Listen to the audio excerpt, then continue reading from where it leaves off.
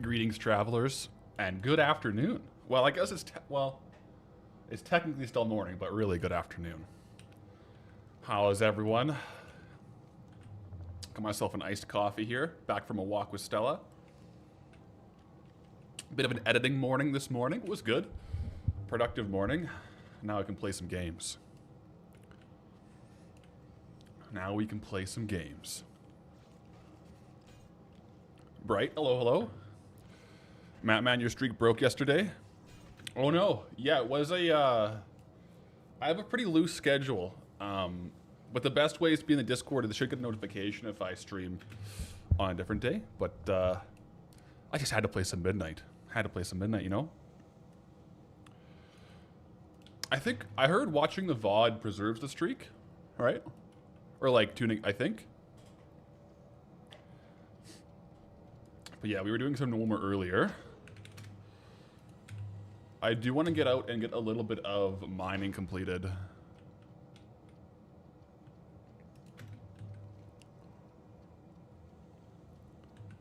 Eric, you have an add-on for me? I need to get Farm HUD. I actually usually do use Farm HUD, but when I'm streaming, I try to keep my UI kind of as default as possible. Because if someone's never used Farm HUD and hasn't played WoW in a couple years, they would see it and think, what the heck is going on? But Farm HUD plus routes is an elite combo, 100%.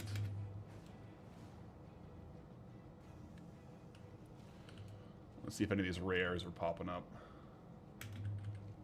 real quick before we start going.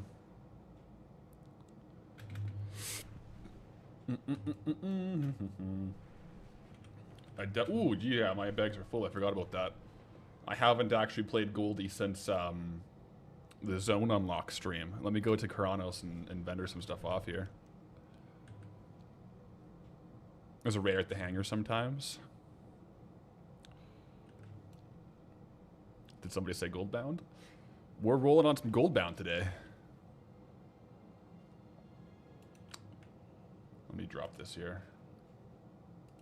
Oh, no. We have to mark Frayed knots as something to not sell as junk now that we have Frayed knots in our zone again.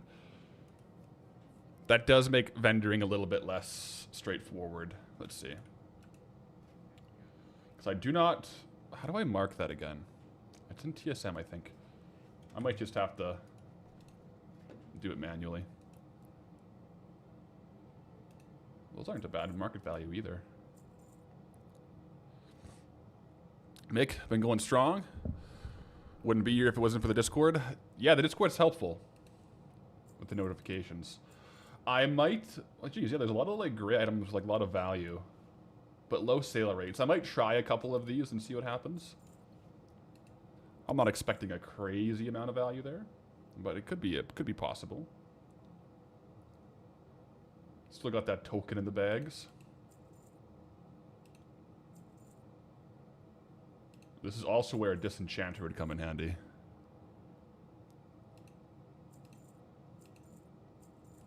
But I'm really not in the situation. Well, I guess I could now that we're in Dun Morogh, I could unlearn mining a lot more frequently because we don't have to get as high of mining level. However, to level blacksmithing on the warband alt, we're going to need to have a higher level of mining to get all the materials all the way up.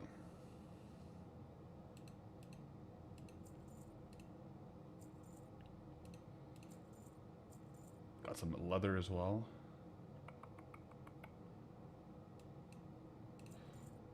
But yeah, my threshold for Transmog has gotten a lot higher for like what value I'll keep.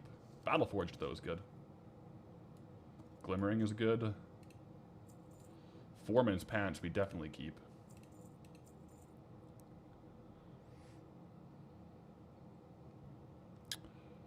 The Magi Cake, thank you for the Twitch Prime.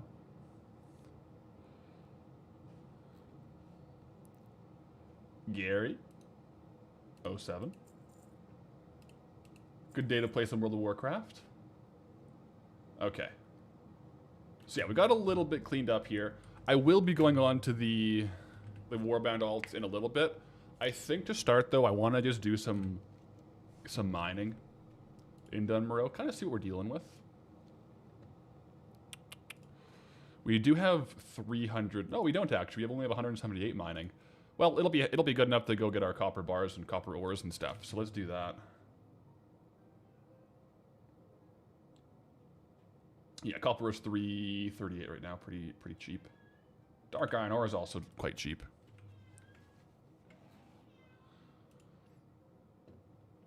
How do I like Mayu knowledge and the other add-ons? I was doing some Mayu knowledge. Mayu knowledge is quite handy. Yeah. For midnight, it is a very helpful one. Okay. I think Boo might be meowing at the door back there. I was just upstairs and like hanging out with them, and then I came down, and he might be wondering where I went.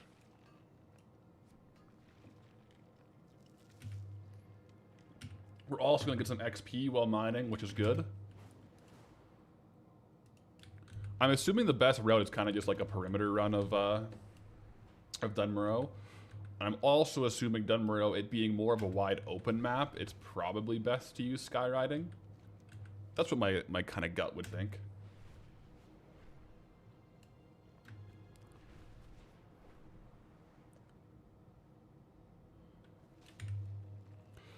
Hello, been watching the full Goldbound series while you've been recovering from a surgery. This makes you really love how much stuff you can do still in the older zones. And also learning a few new things that you've missed yourself, which has been a great experience. Well, that's, yeah, that's like kind of like the nice part about Goldbound. And just like also doing like kind of different challenges in these old zones is sometimes you can find stuff, like I know for myself, a lot of the stuff I've discovered along the way in these zones I did not know about before. And it's kind of cool to see it along the way, 100%. Oh, my mounting button is different than my midnight character. There we go. I'll be here forever. We'll see. I got some plans. I got some plans for breaking out at Dun Morogh. I don't think it'll be too bad.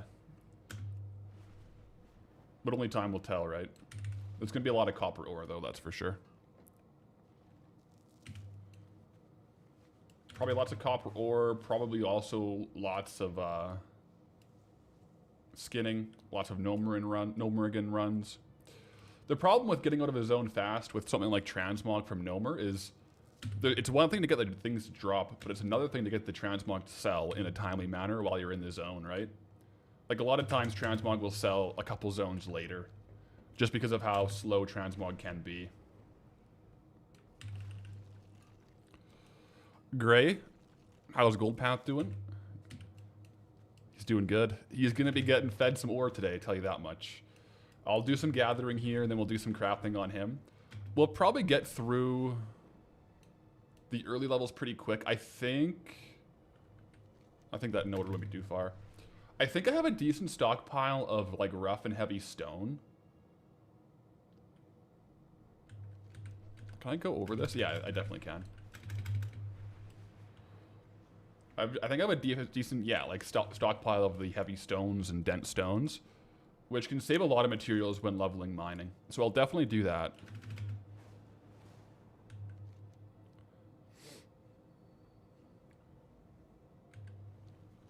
Do the Gnomerin runs. No, I can't even speak today, oh my gosh. Do the Gnomer runs early to get the Transmog on the auction house ASAP. Yeah, I'll probably do some today. I gotta optimize the route, see what we're dealing with.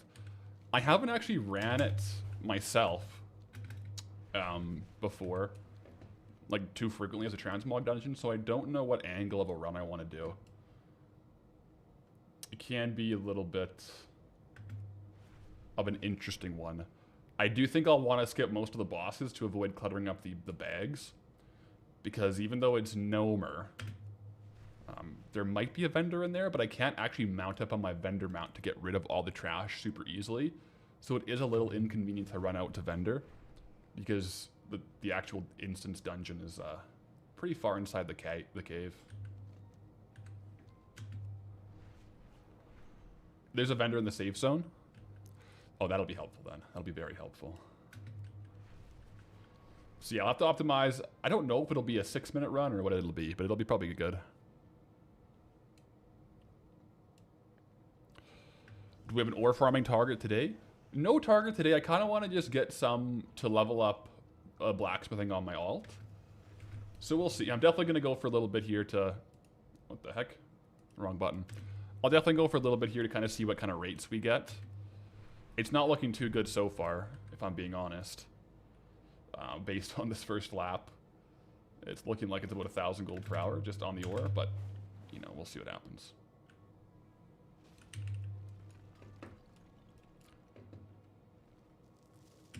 Red, good morning. The mini-map here kind of throws me off a little bit.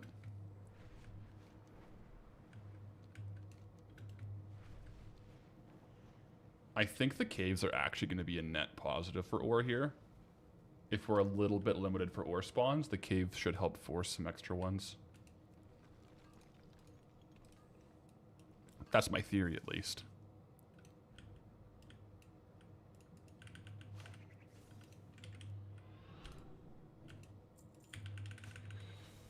But, I mean, the thing is, it's going to be a tough zone. Plus, we didn't actually get into the zone with much gold to start out with. Like, some zones will get in from a big sale. But we're at 1,500 gold right now, so we have a full token to get through here.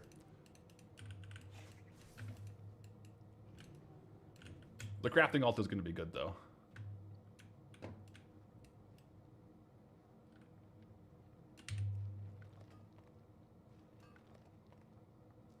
Hopefully the token price stays down.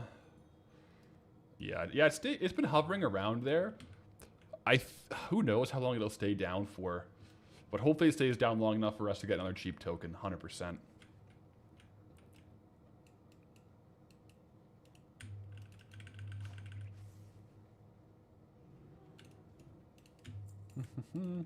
Okay, so I was getting a little confused. This kill track add-on, it's saying 3 out of like 27 Wendigo kills on the bottom right there. So it must track across the account. So my alt, I was questing in here on the Wendigos yesterday, or on Monday. So it shows me my total account kills on these, which is cool, but also how many kills are on Goldie. That won't be too big of a problem down the road, because... Yeah, Boo's still meowing up there. But I won't be doing any much farming on the actual alt, except for leveling. But we'll see.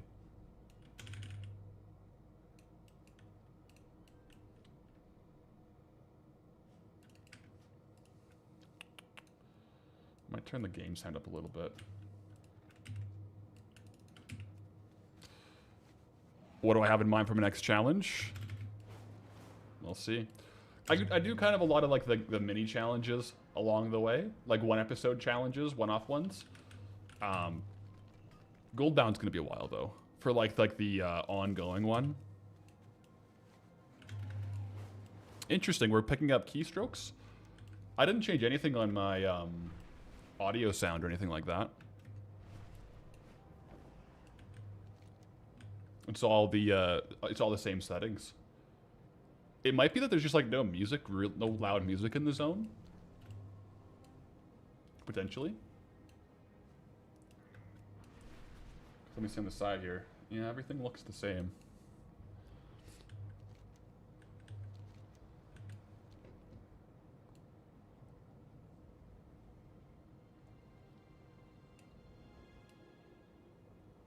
It's pretty few and far between on the ore.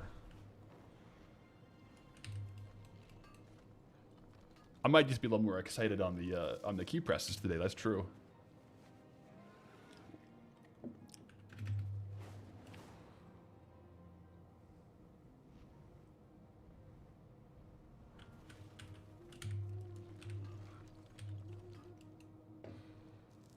But yeah, I always find the first little bit of farming, I kind of am just looking around, seeing where the nodes are, getting kind of an eye for it myself. I don't think the route here is going to be too complex. Luckily, Dun Morogh is a pretty big zone, so we should be able to optimize it for loot.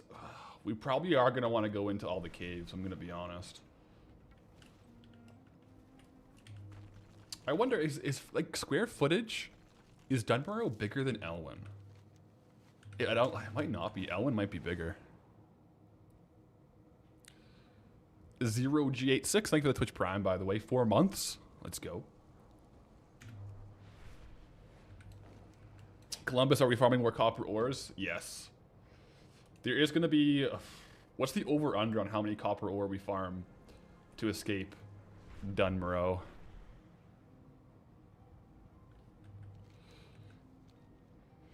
The thing is, like, it's not a hard reset like Elwyn would be. Like, if we were starting here, it would be more so along the lines of just the copper ore.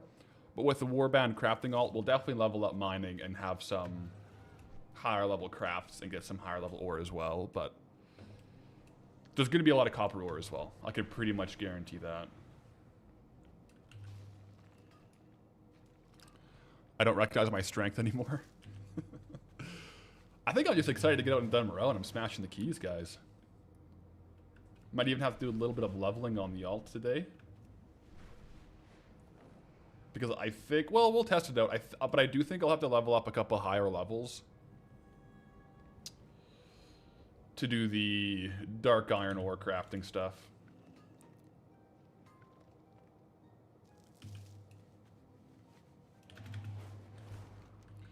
Because in order to get into the Grim Guzzler, I think I'm going to have to be a pretty high level to solo, at least high enough to solo BRD to get the patterns, and then also to use the Black Forge. I'll have to be able to solo Black Rock Depths to get to the Black, not the Forge, but the Black Anvil or whatever. Or you actually like use the Blacksmithing, not the Smelting. Because I'll still smelt on Goldie, but I'll be doing all the crafting on the alt. Which, to be honest, we haven't actually sold any of the Dark Iron gear yet. Like, none of it has come through the Transmog character, so... I mean, we don't even have to restock it yet. However, I think we sold out of the Shadowforged sconces. So we could definitely restock a couple of Shadowforged sconces, and then with leatherworking, we could definitely restock a couple of the bearskin rugs. I think those will be a big help to get out of Dun Morogh.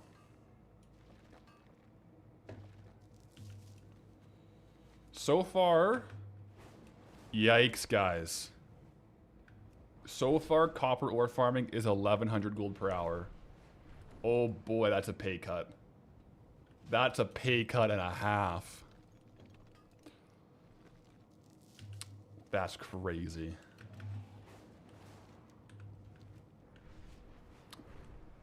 Theoretically, if we just did copper ore, that's like a 230-hour grind.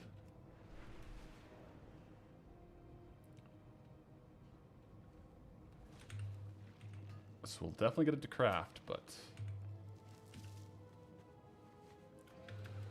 yeah. Plus, especially with the crafting lot, we'll be crafting some things along the way too. But yep. I have a sneaking suspicion that Frayed knots will be like pretty good gold per hour, but I bet they'll sell pretty slow. That'll be my guess. Hey, Timmy Tech, morning. Well, I guess afternoon here. Little afternoon stream.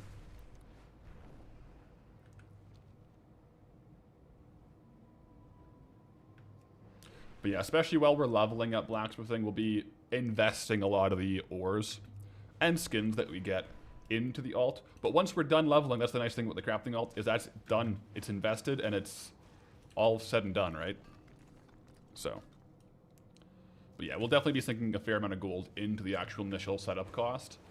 Just all like the ore and stuff that it takes to level.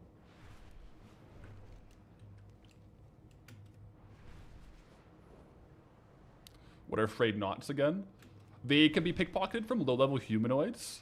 It's a great item, but it can be used to purchase the bobbleworm pet from Keeper Talhut in Erebos. It's like one of the reagents to purchase it. So that's why it has value. However, I think the price and the demand has gone down. So we'll see if it actually sells. I think they were hovering around 100 gold though, which if we can get more than 10 per hour, it'll beat copper ore value. Well, you know what? Copper ore is coming around. Don't write it off just yet. Timmy Tech. Time for some Molten Core runs. Hey, if you're getting out into the Molten Core, best of luck with you. Best of luck for your drops. I hope we can finish the Night Slayer set, because I think the Night Slayer set would look super, super good for a Dun Morogh Transmog. I think it's a little more on point with the color scheme. You know, got the mask. The red one does stick out quite a bit here in Dun Morogh, the Blood Fang. I could also just try to like get like a low level set to kind of look, you know, like a leveling character. We'll see when I'm leveling up leatherworking. I'll see what the low level crafted sets look like. They could look pretty cool. You think No Morrigan Dungeon will have good loot? It definitely has some loot. We'll definitely be doing some Noma runs. You can bet your bottom dollar on that.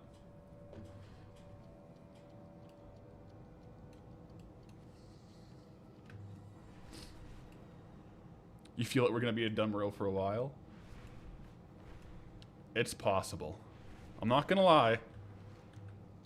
It's possible. However, the one thing is, zones like this have fewer farms to optimize. It's kind of like how Elwyn, we had like a few kind of staples, and over time we optimized them. And then we can spend more time on like the farms that are actually paying, whereas something like Stranglethorn Vale with so many farms, so much time is just spent testing new farms. Whereas like Dun Morogh, like we have a couple different types of mobs, but it's a pretty similar meta, I would imagine, as Elwyn. Except now we have No Morrigan as well, so we'll probably be doing the Elwyn shuffle again with some maybe some bolts, maybe some inks even. But of course, we're gonna get these rares every time we see them. Bjarn. One thing I should actually be doing, which I'm not right now. Alright, that's not worth very much. I should move this here, and I should pause my timer, because I should be in Outlaw. I should be Outlaw spec for sure, so I can find treasures. You're thinking skinning Wendigos and getting ore could be good? I think that could work quite well. I haven't really scoured the Wendigo's loot tables, but if they happen to have a couple Transmog pieces... Although... Are Wendigos skinnable?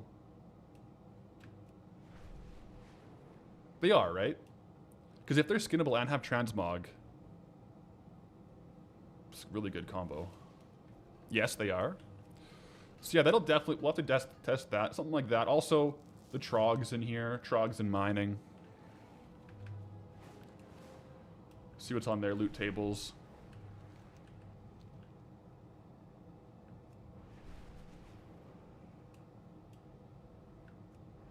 Yeah, that's my thoughts. Like, right off the top of my head, it's going to be some kind of a shuffle, like the Elwyn shuffle. Frayed Knot farms, rare spawns, because there are some decent Transmog pieces in rares. Probably skinning. Probably skinning isn't going to be that good in this zone. Because, like, it's just going to be light leather, and light leather is kind of never really panned out, and Elwyn did it.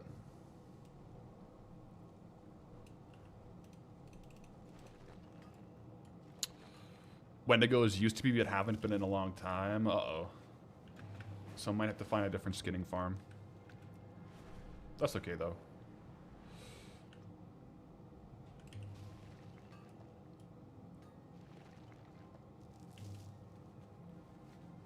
Wendigos are... Maybe they got transferred to, like, non-skinnable at the same time as Worgans. Yeah, maybe I'll check the next time I swoop around this on the way back. I'll pop into the cave and see. Although, when we cleared it last time, we were killing Wendigos, and I didn't see it pop up. 7 months of grinding has flown by. Thanks for all the streams, smile. Yo, GS Bet, thank you for the prime. 7 months has flown by.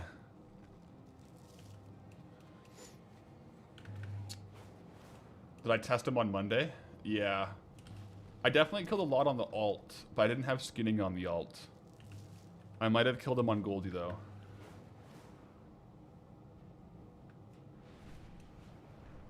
It does kind of seem like in retail they wouldn't be skinnable.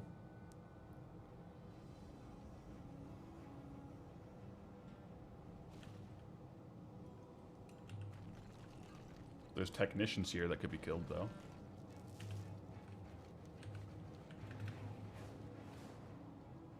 Ooh.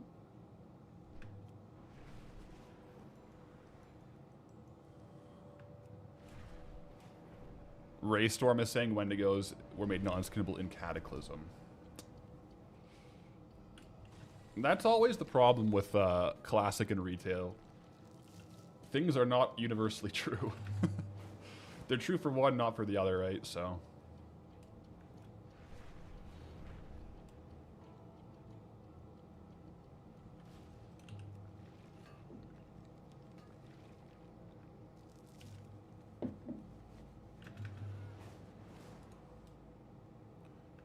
We're hitting a bit of a stride here. We're at 394 gold in 19 minutes.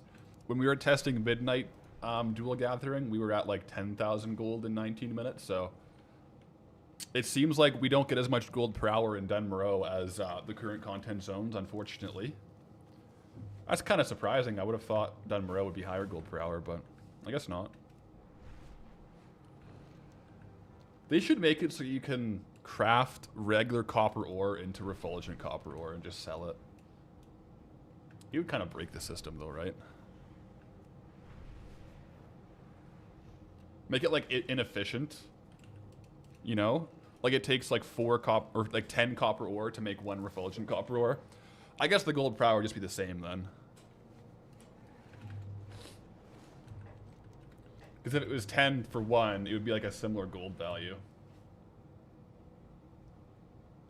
Oh yeah, let's see. I'll just double check real quick the Wendigos. It's probably worth going through the cave, like I said, anyways. Yeah, they're classified as humanoids now.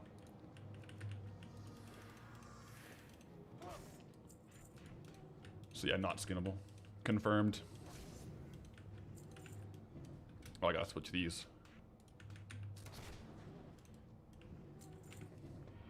On the plus side, we are officially, now that we're like farming copper ore, we're officially leveling to level 90 now, guys. We're over a bar in, which is not bad.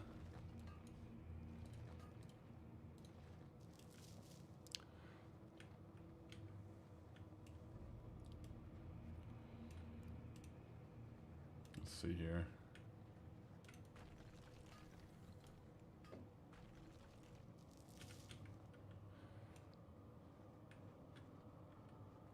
Does Midnight Engineering have the same pilfer through parts thing where you could use OG copper bolts? I actually don't know. I haven't done any Midnight Engineering. I heard they might have changed something about engineering, but I'm not entirely sure what. But I also wasn't really into engineering in Kaz Elgar, in the War Within. So maybe.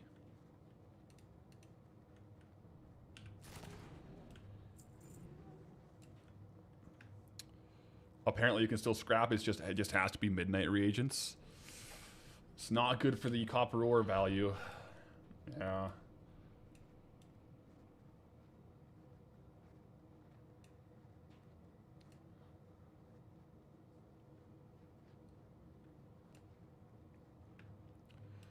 Any drops so far in Dun Morogh?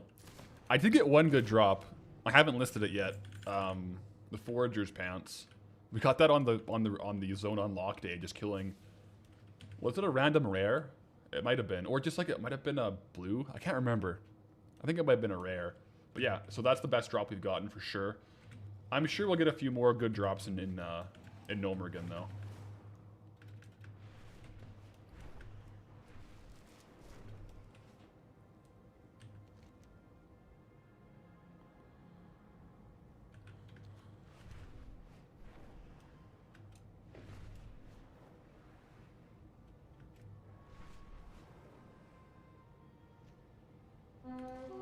Alright, weaponized rabbit. The good thing about the starting zones is their rares are on a much faster respawn than like a lot of the other zones. So we should be getting a lot of kill counts on all these. No, Morgan, you hate that dungeon. I have a love-hate. Well, yeah. I love-hate relationship with Nomer.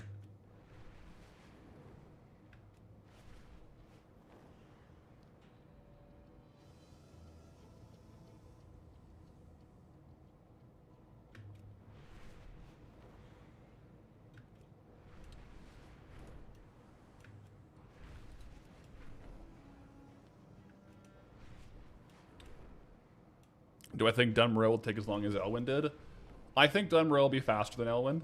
Even, like, because we have other stuff unlocked that we can craft with, right? So we kind of have a decent advantage over it.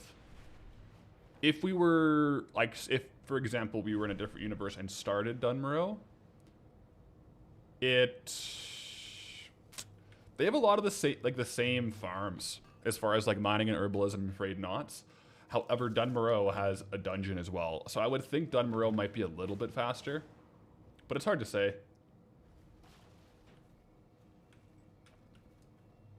Because even then, like, while Dun Morogh might have like good transmog from Nomer, Elwyn Forest had decent transmog from the rares too. It's just you're probably not going to sell the super valuable transmog in the 1 or 2 months that you're in the zone. That's the kind of the catch-22 of transmog in these like starting zones for like a Goldbound challenge. While it's good to get the transmog on the auction house as soon as you can't necessarily rely on like 100,000 gold sale to get you out of the zone.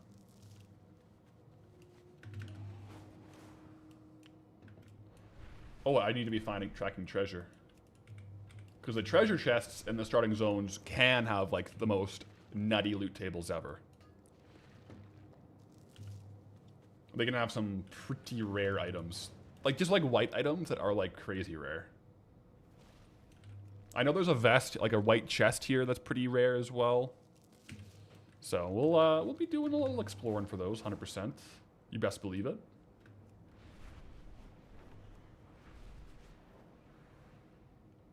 Fair enough. Didn't think about the new craft, but that can make a difference. It definitely could. And now that I think about it, while I'm testing this 1 hour of mining only, when I farm in the future, I should also be gathering the wood for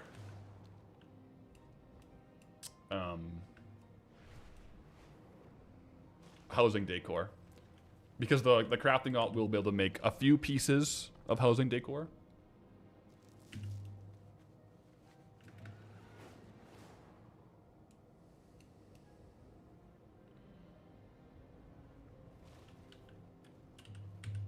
I'm actually curious right now. Let me check what the bearskin, the Lochbanan bearskin rug is selling for.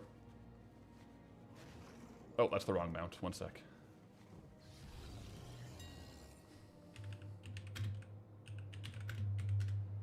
Yeah, this is still selling for like a lot of gold. So that's going to be a good angle for us for sure. And like that's the thing, like with the unlocks and Goldbound, like technically the I try to make it so that the farms I'm doing are unlocked in this zone. The decor one, like that craft there, will be on the crafting alt that we unlocked this zone. However, most of the materials for the actual craft are going to be from like Sunken Temple. So I'll be doing a little bit of Sunken Temple too to feed my crafting alt with those materials, right? So that's why it'll be a bit faster than Elwyn. Like we're not just only getting Dun Morogh supplies. Since our crafting alt kind of came from Dun Morogh, we'll be feeding him some new recipes and hopefully getting those going. So the Lochbanan bearskin rug and the Shadowforged sconce, we'll have a couple of those listed at all times on the crafting alt. Oh, actually, what could be fun is... Oh, maybe not. I was going to say we could do a separate mailbox clear for the crafting alt. We can't, though, because the crafting alt is pretty much going to be crafting transmog. And the crafting alt's name is very known. So the crafting alt will have to craft and send the transmog character to sell. Otherwise, like, someone could just say, oh,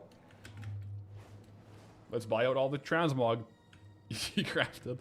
So yeah, we won't sell anything on the crafting alt either. That's kind of how it'll go. And if we are getting trade goods, we'll send those back to Goldie to sell the trade goods. Kind of like how we've been doing it.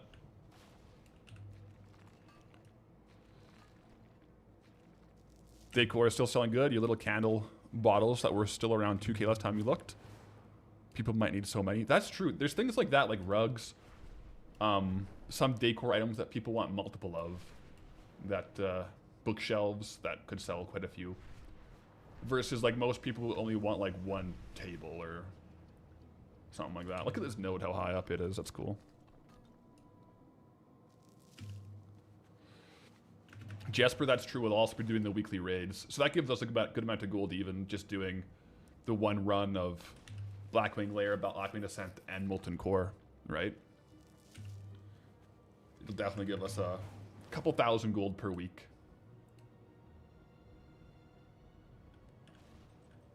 I might start doing, like, on our raid clears, just one run of each of the dungeons we have unlocked too.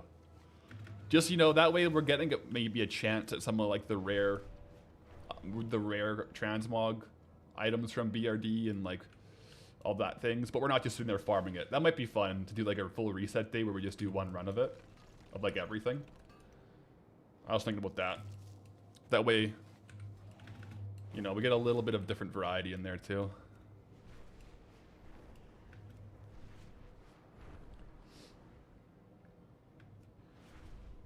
Eventually, like later on in the series, that would end up being a very large day.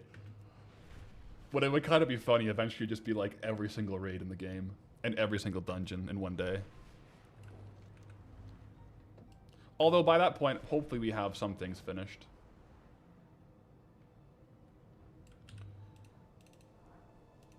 But the dungeons can just be good to get like different chances at different transmogs. Sounds like a good idea. I think it'll be fun. Because, like, going for, like, the Arcanite Reaper pattern and stuff like that, like the ultra rares, that's just fun, and it's nice to do, like, you know, a run per week at least or something like that.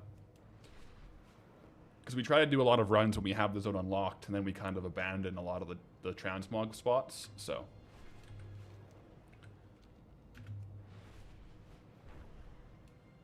How do you get into this cave?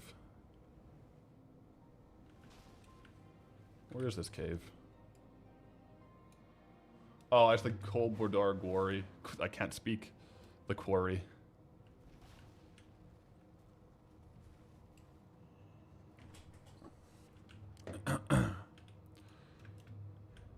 You've tried the every dungeon in a day takes far longer than you'd expect. I would expect it to take quite a bit of time. Hey, a beat stick.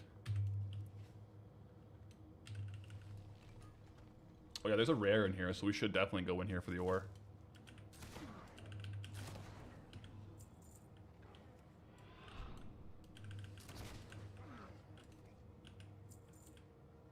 It doesn't look the rare spawned though.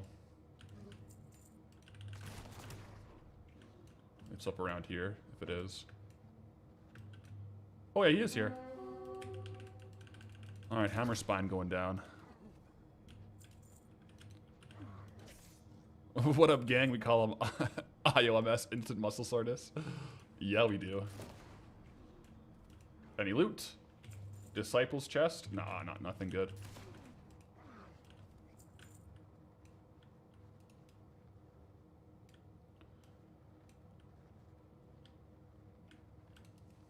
This trapped miner doesn't realize, but he can legitimately just like walk out right now. You're good, bro. You can just leave.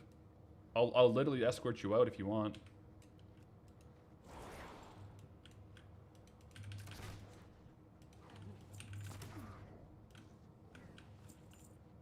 Oh, there's the ore. Trey, how's it going?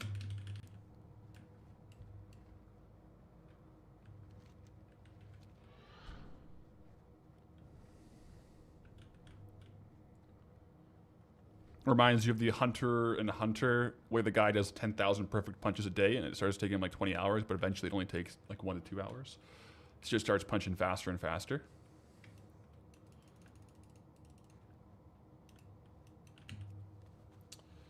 Who's that guy who does like a lot of challenges on YouTube? He did, I think he did 10,000 throwing knives. Like he had never done throwing knives before. And he did 10,000. He did like 10,000 sand punches. I always like, I think it's like Pygmy or something. I like watching his videos. I think it took him a long time to do 10,000 throwing knives though.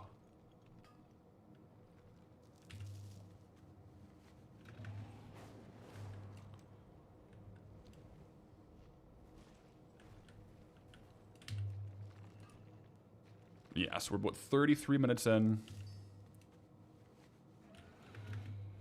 It's sitting still around 1,200 gold per hour. That is worse considerably than even Elwyn. However, in Elwyn, we tended to do dual gathering, and dual gathering was better. But keep in mind, our Elwyn mining might have been better because when we were in Elwyn, we could do the mining while mounted bug. Whereas now, we're just straight up raw dogging, dismounting, gathering ore. So you actually like lose, if you're mining, let's say 100 ores, even more. It's like a 3-4 minute loss of time. Raw dogging. I think I saved some Dark Moon Firewater too. I could be using that, but it's just generally not worth it when the ores aren't worth that much. So I might just leave it for now. Like the day 1 hour 0 guy. Mike Boyd, right? I love that guy too, yeah. Good videos as well.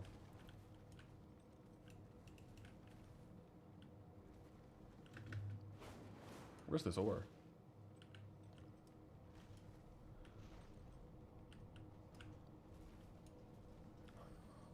Can I just use the interact? Oh, it's right there. Do I also farm gold on my main characters, or is this taking over my time? So at the end of War Within, I wasn't doing like any gold farming on my mains. However, in Midnight, guys, I'm addicted to Midnight. I'm fully back into retail, like current content, and I've been doing that as well. Yes. I want to hit. My goal is to hit gold cap in on my mains. I've never actually hit gold cap before, so I think that'll be fun. Long-term goal to, as if I don't have enough long-term gold farming goals. But that's just generally like my favorite way to play the game, is to have like a large goal and slowly work towards it. I just get the most satisfaction out of it that way, because I really enjoy the day in, day out of it, but I also enjoy, you know, seeing the gold stack up.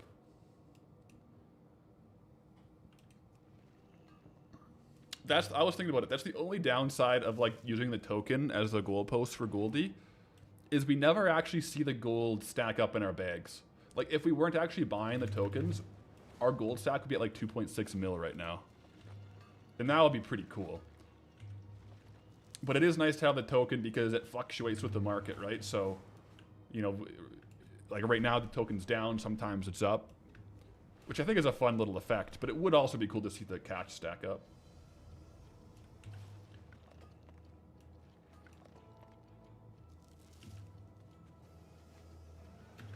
The goal is to make enough money to be able to buy the Bronto next time, the Bruto. Hopefully it comes back next year. You have some time. You probably have like 11 months if it comes back. So that's a good goal to have. I think, you know, I wouldn't bet on it, but if I had to bet, I would bet Blizzard brings it back. It's probably made them so much money. Every year they bring it back. I think the real question is, what are they going to add on the side? So this year's was a mailbox, right? Like it was the auction house and a mailbox. Whereas the year before was auction house and vendor. Maybe the next one's auction house and transmog. Or auction house and like... a bank would go crazy. If they wanted to sell 1 million copies, they just put a bank on it. I would buy another one. You know? 100% I would.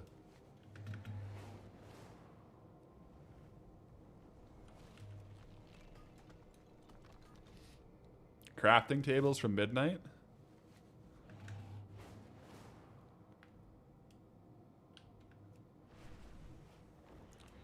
Yeah, they need to add auction house, mailbox, and bank. That's the only thing that's missing is the bank.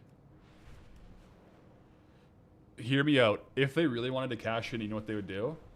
They would roll out 9 different versions, and each one has a different profession trainer. And every, like, it would have classic all the way to midnight profession.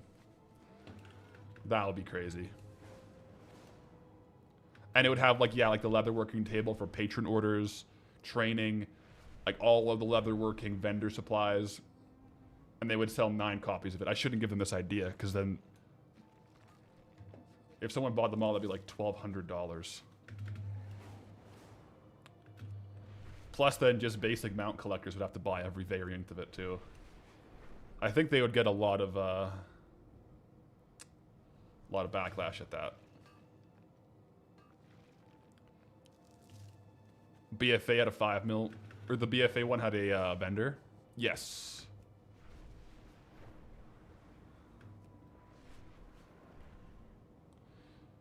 Now we'll see if someone from Blizzard watches the stream so that comes out. It would be a cool idea. They could even do it, like, that'd be a cool idea for an achievement of, like, craft 100,000 times in midnight with a profession, and you would get, like, a profession mount that has the crafting table on it. I think that would be a cool thing. Like, not like a pay-to-win one, but, like, if you've done 100,000 blacksmith crafts, give you a crafting table, you know what I mean? Give you a forge on a mount. I think I guess it's fair.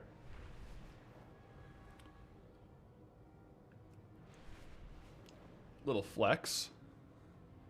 And then like a meta achievement for getting all of them. And it would be like artisan or something.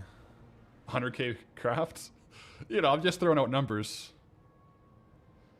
I'm just throwing out ideas. You don't want it to be too low. I think 100,000 crafts on blacksmithing would be way harder than like 100,000 crafts on like inscription, right? But then there would definitely be methods of like just doing the cheapest craft over and over and over. Or even crafts that just break even. Or profit, right? I guess you could still try to make money.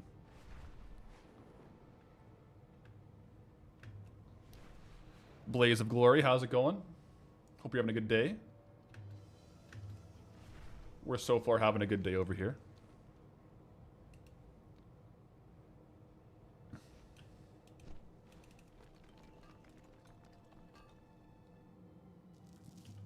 $1 million craft sounds more fun. Be cool. $1 million has a nice ring to it. $1 million is a lot, though. Goose Protocol, how's it going?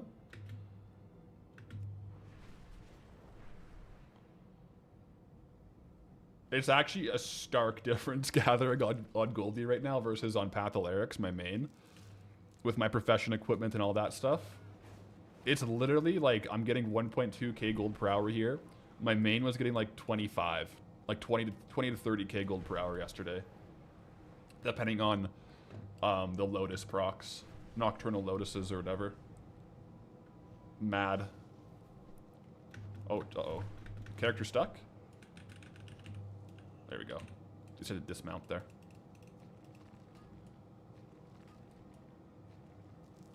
Yeah, the tailoring now will be easy. Is retrofit the flying carpet with some like quilts, some spools, and it could be like a crafting table, 100%. The blacksmithing one could be like a cool, something big, like a mammoth. Enchanting would be something like void. Engineering would be some kind of mechano strider. There could be like a lot of cool stuff that way.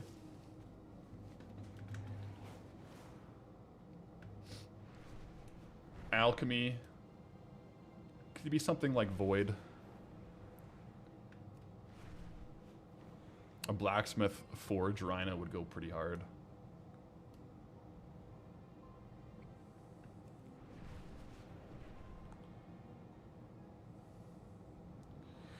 Blaze of Glory, petrified roots are crazy expensive. I think they're going to be more available once the season starts, though, right? Because I think right now you can only get them petrified roots from level 8 delves. But I think come the season, they'll drop in raids, right? So right now it'll be probably the most expensive they'll ever be. But if you're going to raid early, then you got to get them. Like if they're going to drop from raids, you need them for the raids. You can get them from the bags from crafting orders. Oh, wow. I didn't know that. And they can drop from Mythic 0. Okay. So there's a couple sources.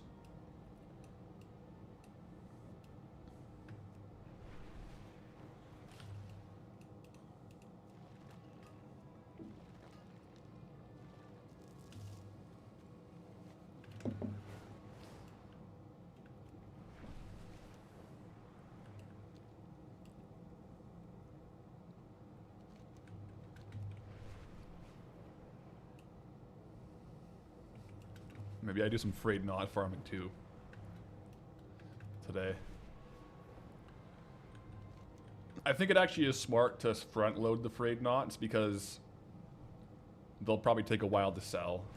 So I probably should get a stockpile of Frayed knots going.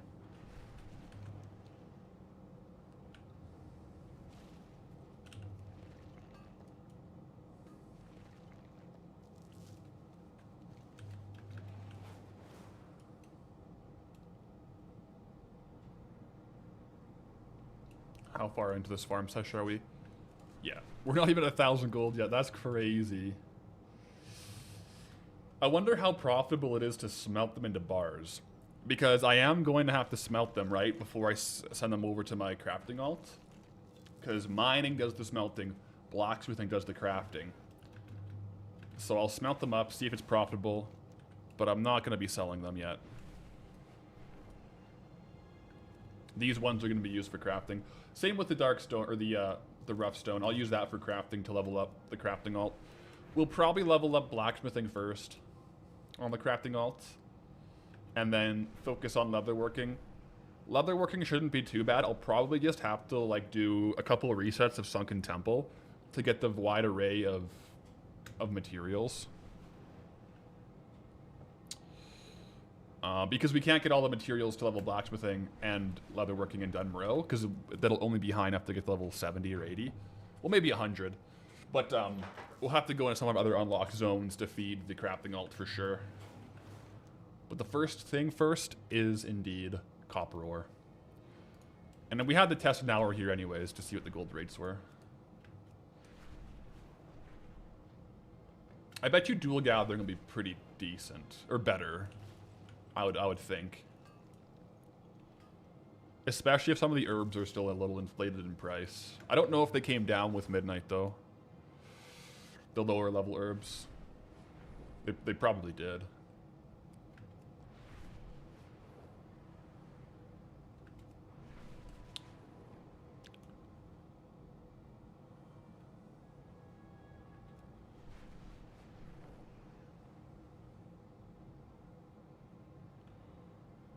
Yeah, the old materials crashed. Even the old herbs, yeah. Kind of works out well. Oh. Hold that thought. We got ourselves a rare.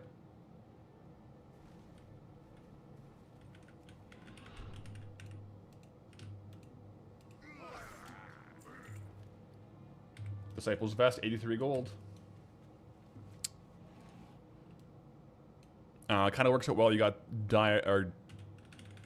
Dun Morogh with a low-level mats for the alt to level the professions rather than a high-level zone where you'd have to gather from Elwyn again for them. Yeah, 100%. Although I'm never too sad to go back to Elwyn, to be fair.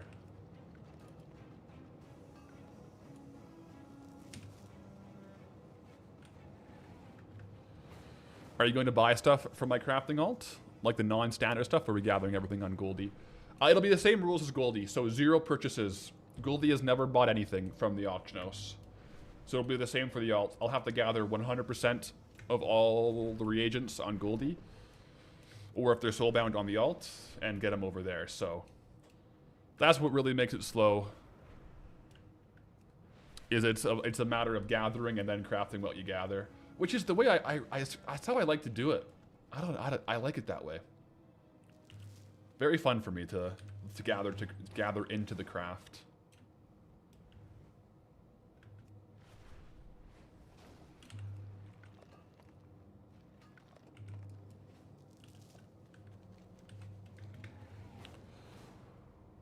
Even Black Lotus came down. Oof.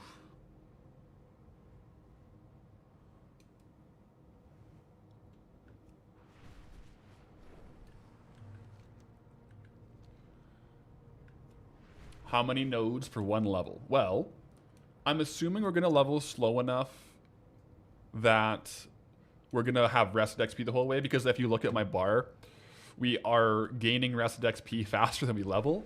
So with rested XP, let's just see. It's 100 XP per node, right? Without it's 50. And it's 403,000 XP per level right now, but that'll increase. So that's in that 4,000 nodes, like 40. Like 4,300 nodes per level or something. My slash calc isn't working, so I don't know. But I think you just move the decimal point 2 places, right? Like 1, 2. So 4,037 nodes per level, I think. I could be out to lunch on that, though.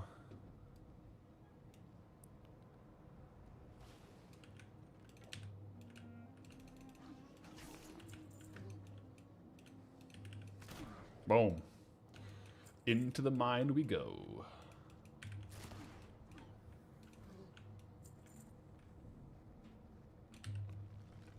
$4,000 nodes per level, not that bad. Not that bad. If we calculate it out, Disciples, is that worth? Oh, that's going to throw off the calculations. Oh, no, I have it on min buyout, so it won't. Oh, no, I have, sorry, I have gear, I think, set to a different price source, a vendor price. Just so Transmog doesn't impact my calculations for the raw gold. Not raw gold, but like material gold.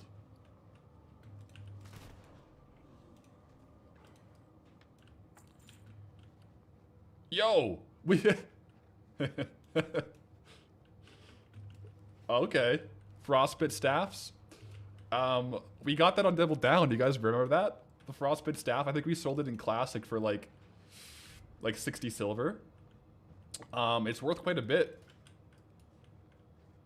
Actually a pretty decent sale rate too, 0.013.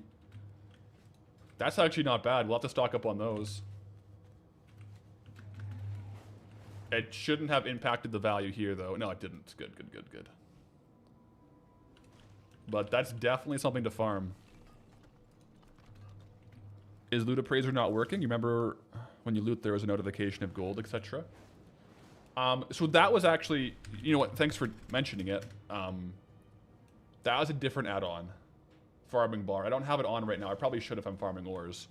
But it's farming bar, like the upper thing here that tracks it, that gave me the notification. But I don't want to reload my UI because I'm at the very end of my Loot Appraiser session. And if I reload the UI, it will reset all the data.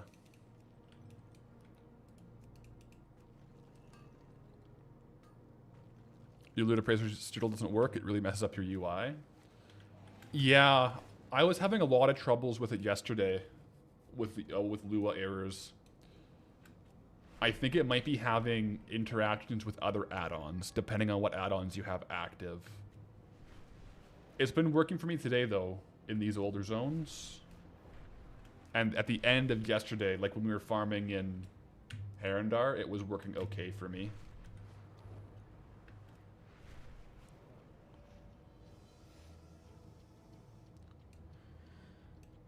Kiwi Farms is working.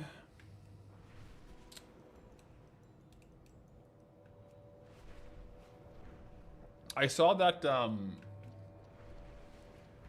GG kind of came back to the game, so I think worth it's being updated. So that might be a fun one to get to update and upload the gold per hour and like farms in these zones on Worth It to track it.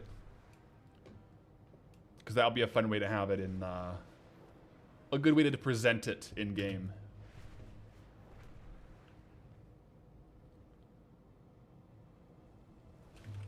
I'll have to grab that again. As long as it's not throwing any errors with the midnight. I think it's up and running though. Because he's been pretty active, I think, with daily uploads. He's doing like a 0 to gold cap in midnight. So I've been following along with that.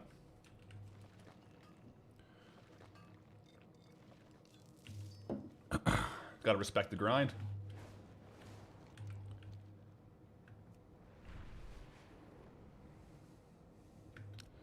Lucas, what's good?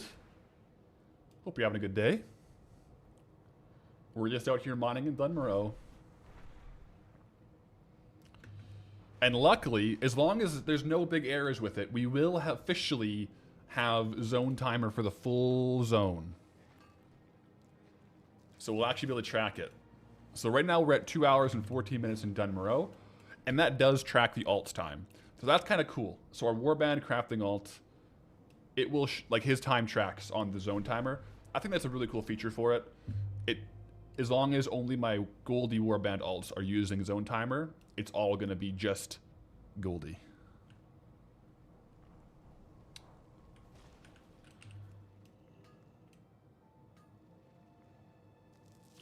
Need to watch my video for loot appraiser. Scan auctionos, but most hover does not show estimate gold. That would be the TSM. I would watch the video on TSM because you want for the tooltips you want to use Trade Skill Master, and then Trade Skill Master then syncs with loot appraiser to track the gold. You can actually see my main gold. This is like my whole account. I should. Do you guys know if there's a way to put in like walls on TSM so like Goldie isn't calculated with my mains? Because this is all like I'm doing like current content stuff on my mains with like mana lilies and stuff. There must be a way to like separate out profile. There 100% must be. Oh, okay. I won't click that because if I click that, it'll show you my Transmog alt name. But yeah, I'll have to create a profile and save it to just the alt and to Goldie.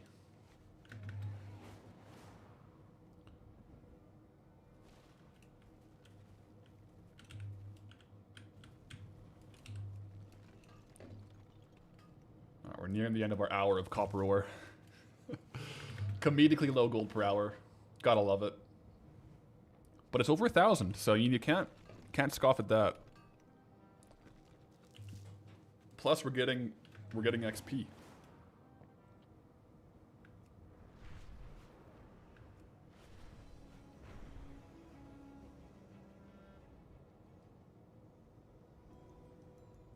I love the changes in soundtrack as we go over different places. Also, I have not found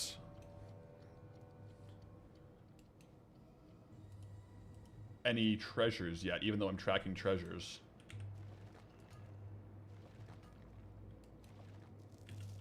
So hopefully find one eventually.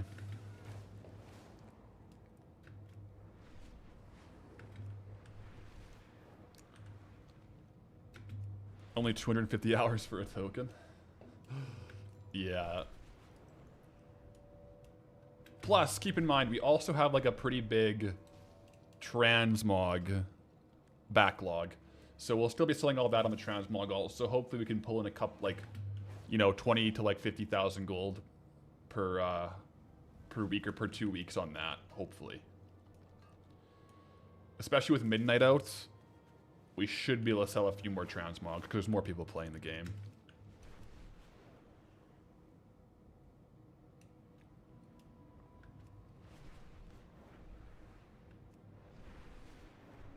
How long do I think the zone will take? A bit longer than usual, you think? It could. The thing is, like, it can go both ways, because if there's fewer farms, I kind of just end up spending more time farming and less time researching and editing. So it's kind of like a weird inverse relationship of, like, the more good farms there are, the less time I can actually spend doing them. Whereas if there's not that many good farms, I kind of just end up spending more time doing, like, the mediocre farms and getting like more and more gold. So I think it will take longer than some of the zones, but I don't think it's going to be disproportionately longer, but we never know. We never know. I could also sell a Dark Iron piece, like a Dark Iron Transmog, and get like 80k, right? That could happen. We're getting to the end here, though.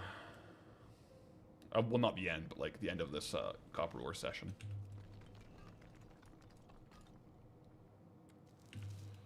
What's been my favorite farm zone to farm so far? So far, Elwyn has a special place in my heart. However, of all the other zones... Always love your streams. Hey. Good luck. Elendeer 2020, thank you. Thank you for the prime, and appreciate you enjoy the streams. Hope you're having a great day. But aside from Elwyn,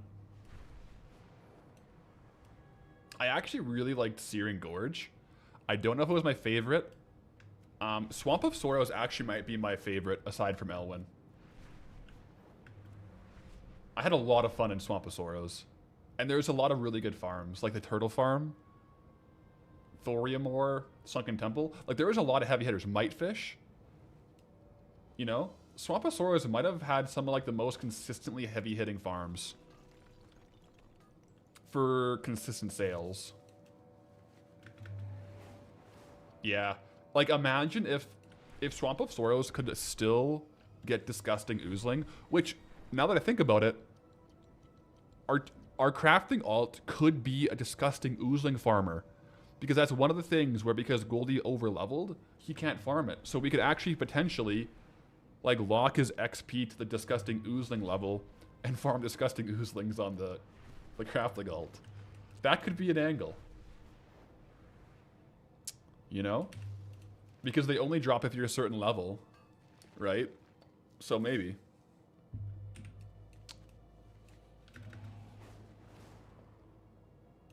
Mm-hmm.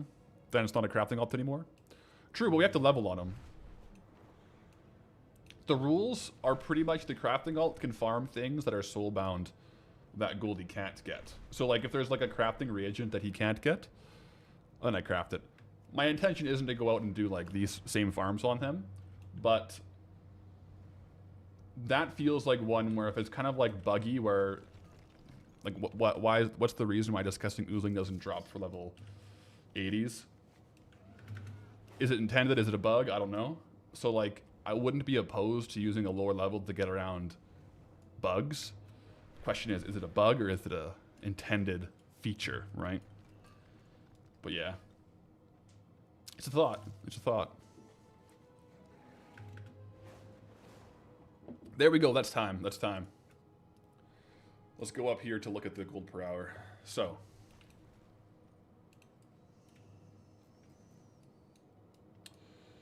We got a little bit less, actually, because we had, I think, like 10 or 14 copper ore in our bags.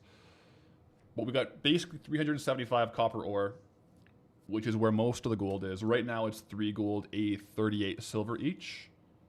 And the rough stone is like 21 gold. It's quite negligible. So that's a total gold per hour of 1,227 gold per hour.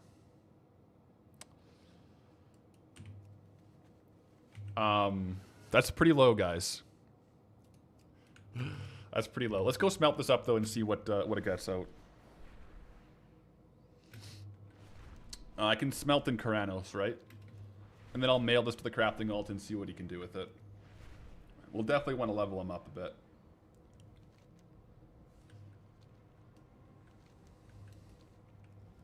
Yeah, it's pretty low gold per hour. We've seen lower, though. We've definitely seen lower. All right. Mining journal. Smelt copper. Copper bars. Oh, wow. Wow, wow, wow, wow. Copper bars are really cheap right now. They're 2 gold, 85 silver each. So if I wasn't going to craft with it, I definitely wouldn't do this. But we do have to smelt it up. Did I do a gold per hour for Nomer? Not yet. It'll be a hard to say one, though. Oh, excuse me. Because a lot of the gold per hour, or like the big value from Nomer, will be the rare drops. Which will be pretty few and far between, I think. But pretty big when we get them. Ah, thank you guys.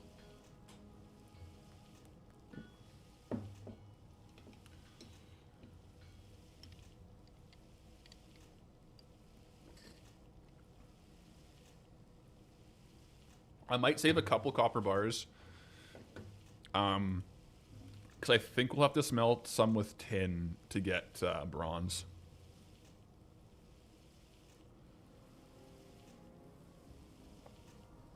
Let's do the math on how many things to get to max blacksmithing.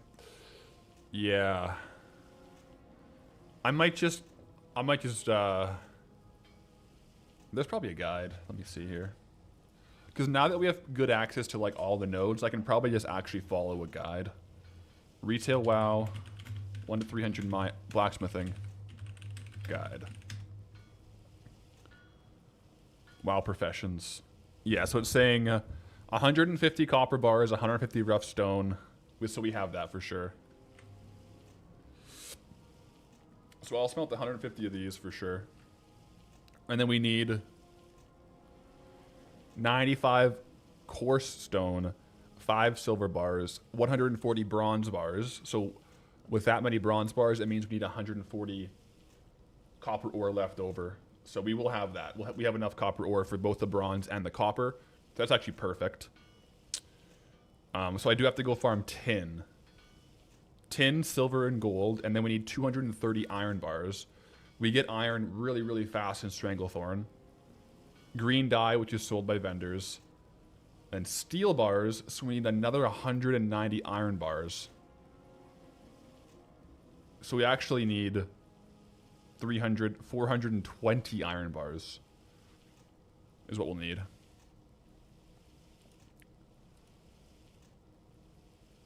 It's a good amount of iron bars. So, first things first though, we're getting the copper. Well, we have the copper, we're smelting it. I'll probably do it in stages, like I'll just level the first bit. And we need how much? 150 rough stone. How much rough stone do I have? Oh, I have plenty of rough stone. Yeah, plenty of rough stone. So we'll be able to get to 75, I think, pretty quickly here.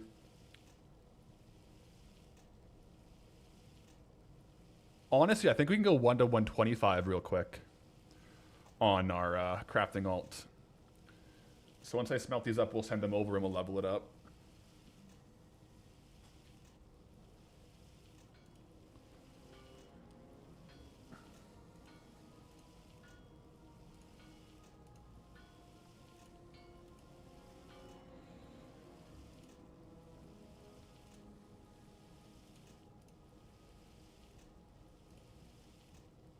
Couple more.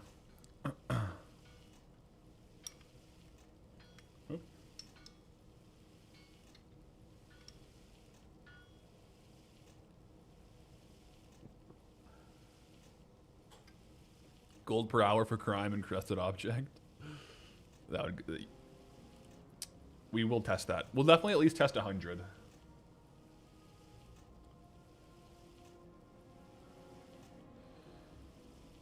First binding drop of the day, sadly on someone who didn't have any. Well, that's one more potential drop in the future, right?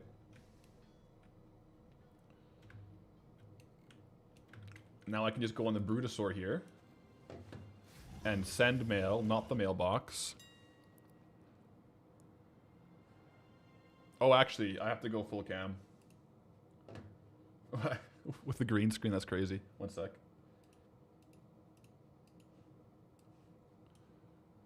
Cam, filters. There we go. Oh. It's still doing it. Anyways, I'll just do this for a second until I get the mail sent over.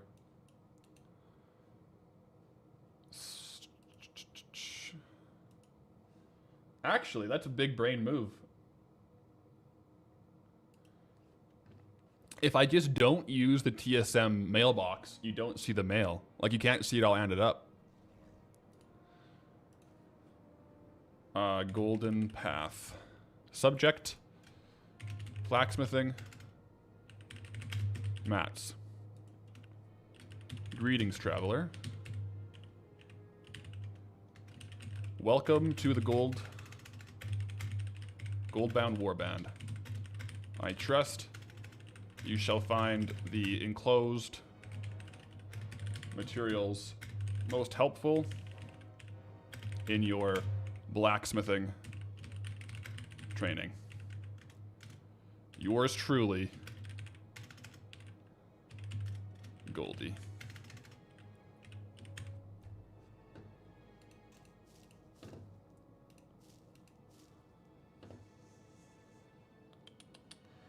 Do I happen to have anything else I'll need? I need silver. I'll have to smelt it though.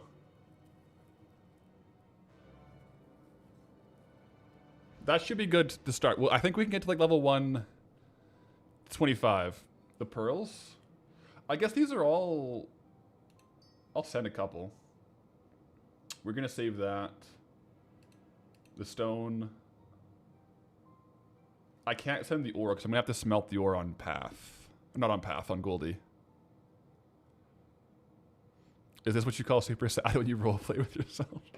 You know, let's just not think about it too hard, okay? Let's just, we'll just, yeah. Yeah, I probably shouldn't have sent the copper ore. I'll have to send it back. Because, yeah, I'm going to have to smelt it into bronze.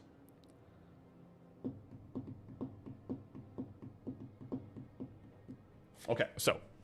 We should be in Kranos.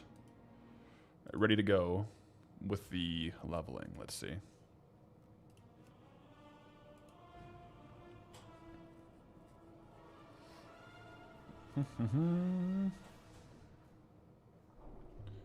Oh no, we're in we're in Elwyn. Let's go back to Kranos.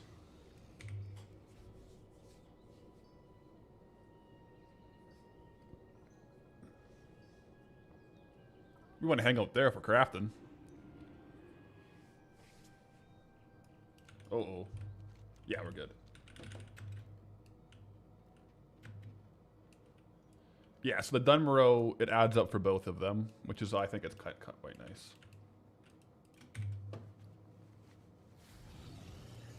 Mailbox. There we go.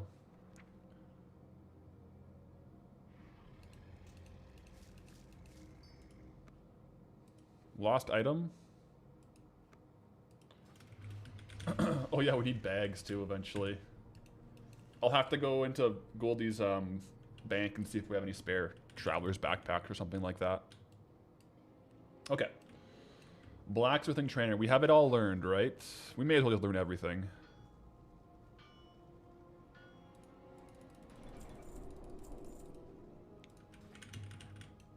So. The guide says level 1 to 75. Blacksmithing. I'll just put these on the action bars for ease of access so I can keybind it. Perfect. So classic blacksmithing, 1 to 30, you do the rough sharpening stones. And you make 30 of them. So let's do that.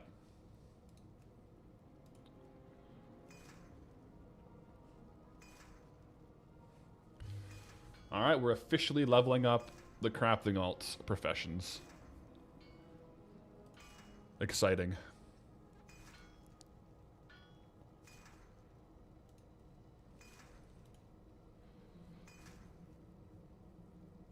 These are probably going to be vendored.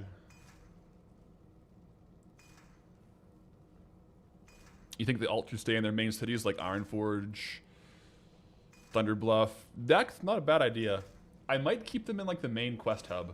Like I might just leave this guy in Kranos and use the mail to send things back and forth. The major city would be good though for the warband bank.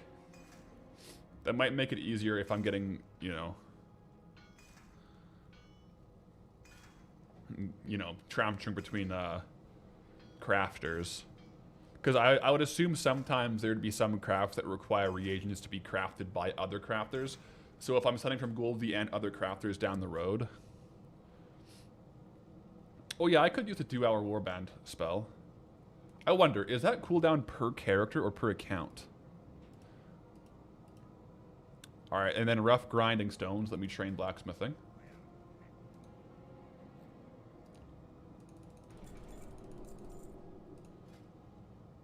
Next up is the rough grinding stone. Yeah, so we're using all these stones to get through a lot of the base levels. The guide says to create 55 of them, so let's go create 55. Per character, you believe? Okay, then you could actually, that would actually be quite helpful. Because it's unlikely I'd have to bank more than once every 2 hours on these warband guys. And I think it's kind of cool to keep them in their main quest hub, like Kranos or whatever. We'll see, though.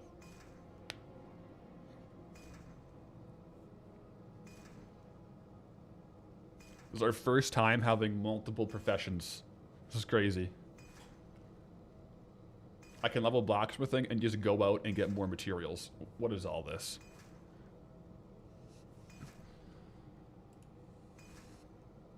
amazing is what it is. Okay, then after these 45, we do the coarse stone ones. I do even have coarse stones. Perfect. How does it feel? It feels pretty darn cool, actually.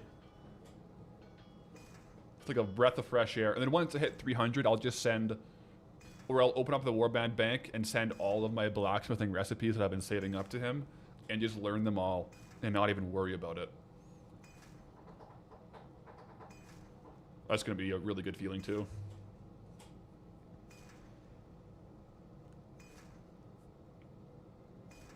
Well, for now, we're just crafting away.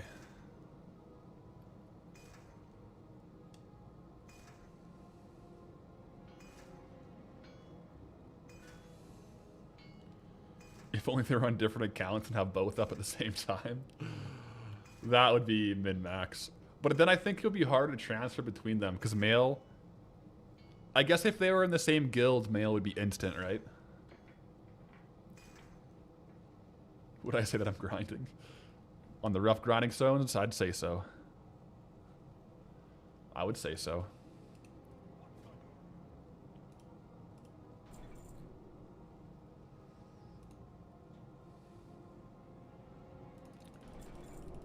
Yeah, mail is instant between your own characters, yeah.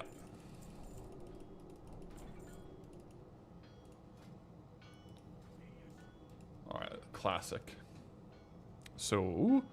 to 75, we do coarse sharpening stones.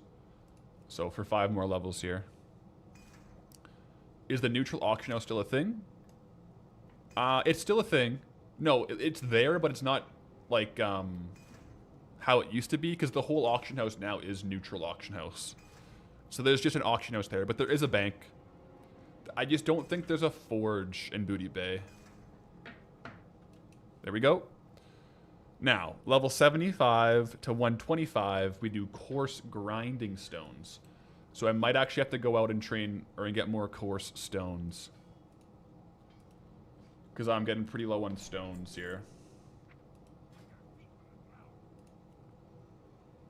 Yeah. I need to craft 35 of these, but I can only do 20.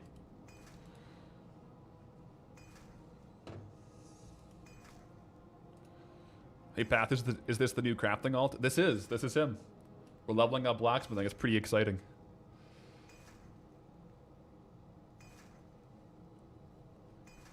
I could honestly just skip the coarse stones and do, well, no, I probably shouldn't skip it. Oh, yeah, I gotta get to 90 on the coarse stones. What if I just made a couple, like, more copper ones? I have plenty of copper ore left over.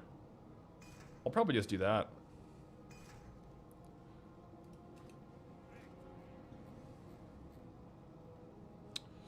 Yeah, why not? Let me move this down here. Easiest keybind ever, number 1. Boom. Yeah, I'll just do some copper gauntlets. I need a blacksmith hammer, though.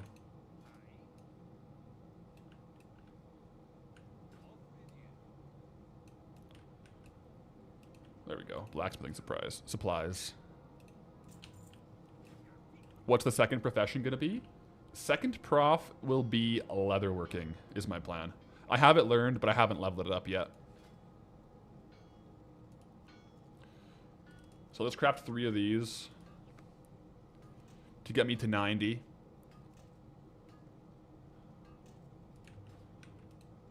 We're going to be running out of space right away here.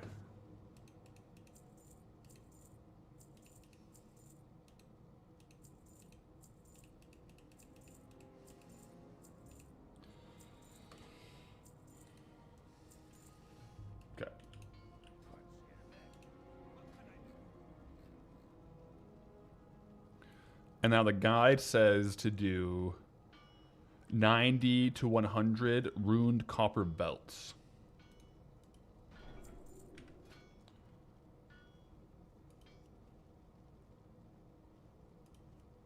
So just 10 of them.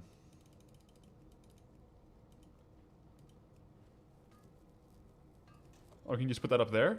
Oh, that's handy. Saves an inventory spot if we do that.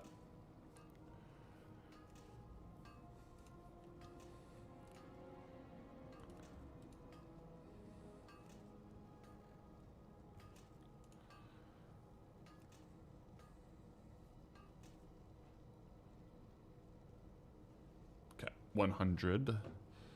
Now from 100 to 105, we do silver rods, apparently.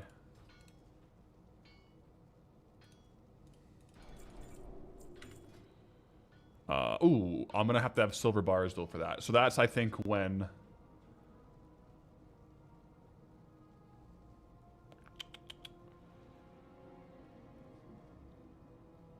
Silver rod?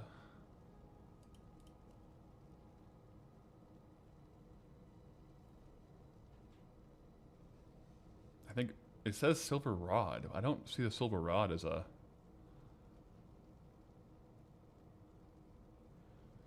Oh, it might be discontinued. Maybe I'll just craft something else then. I'll just do more belts. I have a lot more copper bars to smelt, so I'll just do... Let me log over onto Goldie, and I'll just craft him up a bunch more copper bars, and I should be able to push through these levels with copper. At 110, though, I do need to go farm tin for bronze. So I'll switch over to... I'll probably do Stranglethorn Veil for tin, iron, silver, and gold.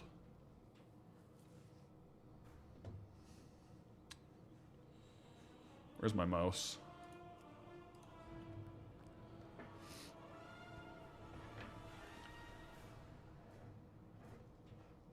Yeah, I don't know when this guide was made. Let me just make sure I'm on TSM is off. 1 sec. It is. So I got the copper ore back. I'll go smelt it.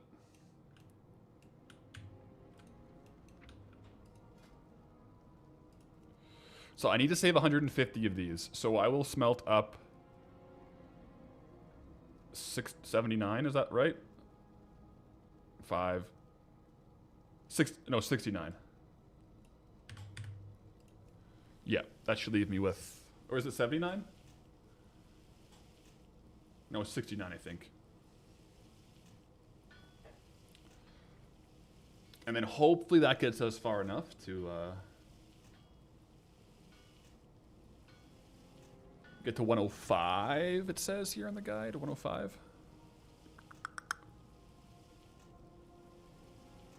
Yeah, 105, because from 105, no, 110. At 110, we have to make bronze items. Roger that.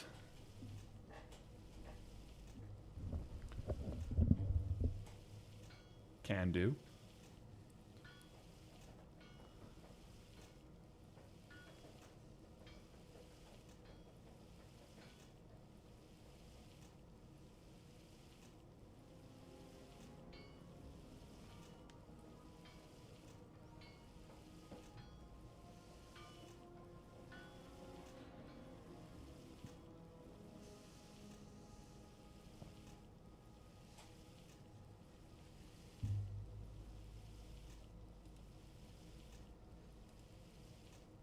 Okay. Good evening from Norway. Good evening. Welcome to the crafting alt blacksmithing leveling. We're actually going really fast. Like, we're almost a third of the way. We'll have to get a lot of iron. Yeah. Remember, too, you get 2 bronze bars from each craft. Right, because the... Oh, yeah. The copper and the tin each contributes to it. So the guide says I need... It says I need 140 bronze bars. Oh, so I guess I could craft 10 more of these then. Into copper bars. Because then I'll go farm 140 tin. Oh, right. That's 70 copper bars. Oh, yeah. Oh, we're chilling. Yeah, you're right. I'll craft a couple more of these just so I make sure I'm safe. Let's do 40 more, just so I know I have enough to get to like 110. That way I don't have to worry about it.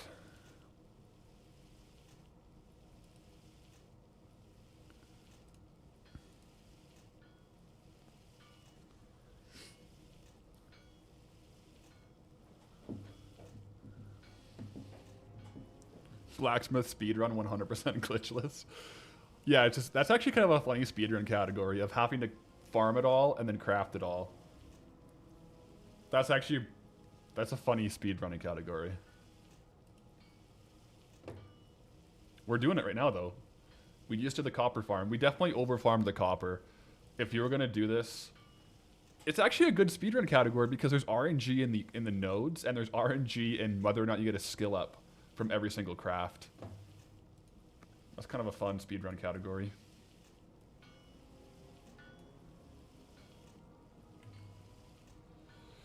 Love the videos, but didn't know how great the streams are. Everyone's contributing. Love the dynamic. Yeah, it's honestly, the streams help me so much. I learned so much about the zones I'm in. Like, a lot of the things I find are from, like, recommendations. It is actually very min-max. Alright, so let's send this over. Send mail to Golden Path. We won't do the RP message this time. You know, he already knows what's going on. Further wares.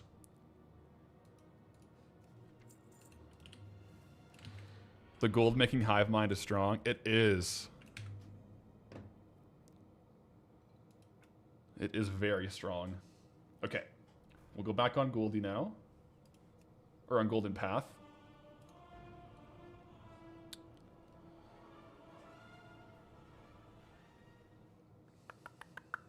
And we should be able to get to 110. And then I think we do have to go back and farm Stranglethorn Vale now. Which is, we just got out of Stranglethorn Vale, but you know what I mean. We gotta go get the tin.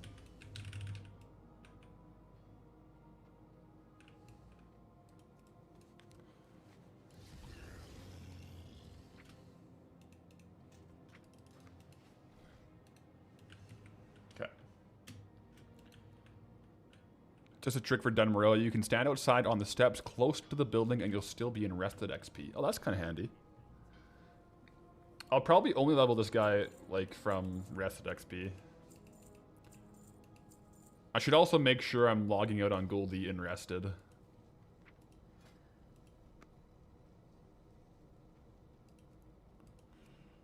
Okay, so I need to get to 110. Let's craft 5 more of these. As long as they don't go, like, yellow. I may as well equip this too, actually. These are upgrades. Yeah, this is an upgrade for me, so I'll equip it on this guy. Oh, it's mail. It says this is not your preferred armor type. Is it not? Maybe I can equip plate at this level? Possibly. And then I'll do... I think the guide says from here... Let's go back to the guide. From 105 to 110, runed copper belt. Oh. Yeah, I just make more runed copper. I'll just make the bracers so I can equip them. Oh, it is plate from level 1. Look at my wrists are plate. Yeah. Surprised I didn't update the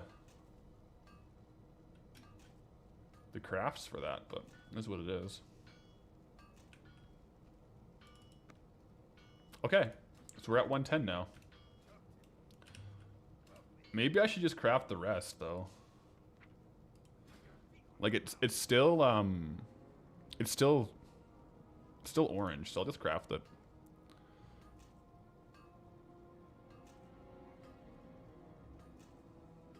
Save the bars to make bronze.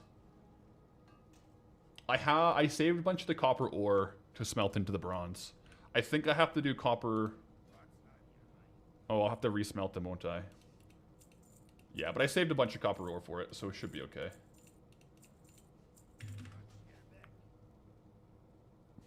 Okay, now...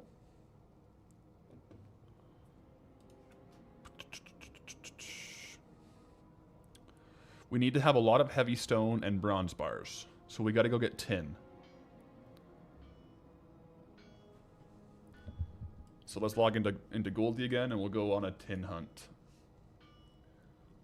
I also need a little bit of gold and a lot of iron ore, so I think the best spot for me to farm the tin is going to either be Duskwood or Stranglethorn Vale, Northern Stranglethorn Vale, because Northern has tin, whereas the South is pretty much all iron.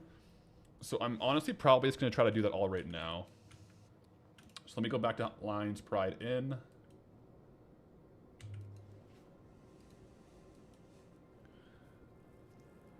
Iron for heavy stone? Yeah, so we'll...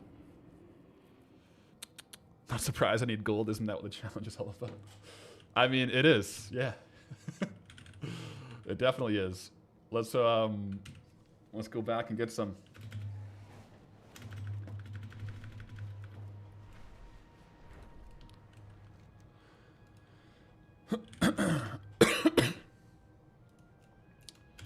Okay. Yeah, I think Stranglethorn Vale is good. I don't have any of the ore banked. I might have some of the stone banked, but I have no ore. Just because when I was getting out of Stranglethorn Vale, I pretty much liquidated my entire back stock of ores.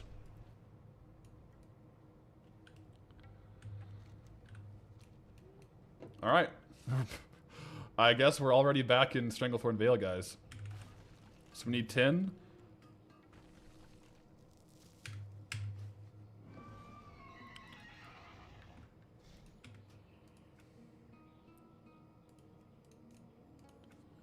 / reload.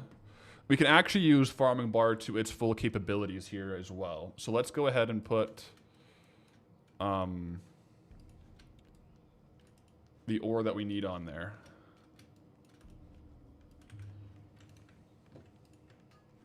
So we need 70 tin. Okay. We need 5 of this, is what the guide says. 5 of this. And iron ore. We need a lot of iron ore. Let me just see what the guide is telling me for iron ore. So it's a total of 230 plus 190. So that's 420. Nice.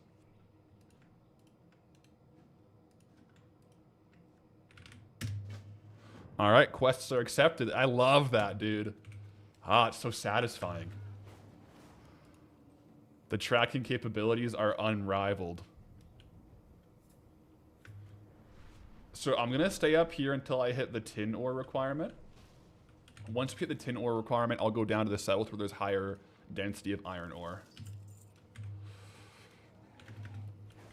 And I think we're just going to get the stone like by default, but I could track it. I could track it. But I think we'll get it by default. But yeah, if you're ever using farming bar, guys, if you control click, you can set targets. So now we'll have like an announcement once we hit our farm target. Super, super satisfying. Oh, silver vein here. You might actually see it happen right now. If we get 3 from this one.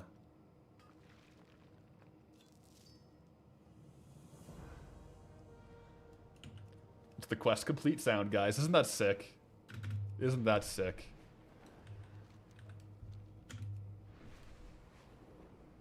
That's quite a lot of iron. Yeah, because we need it for iron, and then we also craft it with coal into steel. So we need 230 iron, and then 190 steel.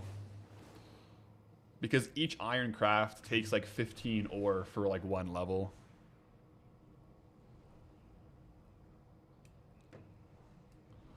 I think we should be able to farm this in under an hour, though. Could do another 600 iron ore run again. We'll save that for the next iron ore zone. I think I will do one day in Dun Morogh. I'm going to do a big copper ore day.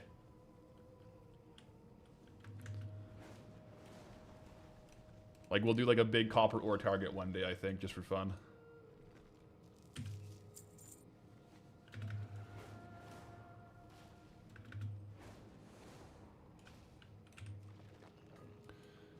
we're speed running the tin.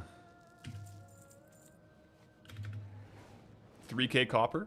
Well, we just got 374 in 1 hour. So 3,000 would be like an 8-hour stream. That would be a pretty good grind. That's assuming max uptime, though.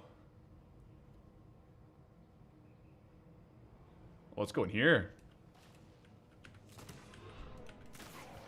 I guess I should loot these guys.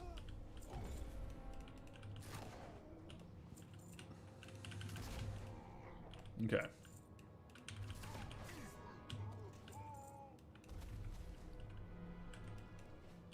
Silver vein. I mean, I'm still going to grab the silver while we're at it.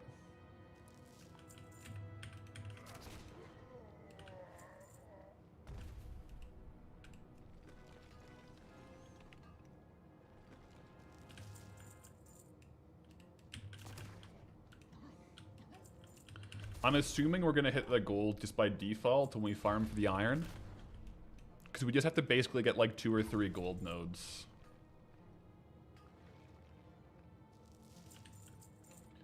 How do you unlock the new race? The midnight one? I actually don't know. If anyone knows, in Twitch chat, could drop it. But I do not know. I've seen them around, though.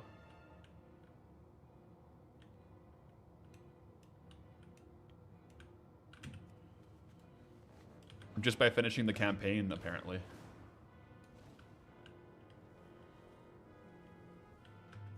The Hairneer storyline.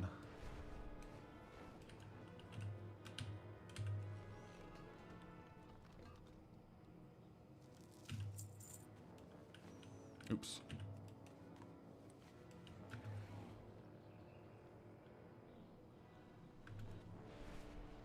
You had to finish that part of the campaign. Okay. What's the racials for the new race? Anything good for professions?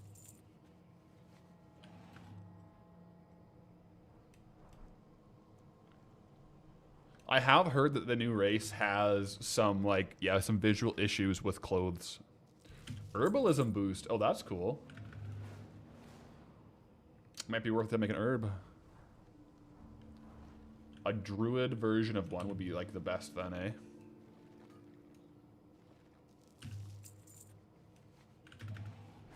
Very cool.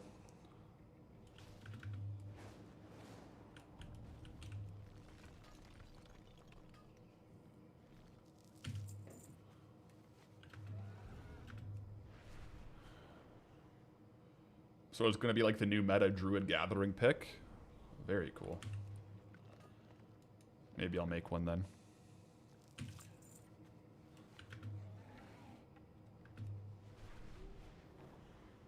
Yeah, I guess Alliance was lacking on the druid picks for races.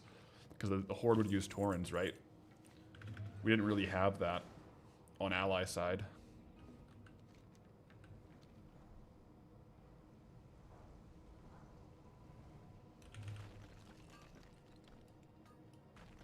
Yeah, so now we're getting iron ore down here.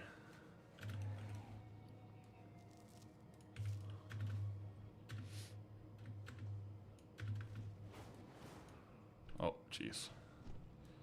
This might not be a skywriting zone, guys. I'll go back to steady flight for this one.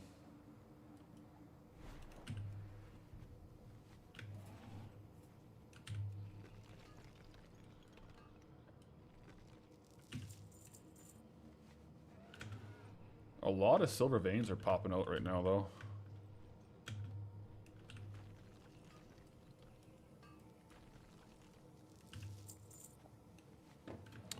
I did make a Worgen Druid, and my Worgen Druid is going to be my skinning, tailoring character. Kind of like open world fights. Especially if there's tailoring group farms, I think having the Druid will be really good for that.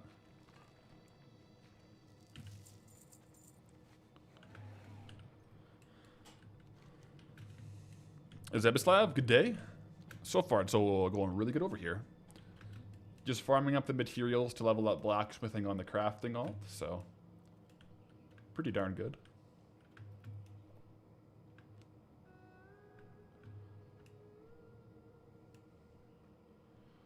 Need a little bit more tin and then gold and iron And then, of course, we'll have to do mithril and thorium as well in a little bit, but that can wait a little bit.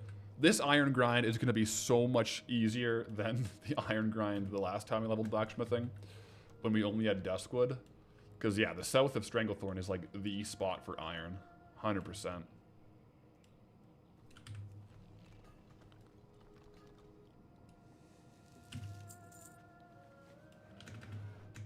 Have I done a Gnomergan yet? I did one run, but I haven't optimized a trash run. That is something to do in the zone for sure. We'll see how much of blacksmithing and all that stuff we do today if we end up doing no more runs, or if that'll be a Friday thing maybe. I might do some research on other routes.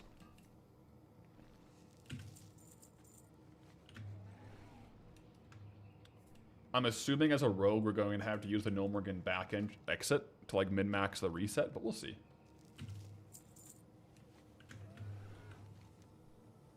Just about there for tin.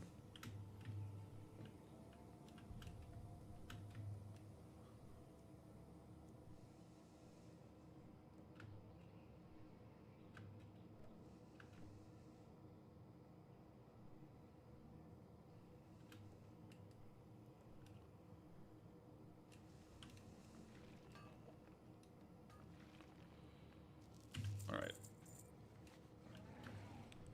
Make sure to listen for the completion of the tin ore on farming bar.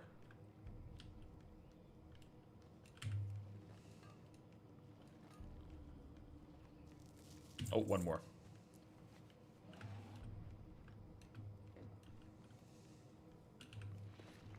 You're gonna have to get the crafting alt high enough so we can get into BRD. Ah, there's the sound. The quest complete sound. Yeah, we'll have to get him high enough so we can use the black anvil. And also to go into the Grim Guzzler to get the professions, to get the recipes. Unless the recipes are BOE, or like warband bound. I think the recipes might be bind on pickup though, in which case he'll have to do the farm himself. I think he'll have to do the farm himself either way. Or the rep farm. However, I'm actually not too stressed about that right now. For the recipes, because we haven't sold any of the dark iron crafts yet. I sold out of the housing decor, so I'll make more Shadowforged sconces, but I haven't sold any of the dark iron gear or weapons, so I don't actually have to get those yet on him.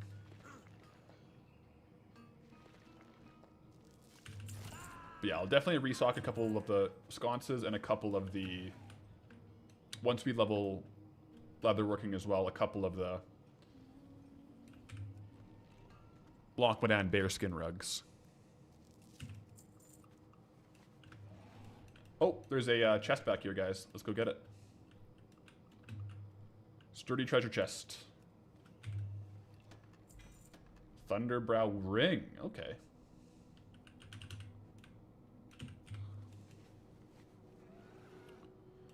Has the Exiles Reach starting zone been redone with Midnight? I don't know. Slushy Cat is saying kind of. I haven't actually done Exiles Reach on a character yet, though, so.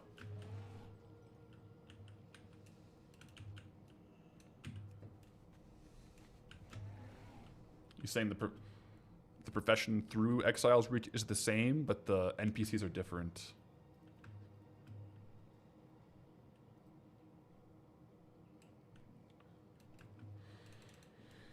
Probably this weekend, I'm going to spend some time setting up some alts on Midnight for different professions. So, yeah, I might make a Harroneer race for another druid. Racklavin, what's good? Welcome to the stream. Hope you're having a great day.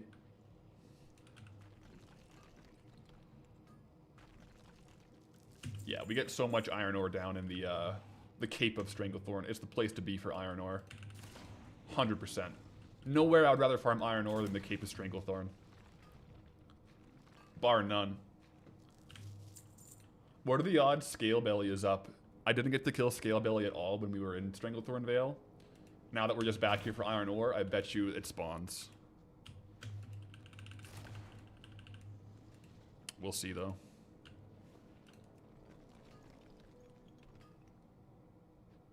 Oh. Did the node despawn, or is there like a bug? Oh, what the heck? I'm stunned.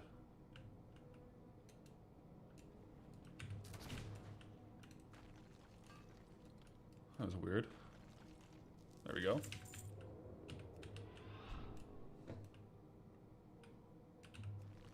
It's a debuff from the basilisks. Gotcha. I'll be careful then.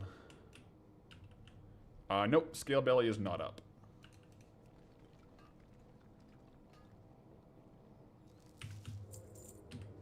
That is too bad.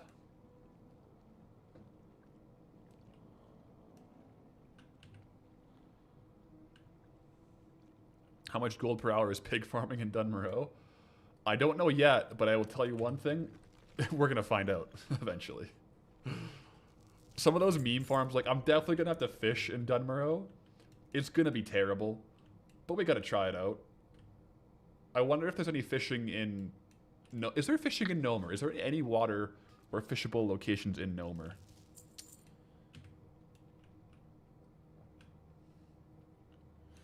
I think most of Dun Morogh, the water is kind of frozen. But, yeah, like the middle of the lakes, they have like those pools of water. But in the Gnomorgan dungeon, I wonder, is there any fishing? There's a very rare fish in this dark side pool of Ironforge. Isn't that old Merc guy? Or something like that? I think that one's needed for the fishing achievement, right? But yeah, I'll definitely test out some of the waters in Dun Morogh. It's probably going to be like long raw mud, like raw jaw mud snappers or whatever. Probably pretty low gold per hour, but we'll see.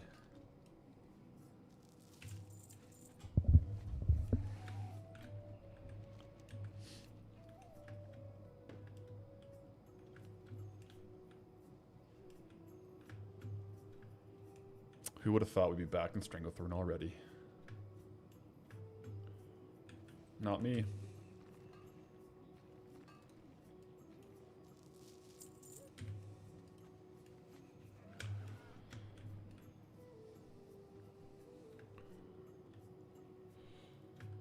Old Merc guy's the NPC in the lighthouse. Okay, yeah. Yeah, I didn't think that name was right. That's where it's from. Well, yeah, Old Merc guy is that guy that runs the shore.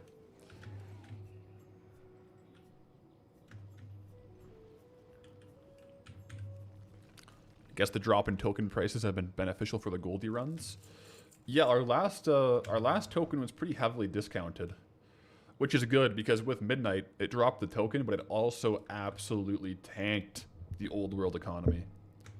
Like everything is down, like 40 to 50%. So the token's nice and cheap. However, all of our consistent farms are like dropped more than the drop in the token price, unfortunately. So it's a really good thing that the market didn't crash and the token didn't go up, because that would have been a double whammy. That would have been tough.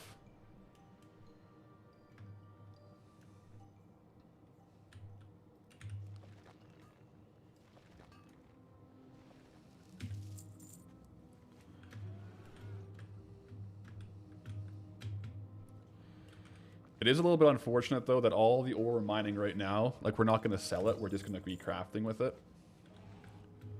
So. Yeah, well. What are we currently collecting for?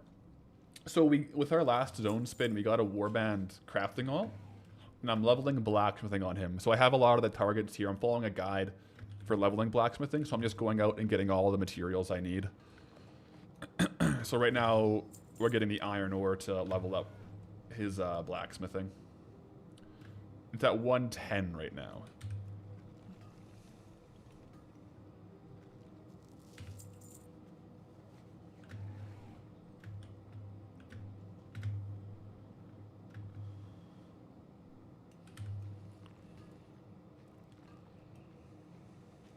You can fish the debris pools there for rare recipes like the rich purple shirt.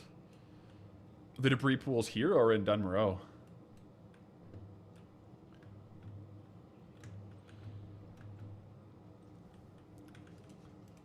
Are there? Yeah, it must be here. I don't think there are debris pools in Dun Morogh. Yeah. I got a few of them when we were here, but yeah, it's, I wonder how many it would take to get that. That'd be a great pull, though, if we got the recipe like that. Am I going to max all the expansion professions in alts?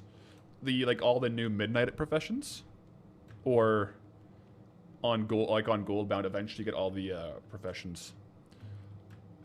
I'll answer both. So on Goldbound, eventually, once we have enough warband alts, I think we'll technically have all the professions. And in Midnight, I am going to do a select few professions on alts that I'm interested in. So right now on Midnight, my main is mining herbalism. One of my first alts is alchemy inscription. And then I have another druid alt who's going to be tailoring skinning. And I think I will make a couple crafters who just do like concentration builds for crafting and not really push them too hard as far as knowledge points go.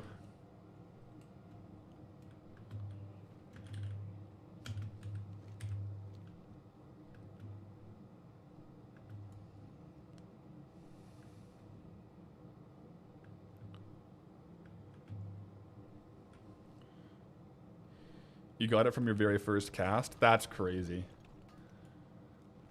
I wonder how much it sells for. That would be one I wouldn't want to learn until I have a crafting alt that is never going to unlearn tailoring, right? Because if you learn that profession, you definitely don't want to unlearn that profession.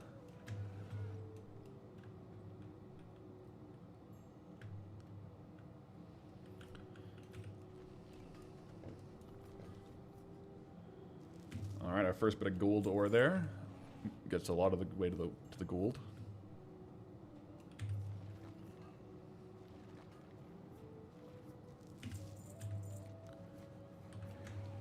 Takes a while to get all the points. Yeah, with the Midnight Knowledge crafts.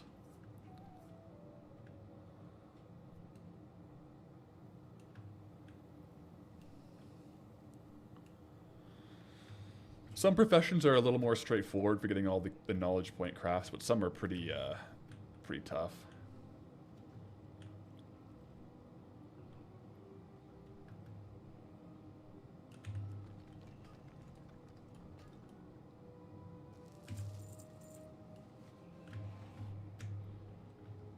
Oh, you got it back. You got that craft back in vanilla.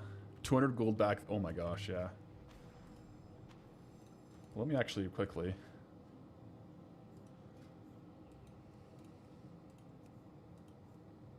Let's go.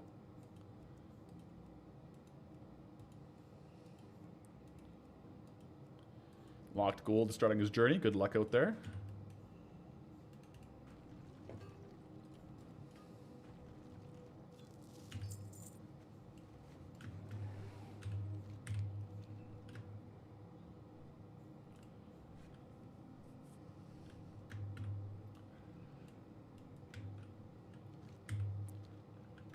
I guess I can push a little north into the north of Stranglethorn because the first couple 100 yards there have iron ore. Boy, definitely want to min-max it a little bit. What's my second channel? Paths Archive. It's on YouTube. The Paths Archive is what it's called.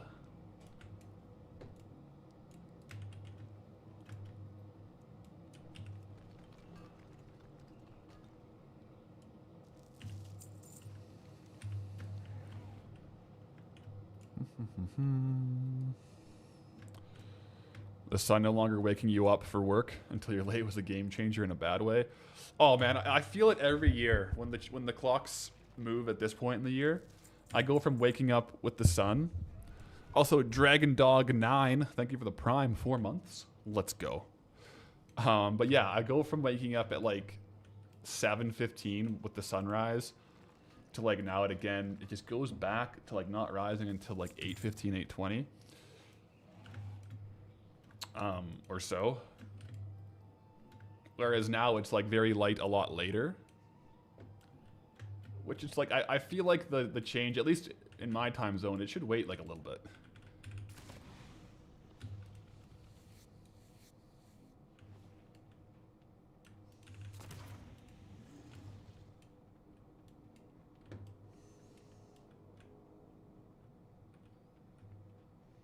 It's the price we pay for light at 10 p.m. in the summer, I suppose. Yeah, I just feel like, you know, I guess it depends where you are, but it would be nice if it was in a month, so that it changed from the sun, getting the sun rising at like 6:30 a.m. to 7:30. You know. Wait. This is the last time for BC. Did you hear that BC isn't changing back? Is this breaking news? What's going on? Burning Crusade is never coming back. Also, likeness with the resub on the Prime, triggering the Golden Kappa train on the channel. That's pretty hype. Oh, not Burning Crusade, British Columbia. Oh, I see. I'm too into World of Warcraft. I didn't even register. Yeah. I lived in Saskatchewan for a while, and they didn't change the clocks. I didn't mind it.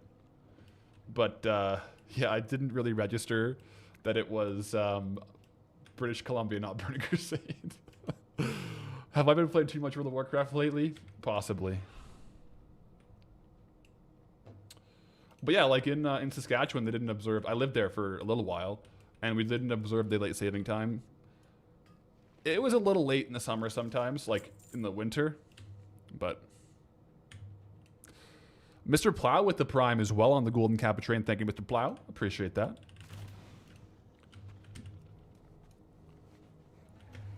I mean, it's possible that this is the last time there's Burning Crusade Classic. Like, would they ever re-release it? I don't know.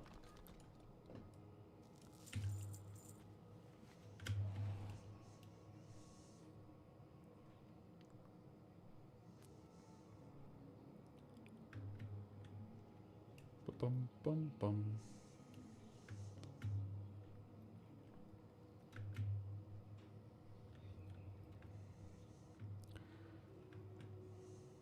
Yo, Timmy, tech with the gifted to Navel. Let's go.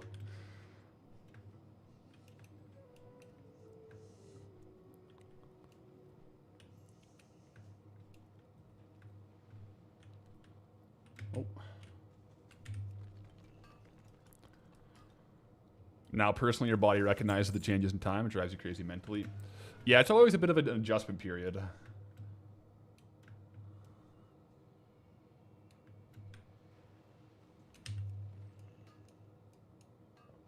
Yeah, I do kind of wonder how long they'll be Burning Crusade Classic for. And what their plan is. Like, when and if Classic Plus is announced, will Burning Crusade go into Wrath of the Lich King?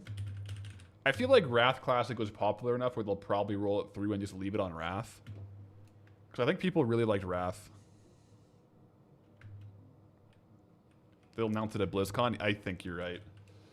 I think there'll be a lot of announcements at this BlizzCon. We'll have like a lot of insight into what's actually going to be happening.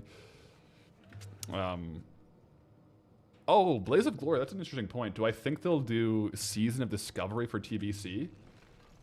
I wouldn't rule it out, but I wouldn't bet on it.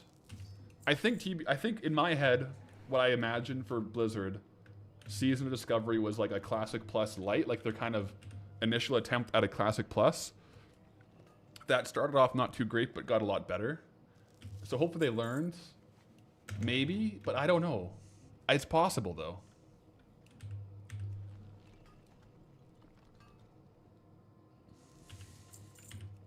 We'll see.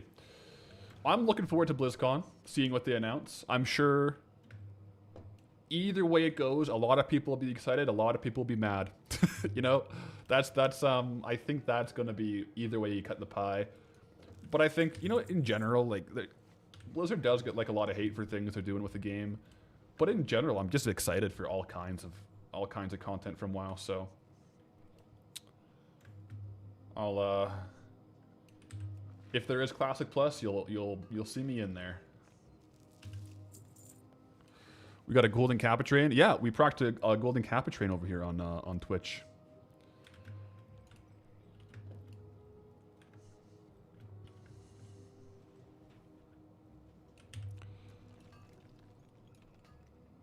You know, I mentioned a trip. I'm going to go to BlizzCon Live. I don't have plans right now. I don't have plans to. I might. It's pretty close to Strongman, like Natural Strongman Worlds.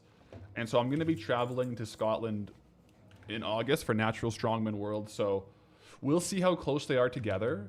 It would be very cool to go to BlizzCon. I haven't gotten tickets yet, though, so we'll see. Raging Ginger with the resub on the Golden Kappa train. 3-month resub with Raging Ginger. Thank you. Keeping the Golden Kappa alive. I think it would be very cool to go to BlizzCon. If there was a BlizzCon to go to, I have never been to one, but I feel like this would be a cool one to go to. Especially this year, since I guess I'm a full-time content creator now, so it'd be like a business convention. That's kind of crazy. So maybe I will have to go, you know? See what's happening.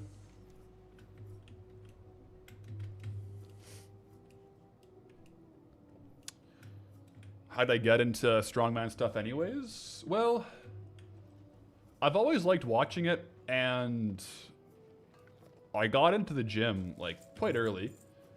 Family's, like, very much into the gym. And then the gym I went to when I was, like, in high school and, like, early university was a very bodybuilding, powerlifting, strongman gym. So I was always around it. Yo! Cerebel with the 5 gifted the auction house ding on the Golden Kappa. Appreciate the 5 gifted, Cerebel. And yeah, so I just kind of wanted to try it out. And then when the Natural Strongman Federation was formed, I was like, that's where I want to compete. And here we are. Wait, sorry if I mispronounced this, but Cephalopod Squid with the Prime. Pushing the Golden Kappa up to level 3. Thank you very much. I think this is like only our 3rd Golden Kappa ever we've gotten on the channel. It's pretty exciting. You can file the expense of the taxes for the content and job. Yeah, that's the thing. Like, so if I get flights there, if I get a hotel, it's a legitimate business expense to go there and go to the expo and do all that stuff. So it'd be kind of cool. Yo. Schultz with the 5 gifted 2 following it up. Oh my gosh, you guys. You're hitting the Golden Kappa train hard.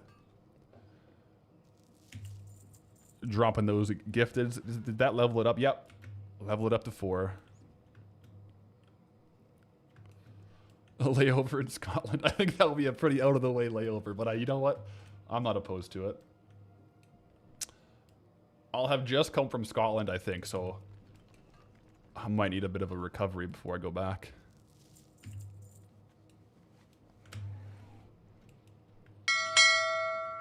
Yo, Timmy Tech with the 5. You guys are coming in hot. Thank you, Timmy Tech. What level is the Kappa train at? I think at this point, pretty much everyone in the chat's going to be gifted subs. But I appreciate the 5 gifted there, Timmy. Where am I from? I sound kind of Canadian. I'm Canadian. I have lived in BC, not Burning Crusade. Although I kind of have lived in Burning Crusade too, but I've lived in BC, Alberta, and Saskatchewan. But I live in Alberta right now. Yo, Dragon Dog 9 with the 5 gifted too. You just had your tier 1 as well.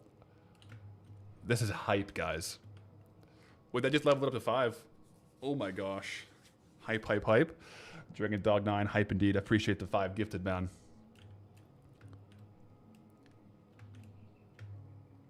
Another Bird boy. I am Alberta. I am. Born. I was born in Alberta and I lived here most of my life, but I've moved around a little bit. Yeah. But I like Alberta. I always end up coming back. I guess I could move, like I work from home, so I could kind of live most places if I wanted to. But, I like Alberta.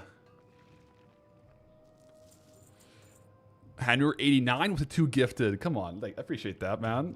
Let's go. Jeez, almost hitting level 7 on the hype train. Do I ever get bored with farming? Not really. I really, really like farming. The only time I would get kind of bored is it's like, not bored, but like fatigued if I'm doing the same farm for a lot. Sometimes I'll be a little bit fatigued. But in general, I just quite enjoy it. It's also nice, like, if I'm farming, I'm either kind of streaming and chatting, or if I'm farming by myself, I'll probably have, like, a show going or a stream on my second monitor, so... Yeah. Just hanging out here in Red Deer, lol. Originally from Newfoundland. I lived in Red Deer for a little bit. Back in the day. Red Deer. Good spot. Come to Germany. We have pretzels. Sold.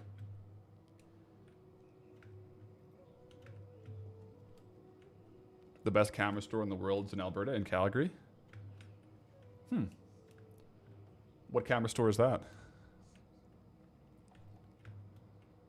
And Schultz with the one gifted. Love looking it up. Yeah, you followed it up with the one gifted to push it over to level 7. I appreciate that, Schultz, with the gifted. You guys appreciate all the hype train on this golden cap. Oh my gosh.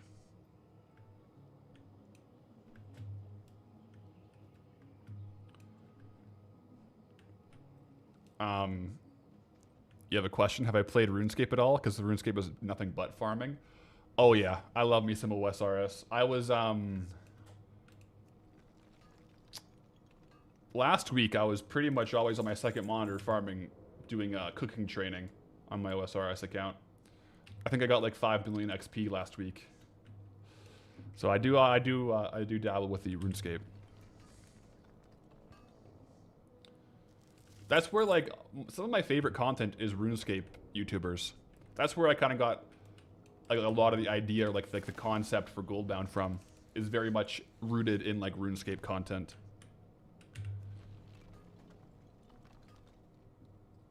Have I played around with sailing yet? I actually haven't. I need to do that. It would help my total level a whole lot.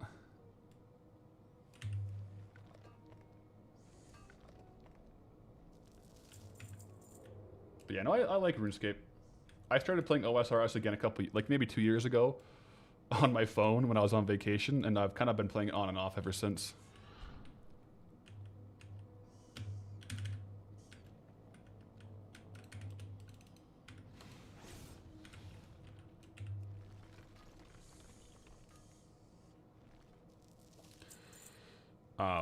Someone who's curious about doing a gold challenge. Any tips or pointers? Yeah, I think my tip would be to do it. And also pick, like, I think with a gold challenge, you're going to probably have some kind of a target to hit. You can kind of pick your poison there. Like, you can have a smaller target to, like, maybe unlock things faster. Or a longer one, you know. Just kind of pick whatever you enjoy the most about the game. Pick something in that area, right? Yeah. It doesn't have to make sense to anyone but you know? You can set your own goals. You love the nod to Settled in Swampletics during the Swamposaurus episode? Yeah. You gotta give the nod to Swampletics. Epic series, that is.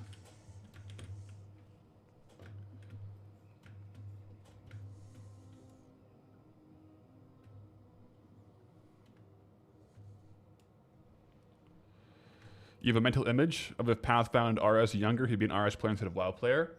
I actually played RuneScape for like 3 years before I ever played WoW. I played the original, like, when old school RuneScape was live. I stopped playing when they introduced trade restrictions and the wildy, like, berm. That is when I stopped playing. Because, like, I was a goblin back then too, and when they introduced trade restrictions so you couldn't trade, like, with a big difference in value, made it kind of difficult. I think they largely undid that. And then I stopped playing RuneScape and started playing WoW.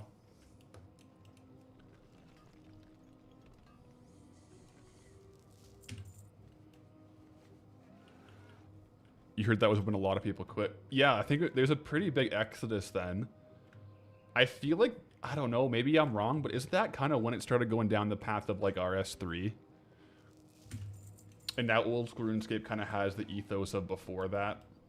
That's how I have it in my head. I don't know how true that timeline is, but that is when I stopped playing. And I started back up on old school RuneScape, yeah, probably 2 years ago. And it's just kind of been, like, my fun casual game. Like, if I'm at the gym and I'm doing, like, my steps on the treadmill, I'm on my phone doing agility courses in RuneScape, man. 100% get that XP.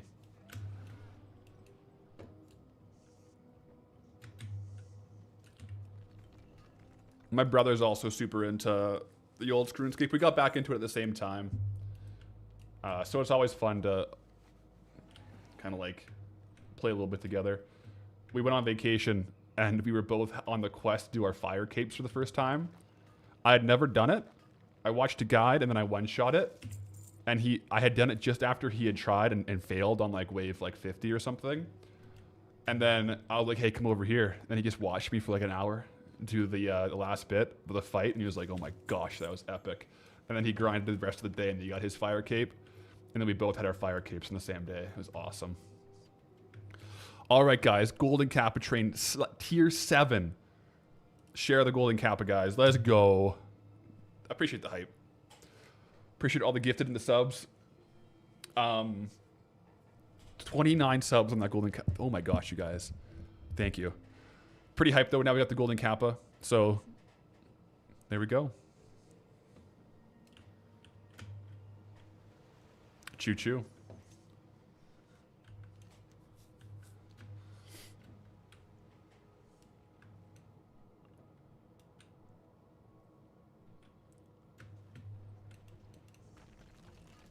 But yeah, RuneScape was a nice like second monitor game, I find. I was also talking to my one friend here, and he started playing Bitcraft. Have you guys dabbled with Bitcraft at all?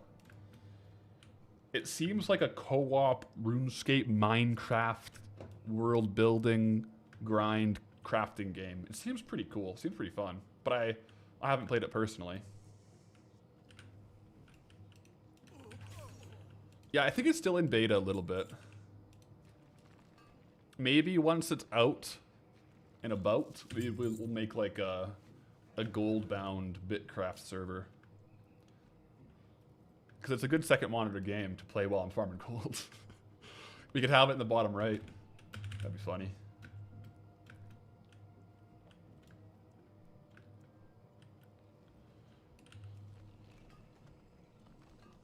Got my gritty goose. Goose. Yeah.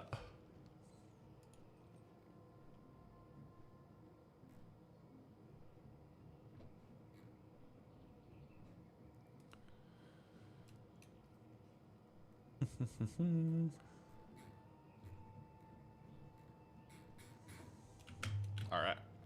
We're getting there. We still need gold and iron.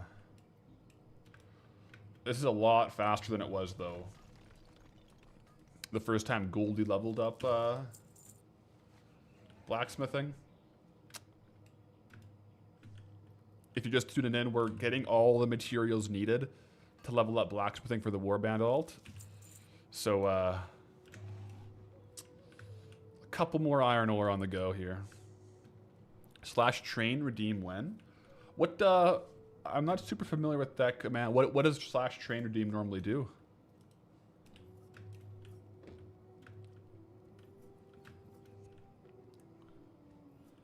Slash train redeem.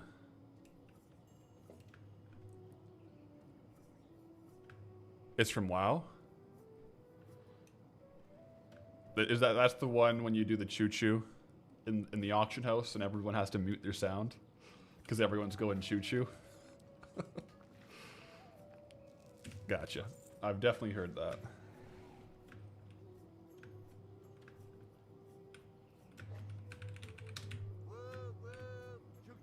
There we go. I haven't heard that in forever.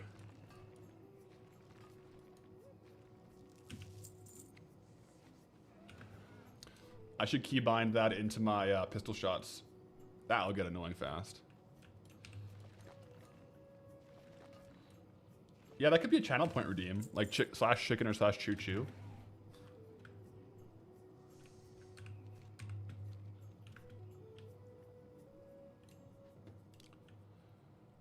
What mod is it? In the top left corner, that you have to keep track of what you need. Yeah, it's farming bar.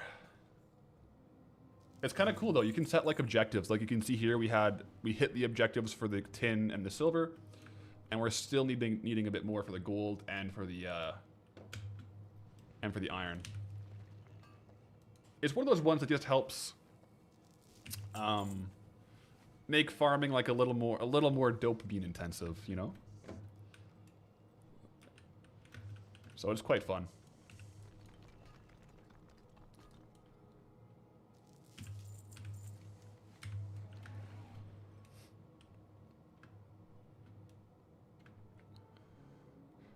Did you know that you can stack emotes when making a macro? I didn't know that. So if you stack a bunch of emotes, it just does them all at the same time. Oh my gosh. I should save that for when I'm in the arena. If I get like a killing blow, I'll just like do every emote in the game. Chults with a tier 1 as well. Appreciate the tier 1 Chults. Yeah, my favorite add-ons for sure. Thought you were subbed already, you weren't? It's kind of funny, if you gift subs and you're not subbed, you think he would give you like a notification. It'd be like, do you want to have one of these yourself? You know? But appreciate the sub and the gifts. Only had to press the button once for the chicken to cluck back.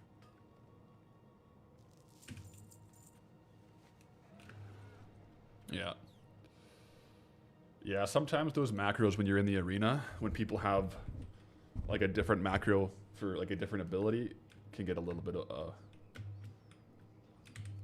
can be quite a lot. You have a /gel macro for your bloodlust, can get people a little PO'd. I feel like it's not too bad as long as when you press bloodlust you don't spam it like 10 times. If you just press it once, I'm fine with it. You know? If you press it 10 times, then it's like a little much. J55 with the Twitch Prime. Thank you. Done with copper already? Yes, for the blacksmithing leveling at least. We'll definitely farm more copper in Dun Morogh. But I had to get, I think it was like a total of like 300 copper ore, and we farmed a little bit more than that in the hour, so we will craft some of the copper ore with this tin ore into bronze bars for crafting, and then it'll be onto the heavy stone, and then iron bars, and then we'll craft some of these iron ores with coal into steel bars and make steel items, and then we should be at like 180 or like 200, and I think we'll have to go farm mithril ore and thorium ore. And once we have those, we'll be able to max out blacksmithing at 300 on the alt and never level it again. Feels good, man. Like already with this ore, doing the tin, the silver, and the gold. I guess the values are, whoa, the values are way down. Oh my gosh. Iron ore is 3 gold each right now. Iron ore is worth less than copper ore right now. I was wondering why the gold per hour is so low. It's because I have my loot appraiser set to min buyout, and iron ore is worth 3 gold each. I sold, you can see on my add-on here, the average I sold over 1,000 of these for an average of 7 gold, 85 silver. So it's down like to like 30% of its previous value. Wow. And tin ore is worth 1 gold flat.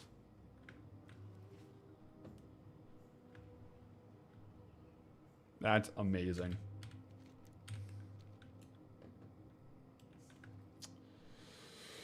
So, good time to level blacksmithing if you're not doing a challenge yet. If you could just, if we could buy items on the auction house, we would have been at 300 blacksmithing an hour and a half ago.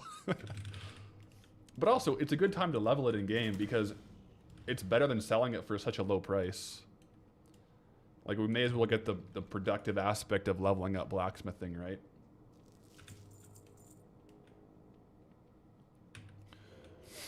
You're attempting to level a tune 1 to 90, gathering only, just to see how much you would make. Honestly, I've also been tempted to do this. I think it'll be a fun one.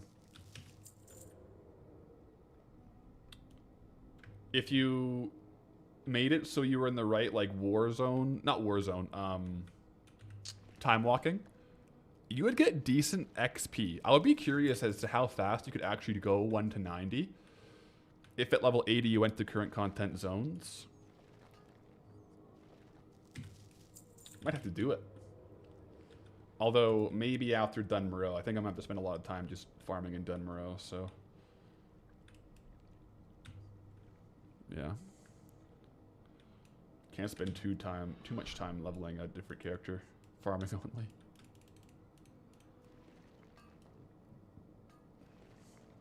It would definitely be a nod to double agent.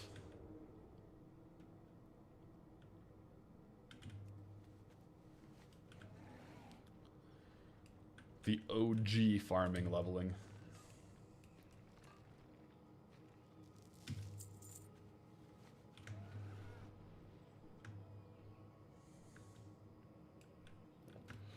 Several, that's a madman macro.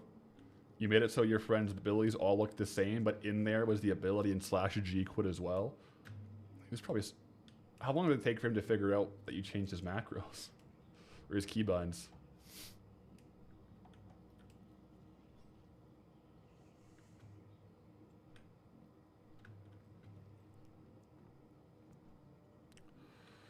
Could also go pacifist to level 90 then. You could. There would be some situations, though, where you pull a mob and you wouldn't be able to fight it. So you'd have to go Druid. I guess, yeah, if you're going to do that challenge, 100% go Druid, so you can use Flight Form and fly away and, like, maybe, like, stealth, too.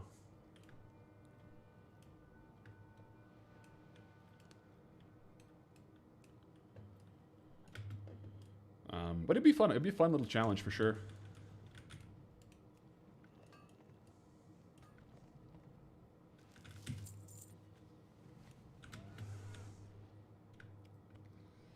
Night Elf Druid for Shadow Meld would help.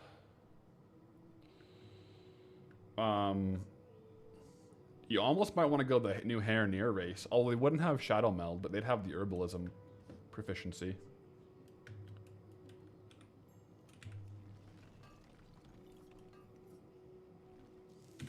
Yeah, we're making a dent in the Iron Gathering here.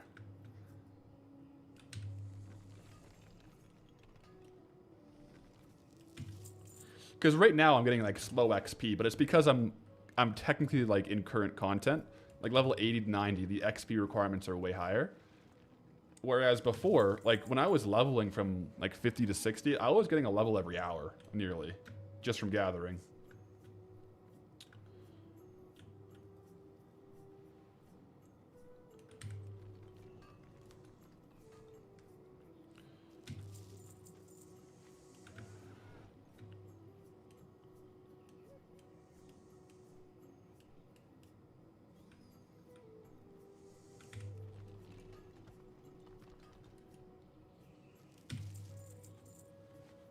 Yeah, under 100 iron ore left. Shouldn't be too long. And then we're crafting again.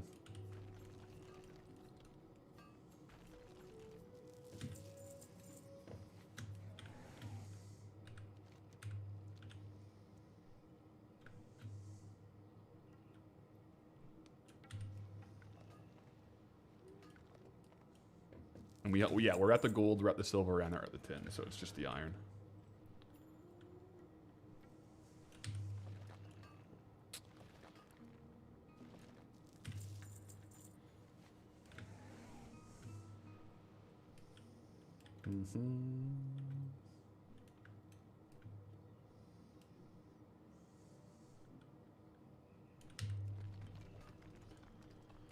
I mean, when there's silver ore as well, I'll definitely grab the silver ore too.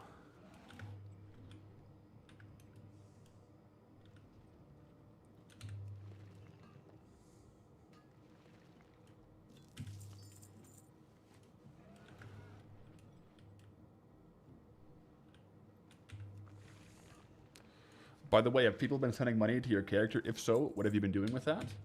No. I've actually not had anyone send money to my character. I did say early on, if someone does send it, I'm not sending it back, but I'm going to send it to my main. Like, so if I got sent money to Goldie, I would just take it and send it directly to Patholerics. So, it wouldn't spoil the challenge, but you wouldn't get your gold back. Tell you that much. But no one's tried, so it's all good.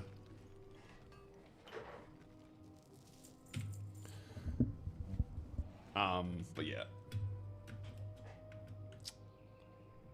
Yeah, no one has. I don't think. Cause yeah, when I loot the mailbox, I always click all sold. So if there was something in there that I didn't catch, it wouldn't loot the mail. It would only loot the things I sold, not the mail I received. So I would see it. The only right answer. Yep. So, luckily it's a problem we don't really have, but it's, yeah, not too big of a problem if it happens. I mean, I'll take your gold, but I don't need it. There's a filter for that. Thought that would be a lot of work to filter through manually. It would be, but with Trade Skill Master, so that TSM the add-on, it has like the keybinds for it. So I can just click all sold items or all canceled items, or all, like, a lot of the times too on my Transmog character, I'll have a lot of items that are sold, but I'm doing reposts. So I have to loot all expired auctions, but I don't want to loot the gold yet. So I click the all expired button. Makes it nice and easy. Hey Path, when are we going to go farm 1600 dark iron ore in a day? That was a fun stream goal to watch you accomplish. That was a fun one. We'll probably do a big... I was saying earlier, I think we'll do a big copper ore day at some point in Dun Morogh. A little throwback where we have like a big copper ore target. I think that'll be a fun one. Like an event stream.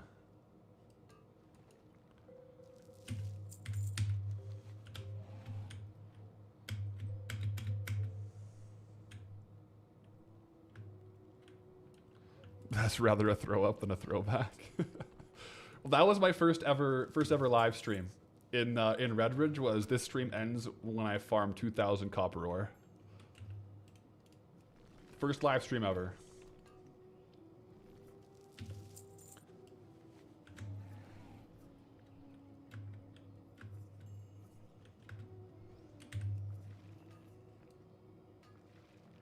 How long did the iron ore take? I think that one was... I think that was... Let me go back at the... Let me look at the VOD. I think it was like 7 hours. Or maybe 6. Let me look.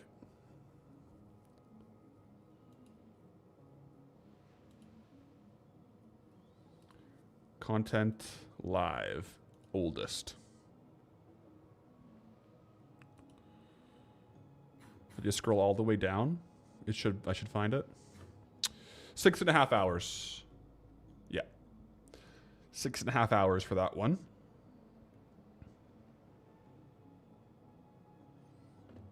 It was an epic stream. That was a good one. I remember, because yeah, that was the first time I ever streamed, so I think I had some technical difficulties. But you got to start it with a bang. I remember I was quite tired after that one, because I'd never streamed before, and I'd never really talked that long before. But it was a lot of fun.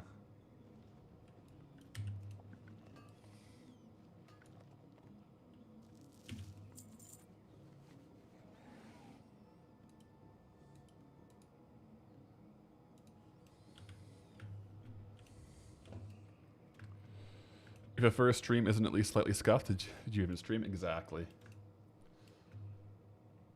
Exactly.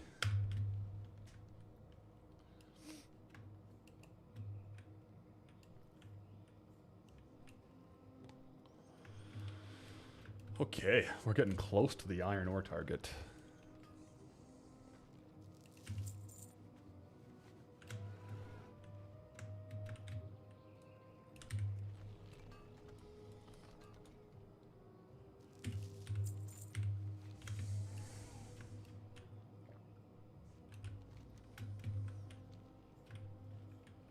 It's actually crazy how low the gold per hour is on this now that the iron ore is tanked. Because like when I was in Stranglethorn Vale farming this exact farm, it was like like 6 to 8,000 gold per hour. Maybe like 5 to 7,000 gold per hour, right? Or something like that. Now it's like 2. So when you look at it that way, the Dun Morogh copper ore farm isn't even that bad. It's just things really, really tanked in value.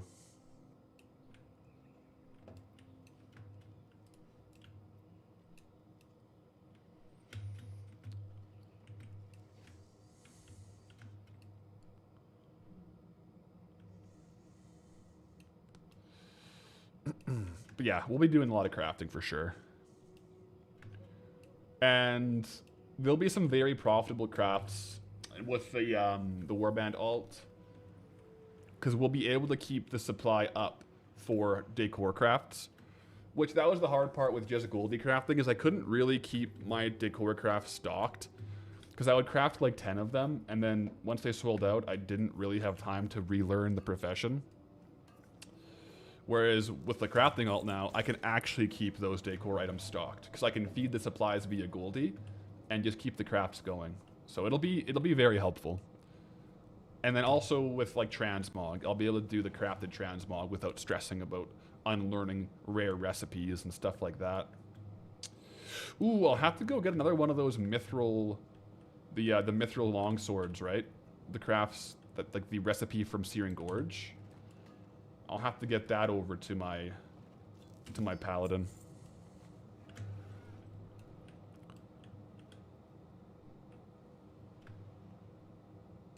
Well, Natamore.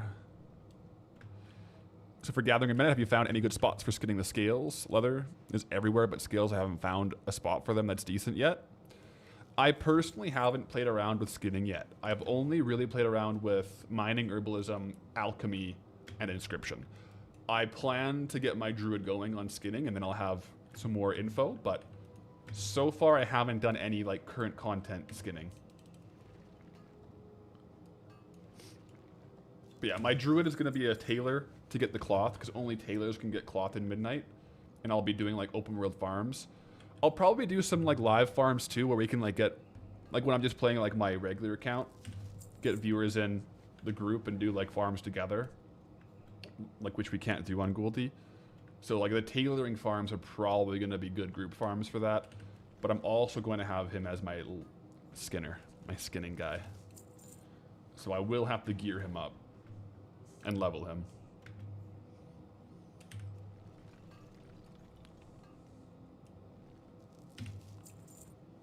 Alright, we're very close on the ore.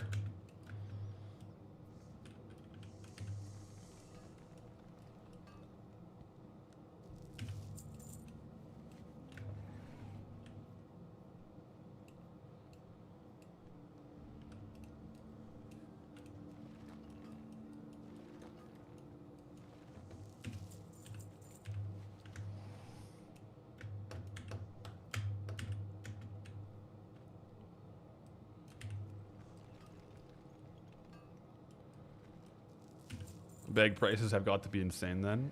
I don't actually know what the midnight bag prices are. That does remind me though, I gotta go on Goldie and look through my bank to see if I have a few spare bags to send to my crafter, because he has very limited bag space right now.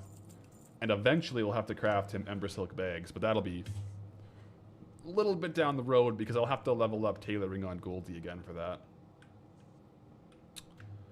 And that's not the easiest thing. They were like 25-ish a few days ago. How many bag slots are the new midnight bags? I haven't picked any up yet. I think I have the old like War Within bags on Path of Lyrics.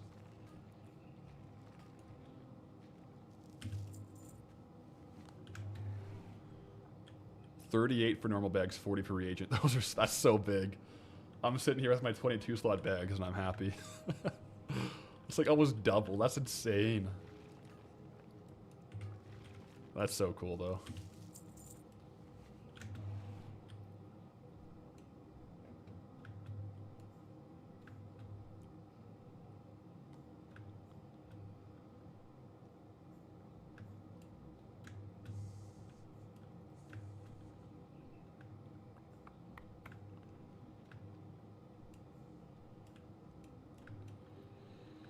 12 more iron ore, and I think we have enough for crafting.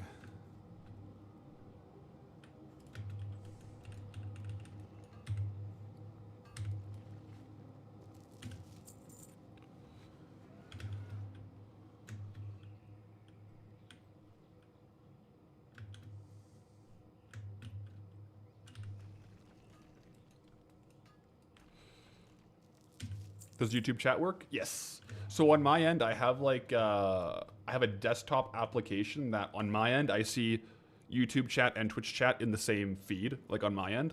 So I see both of them. Sometimes, like if I miss a YouTube chat, it's probably because both the chats are kind of going fast, and I could miss one. Or if I get like onto a tangent, I kind of sometimes just talk and miss a couple messages. But I do see both. Yes.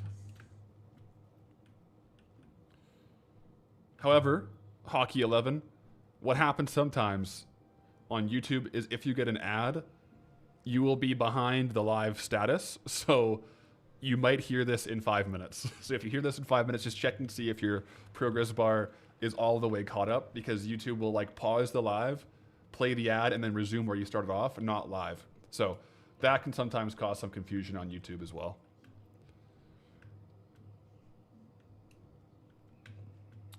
So we'll see if in 5 minutes we get a comment from him.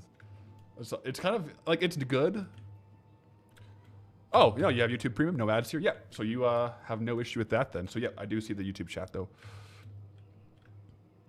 But yeah, that's happened a couple times. It's kind of funny. It's good because you don't want to miss stuff that's live, but it's not good for live chatting on YouTube if you're behind. It happened to Chug Life a couple times too. He was making fun of me for being late, but his stream was just paused. That was really funny.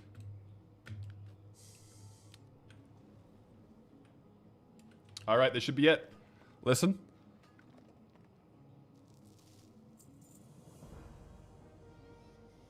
All right, that's all of them complete, guys. Ah, feels good. Feels good. Let's go smelt. Does it show YouTube and Twitch in different color bubbles, like those silly Apple phones? No, there's like an icon. Like on my end, there's an icon beside each. So it has like the name, and then if you're on Twitch, it shows if like you have like the everything that Twitch normally shows, like the sub badge, all that kind of stuff, or like first, all those things. And then on the far left, it says either Twitch or YouTube. It's actually a really good application. It's streamer.bot is what I use.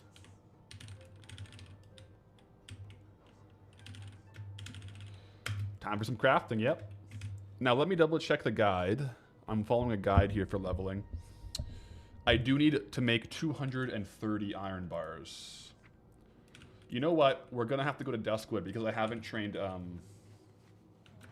haven't actually trained a lot of these smelting recipes. Dual stream application. So I have used a couple different things. I've settled on, I use Restream now. I used to have a lot of problems with Restream. It is a paid monthly service. And I used to have a problem where I could stream 1080p on YouTube, but it would only do 720 on Twitch. It got fixed, so now I can do 1080p 60 on both. And so I like it. Before that, I could use ADAM multi-stream plugin on OBS. That's a free one, and it just lets you send 2 separate broadcasts from your OBS to 2 separate streaming services. But right now I use Restream. And I quite like it, but it is a monthly fee. But it makes the actual back end a lot simpler, where I just stream to Restream, and then Restream sends it to Twitch and YouTube. Versus having to like send out 2 different broadcasts.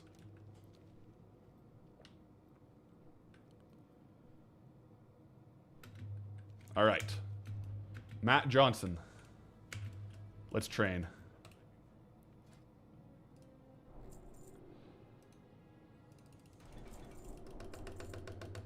All right, so let's smelt up the iron ore first.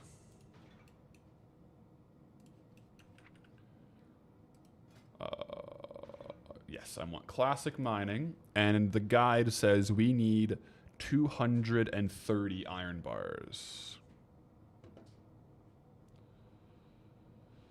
Why is everything a subscription nowadays? I'm getting kind of allergic to that.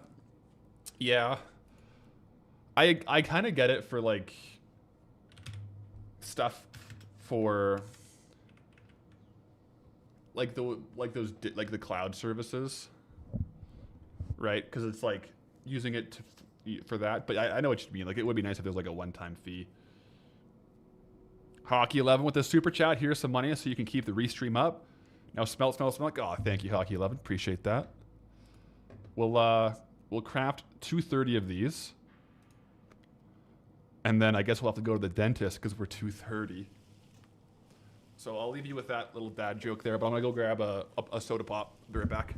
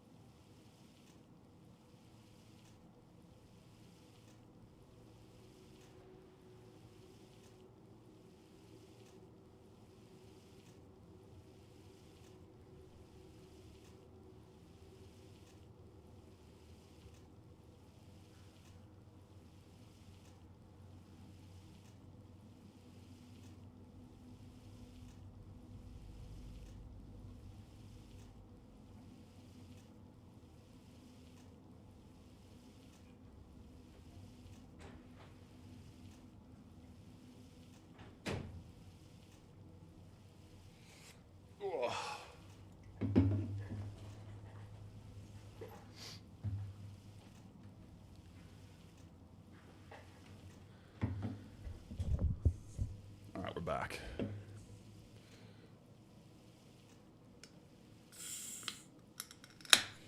Is Restream not free when you only stream to 2 sites?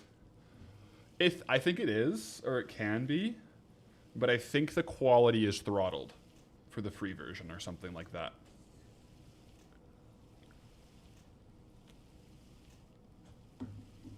Oh, that's good stuff.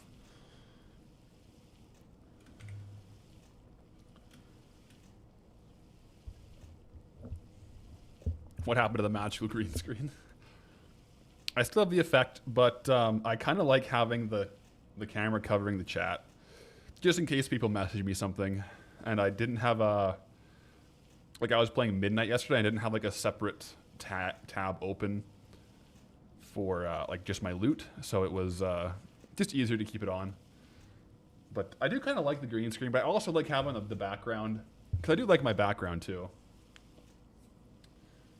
I got the my Gold Goblin graded Marvel comic book right there. I got my Patholerics Goldbound license plate. Then a couple disc plates of like Bolvar, Anduin, Lich King, Jaina.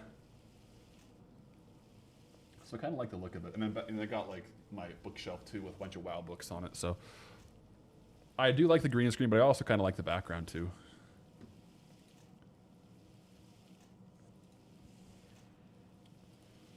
Okay, so after we smelt the iron bars, I do need to make 5 gold bars as well. So I'll do that in a second here.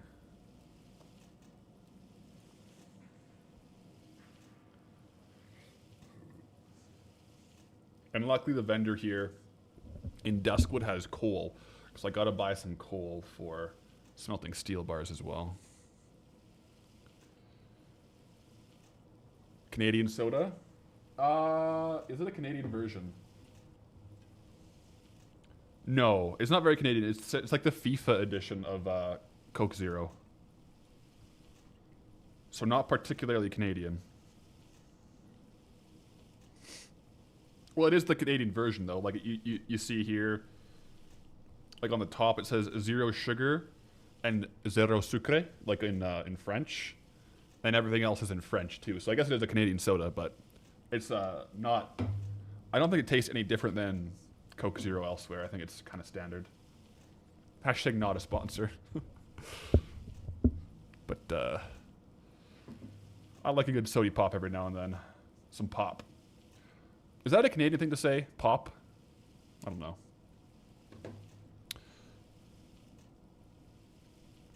But yeah, you need help. You're new and looking for a good class. Is Holy Paladin any good? It's Holy Paladin isn't bad. It might be tough if you're new to play a healer though, because then you're going to be very reliant on other players for like damage and tanking.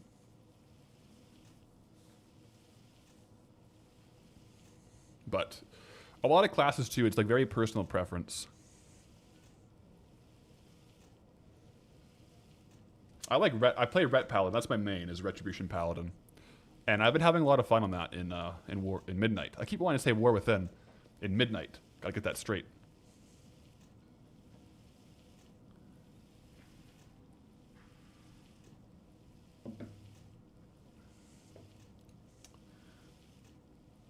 U.S. soda tastes horrible.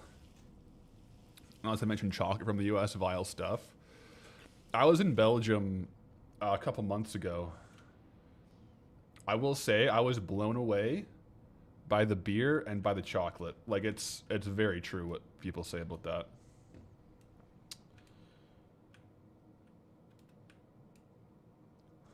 Very, very good.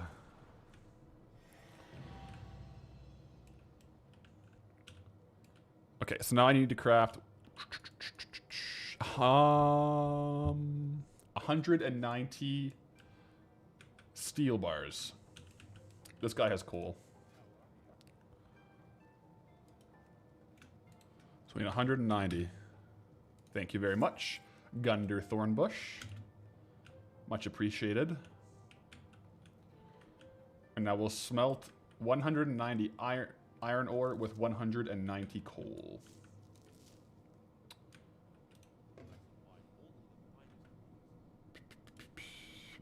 Mining journal. Actually, real quick, let me do the 5 gold bars as well. Because the guide did say we needed 5 gold bars. And it said we needed 5 silver, but I think the 5 silver was for something that we already actually had. Like, we skipped it. It was for, like, the silver rod. I'll make it just in case and send it over, but I don't think we actually need it. And now we'll smelt steel. So I need...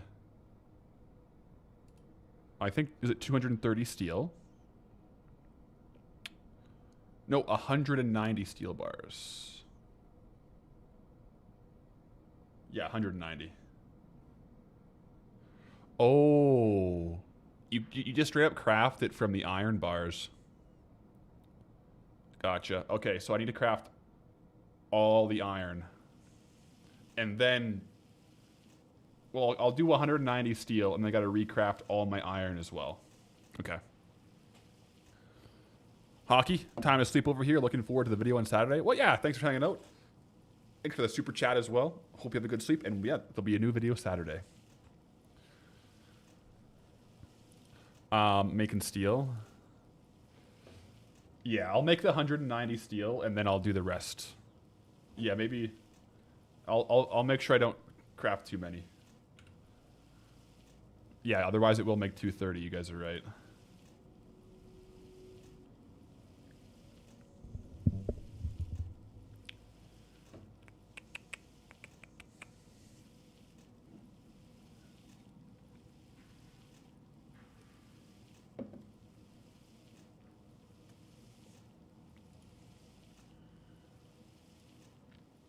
It's kind of slow. Okay, so I'm at 40, so I need 150 more. There we go. That should be good.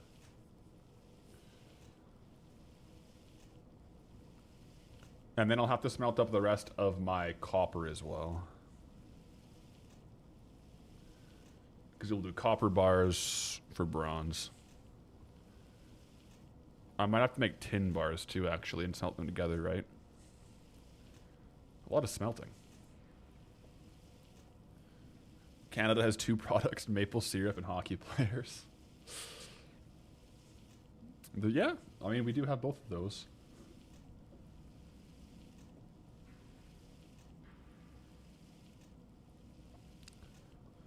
Catch you later, Angelica. Time to sleep there as well. Well, thanks for hanging out.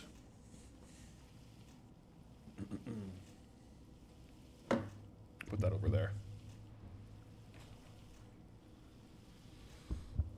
Okay.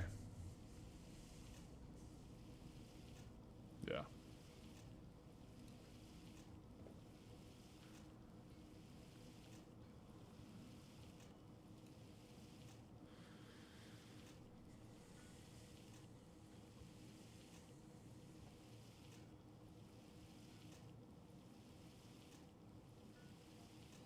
$31,000 coal are sold per day on the auction house. Wow.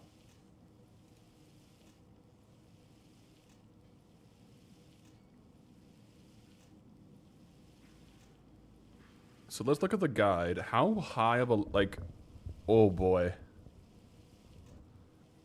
It says here, so after all of this, this will get me to, what blacksmithing level will this get me to?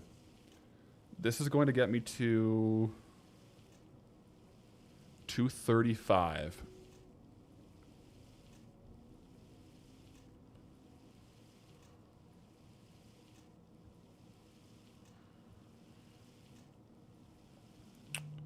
To go from 260, now to go from 270 to 300 requires something like, how much is it? 730 thorium bars. So after this, we'll need 220 mithril bars, but then 730 thorium bars. I guess a little bit of that, I can just do my actual regular crafting that I would normally do to get the levels. Because at 230, I unlock the Shadowforge sconce. So at 230, I can actually do the decor crafts. So I can probably use that to get a few levels as well. And not need so much thorium, but we'll see.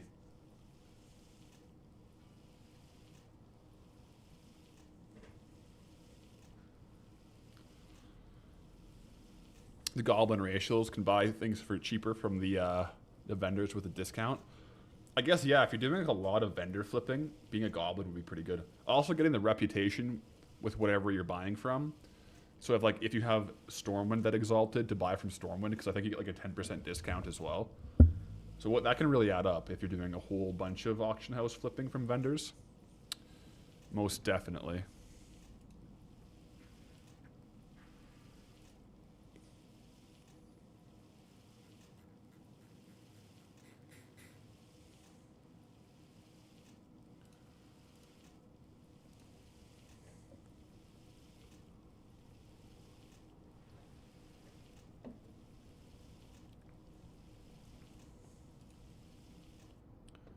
Okay, that is 190 steel bars. Let's smelt the rest of the iron bars now.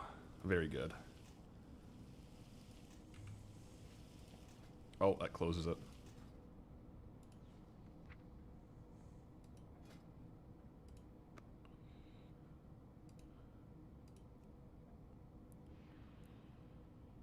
Iron.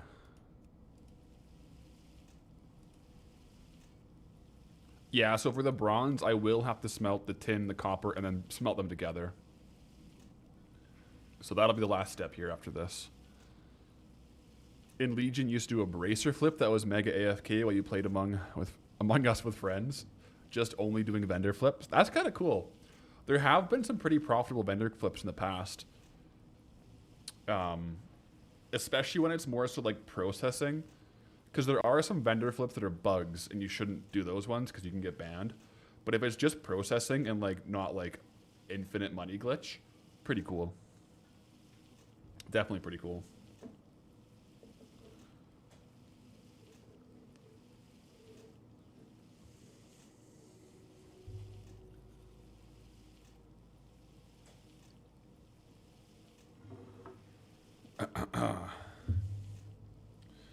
Got a message from Path Wife. That's what she says.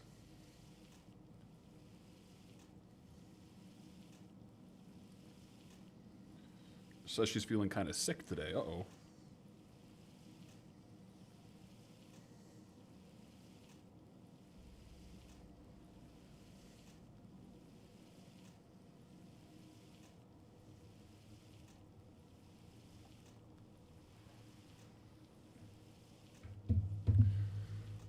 There's also been some good, like a lot of times you can do processing where you're buying on the auction house and selling to a vendor.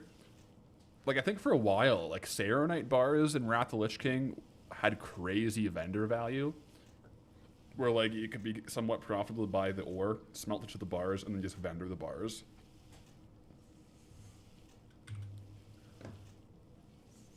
So there can definitely be some weird stuff like that. Also, if anyone's on Midnight, is the Brawl queue working now? Because yesterday I couldn't queue for the PvP Brawl. There's like a world quest for it, but I wonder if it's up now. There was a reset this morning, so I imagine it was probably hot fixed, but who knows?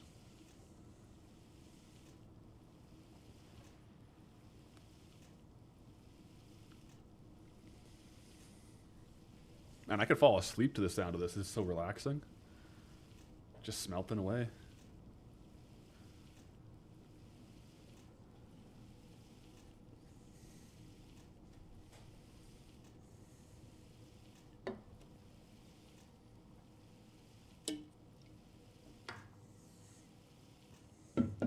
Says join his group failed for you. Okay, that's what I was saying yesterday. So it has not been fixed. That's too bad.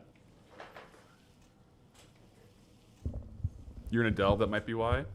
But that's the exact error message I was getting yesterday, so I think it might be a bug. Unfortunately.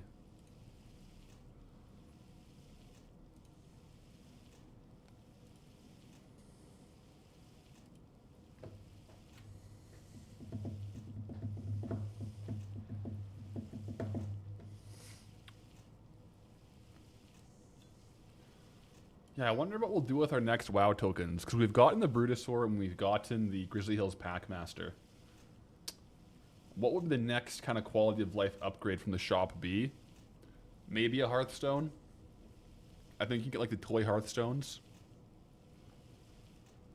It wouldn't be that great though. I guess it would save one inventory spot, right? Because I could get rid of my actual Hearthstone and just use the toy on my action bar. Level 80 boost. Yeah, I guess I could it'd be $75. That would be like 4 tokens for a boost though. But I guess it could be. Transmog toy. The Packmaster has a Transmog guy on it though. So I don't know if the Transmog toy would be too helpful. I mean, it wouldn't hurt. So we definitely could eventually.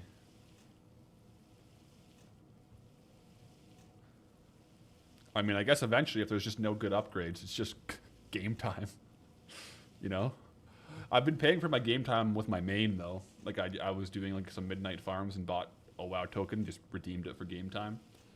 So don't necessarily need to use the hard-earned gold for game time. It would kind of feel bad. Alright, tin time.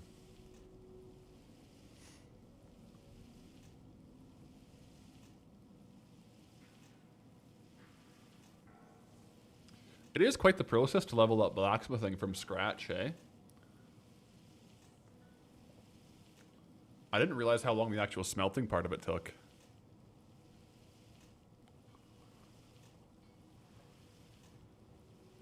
Sell them on the auction house, use a gold to buy a new token. The only thing is, once you've bought a token for gold, I have to then redeem it to BattleNet balance. Like, I can't go sell this one.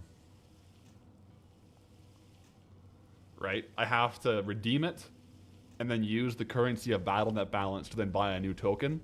But it only gives me back 20, like this token would only give me 22 Canadian dollars of BattleNet balance, and a token costs 25. So you need like 1.2 or 1 point, like whatever, 1.5 tokens to buy another token. But if to be fair, if the price fluctuates that much, it could be profitable, especially right now with how big the price changes are. It costs you like 40k to level blacksmithing because you couldn't be bothered to smelt. Yeah. Saves a lot of time though. But as part of the fun of Goldie, it's kind of like solo self-found hardcore Iron Man RuneScape gameplay where you're getting all your stuff yourself.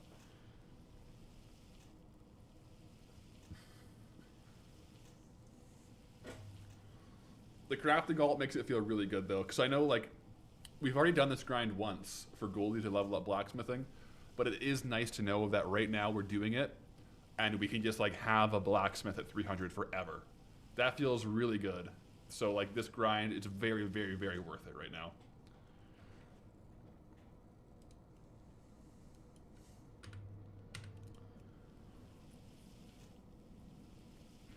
They'll go up in price with the virtual BlizzCon ticket sale opening because they'll probably throw in a mount again.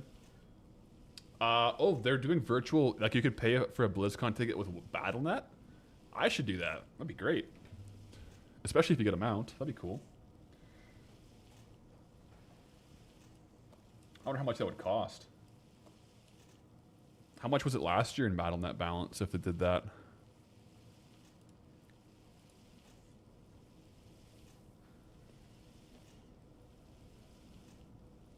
Oh, the flying ship. Yep.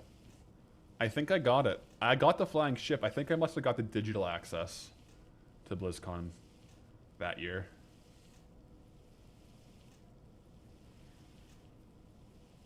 €49 or something. Okay.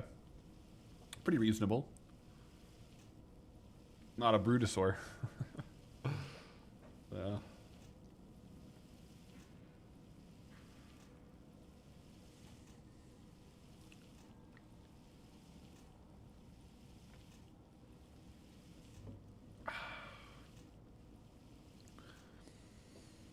Yeah, we'll have to do the leatherworking farm.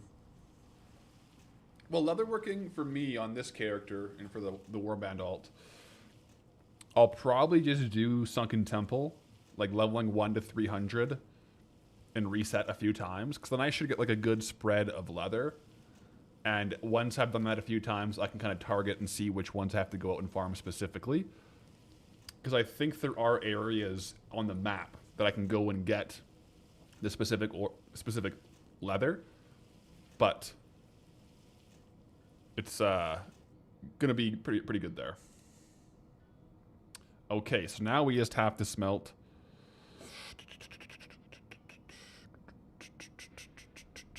the bronze.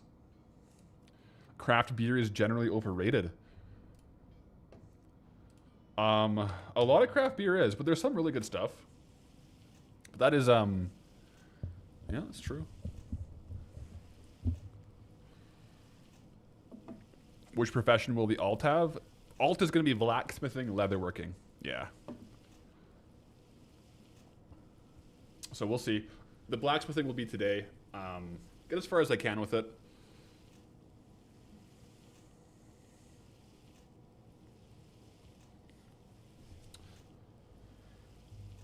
We'll definitely be able to get...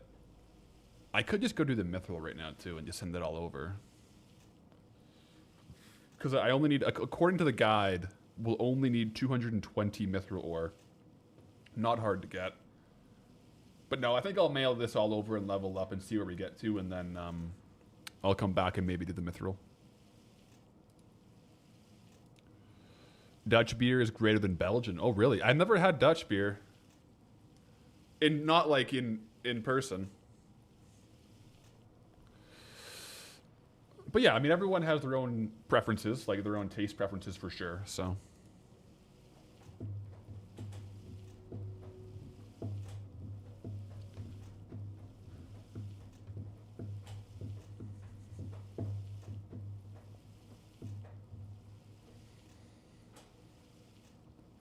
Heading to work later, Gold Fam. Catch you later, comment hero.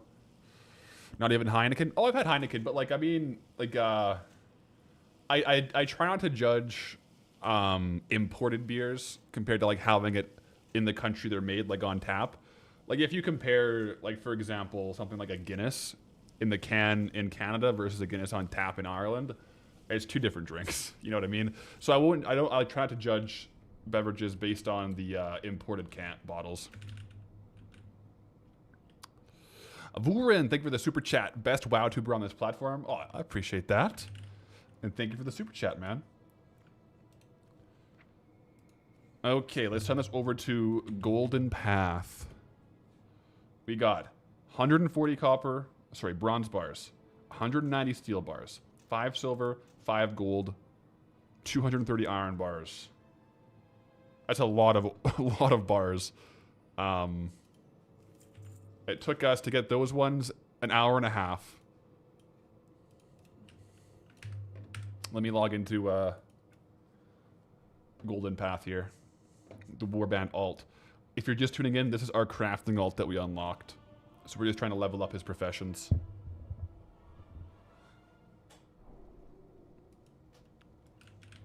Let me go get the mail. Ooh, I should have gotten some bags. You know what? Let me go check. Oh. Let me go check on Goldie to see if I have any bags in the bank. Even if they're not that big, just to like get a little bit extra, because anything will help on this character right now. Oh yeah, the stairs here are rested. That's kind of cool. I didn't know that. It's actually very handy. Save a little bit of time.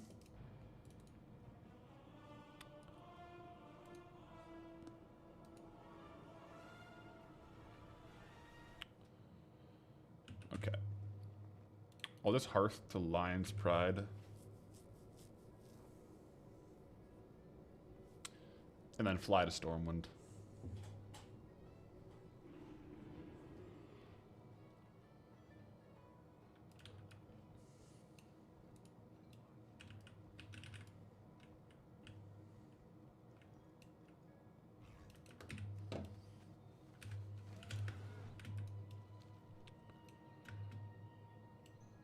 Warlock looking outfit.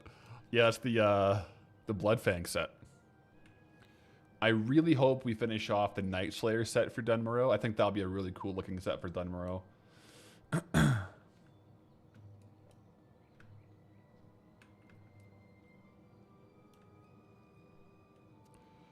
Alright, let's see what bags we got. Bag. Okay, yeah, we have some traveler's backpacks stored up here. Excellent. There we go. That's actually really good. So I'll send that over to the crafting alt.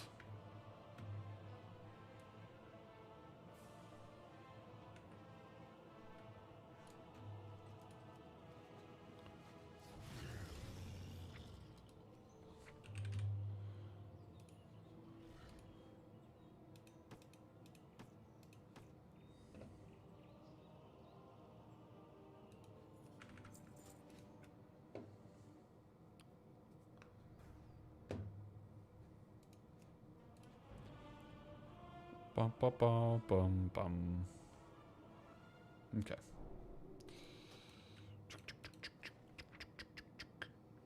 Look at the bags first, so I can easily do that. And swap up the bag for that bag, this bag for that bag. Oh, there we go. That's even way better already.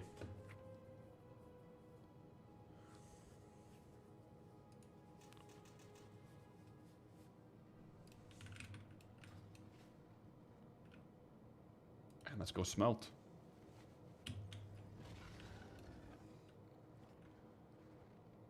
I can use the warband feature of accessing the warband bank for anywhere when you did the short quest on a gadget stand. I guess I could. I kind of want to save it for like larger transfers, but maybe it would be easier. But to be fair, with a Brutosaur, the mailbox isn't too bad. But yeah.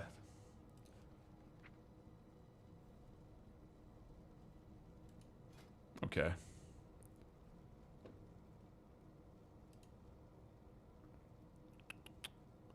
Timmy Tech gifted a tier 1 sub to Renkin. Yo, drop that tier 1 and a thank you in the chat. Love to see it.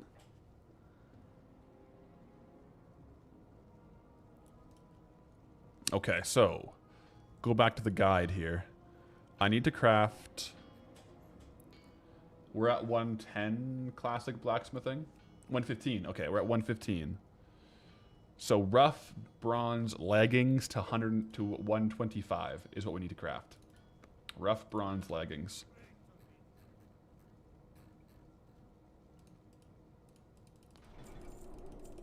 $69 total gifted. That's a good number. There you go.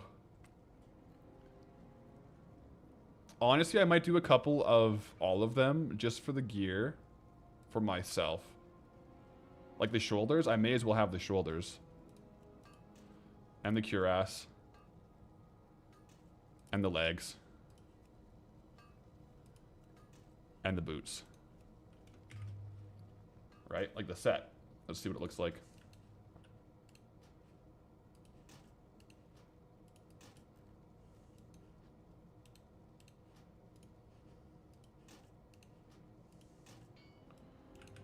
Are there gloves? Let's make a few more of the leggings. I need to make this up to 125. Are there rough bronze like gloves? That would look good. No, it doesn't look like it. I'll craft 2 more of these though. Or no, 3 more. Okay, now we're at 125. 125 to 1... Oh, I gotta send the heavy stone over. I forgot to send the stone from Path. You finish your thorium farming on TBC today. You're so happy you can start doing TBC content with professions. Well, congrats, yeah. TBC professions seem like they'd be quite fun, to be honest.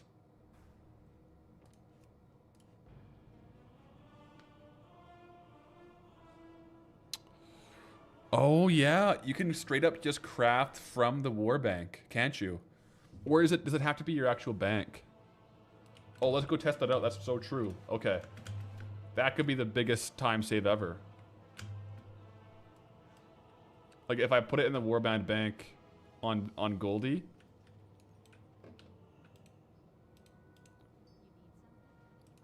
So like here's my warband bank. If I throw the heavy stone and all that stuff in there, I can just craft from there.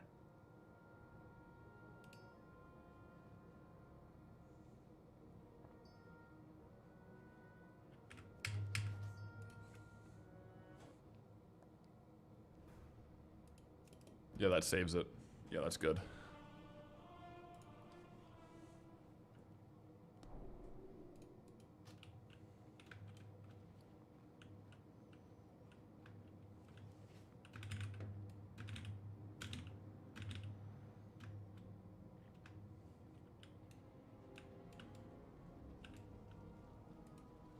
Okay, blacksmithing.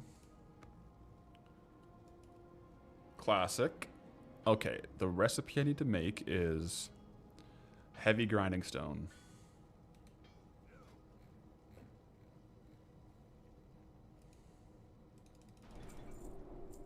Yeah, it works. That's crazy. So I make this up to 140, the guide says.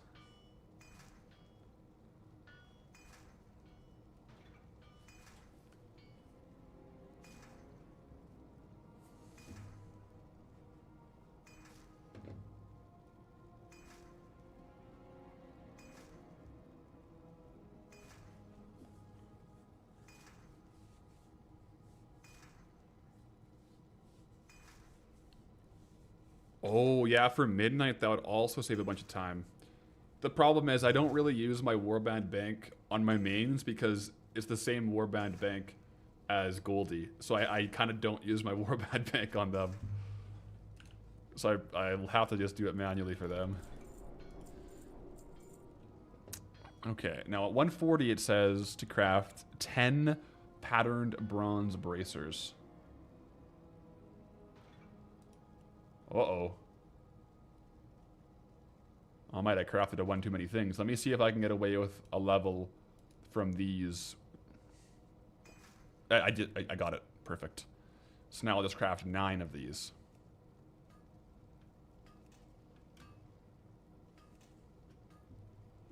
Have I mined a mithril yet for the next step? No, I have not done the mithril mining yet.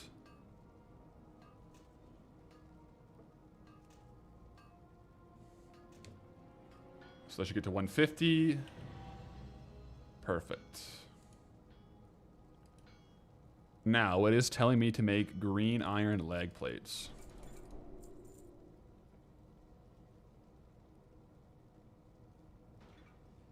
Legs.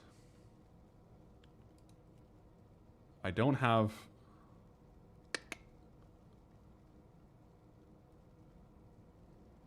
No, it says... Oh, it says to make golden rod. I don't have a golden rod. I could make a golden skeleton key, though. I'll do those. It says 5 of those to get to 155.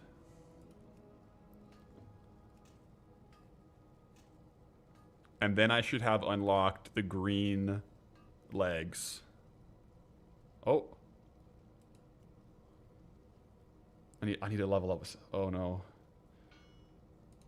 I need another level up here.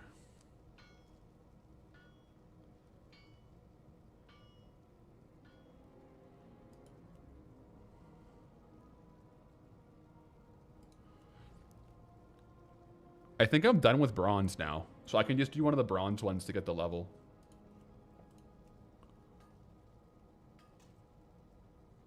Yeah. Oh no. It's not... Oh, didn't give me the upgrade. Come on. I need 1 skill point here. Come on. It's yellow. There we go. Now we get the green iron leg plates. I also need to send over some gold, because I don't have the gold to train it. But I also need to go buy green dye from the Red Ridge vendor. I forgot to get the green dye. Oh, I can actually just vendor these, right? So I might not need gold, because I'll vendor all this stuff.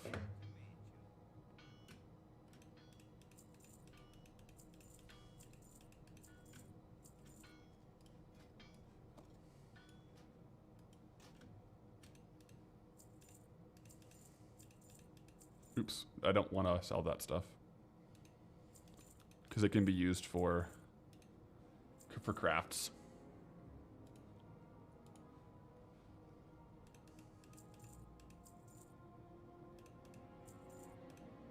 Okay. Blacksmithing in a nutshell. Yeah, literally. Okay, so how much green dye do I need? Green dye, it says I need 25 green dye.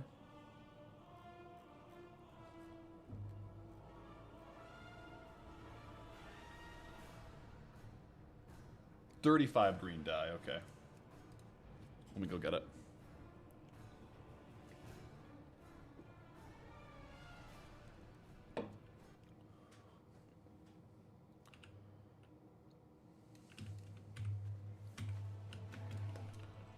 Actually, I should switch flight styles.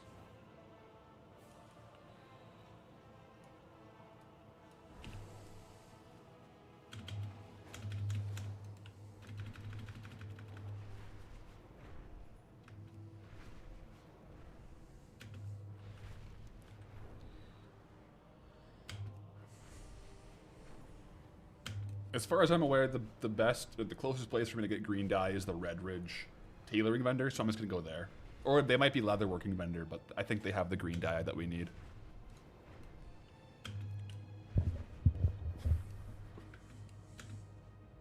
Let's go take a look.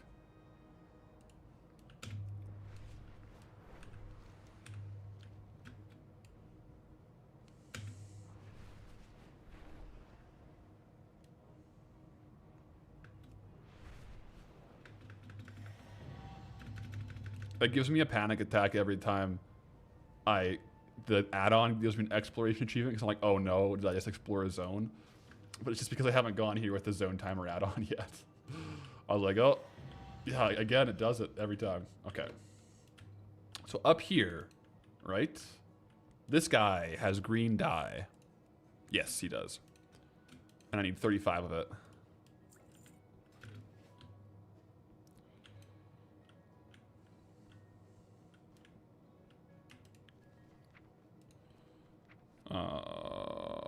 Golden path. I'm gonna send him like 10 gold just for training.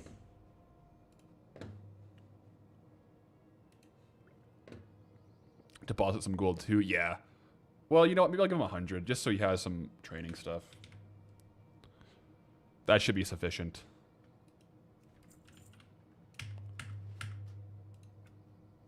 I'm just logging out in like every inn possible. Ba-ba-bum-bum. Okay. We'll get that. Thank you very much.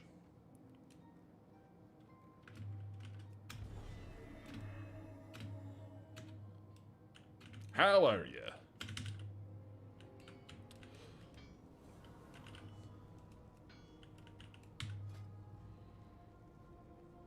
I wish it defaulted to classic, not Cataclysm, unfortunately. And now, any of the housing crafts still profitable? I think there are a couple. I think blacksmithing and leatherworking have some profitable ones, so I'm hoping at least. But we'll confirm once we get there.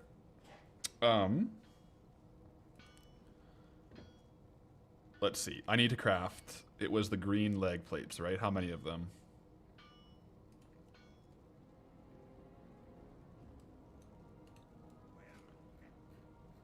I haven't learned it yet.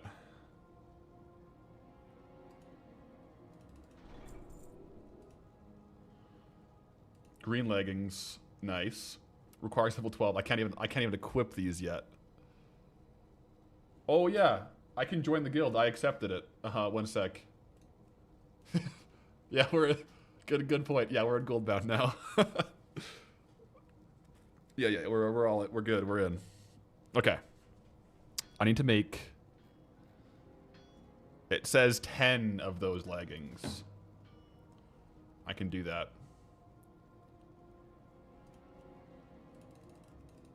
So that will get us to 165. 10, please.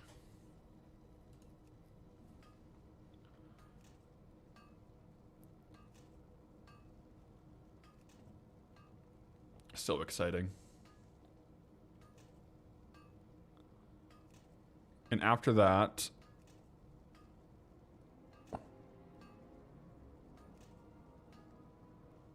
$165, we unlock green iron bracers and we make 25 of the green iron bracers.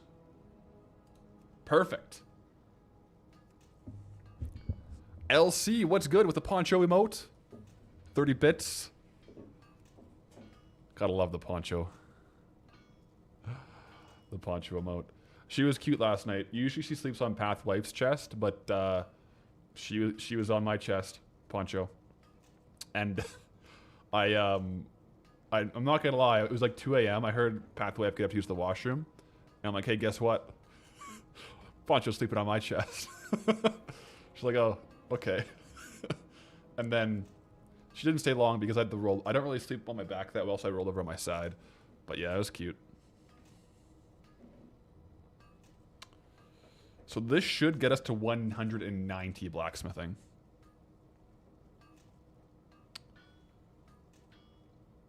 Okay. Ooh, we can make a helm too, but I can't equip it. I'm not high enough level. Learn all of these. It's telling me to make from 190 to 200 golden scale bracers. Okay, we need to make more heavy grinding stones.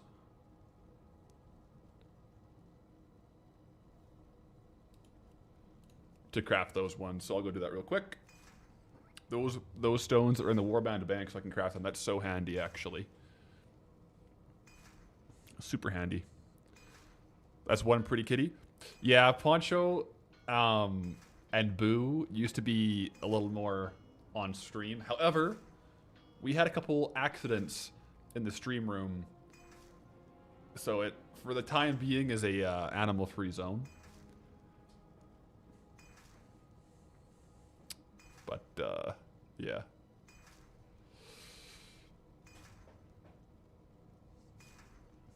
Over in that corner, I had to throw out the chair. Because Boo, I think it was Boo. He's usually fine, but he peed right on the chair. And so I had to throw it out. I used to have a chair in the corner there. I would read in the morning. That's my sunlight lamp right there. I use the sunlight lamp every morning with my coffee because it's so dark in the morning living in Canada in the winter. And so it's good to get the sun to kind of like set the circadian rhythms. But now I got to get a new chair. So that's why it's a pet-free zone at the moment. How is it having a crafting tune now? It actually feels so surreal. 30 days played to unlock this. 30 days played. Unreal. Okay, but we can probably craft a bunch of these. Yeah, we need to craft 10, it says, for the guide. 190 to 200 crafting. Let's do that.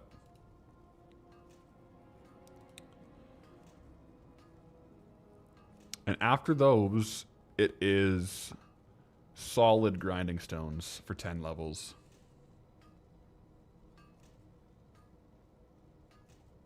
And then we'll craft pretty much as many solid grinding stones as we can.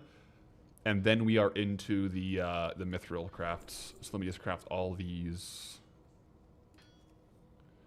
I think the solid stone is from mithril ore, so I'll have to go out and farm it sooner than later.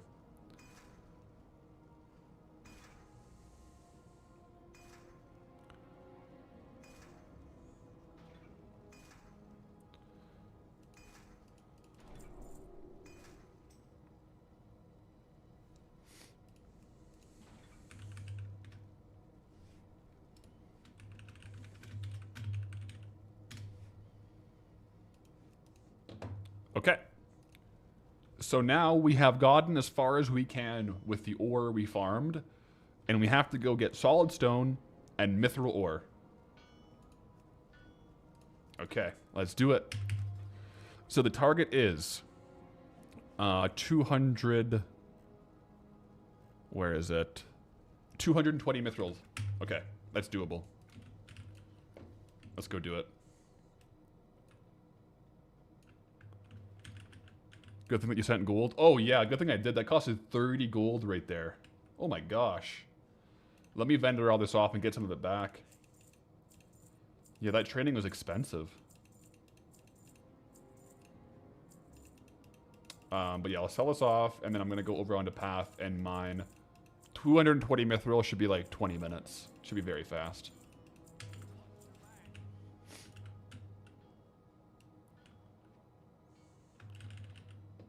At least I don't need to do the dark iron smelting anymore. I will, though, for the Shadowforge sconce, for the blacksmithing decor item requires dark iron. So I will have to do that.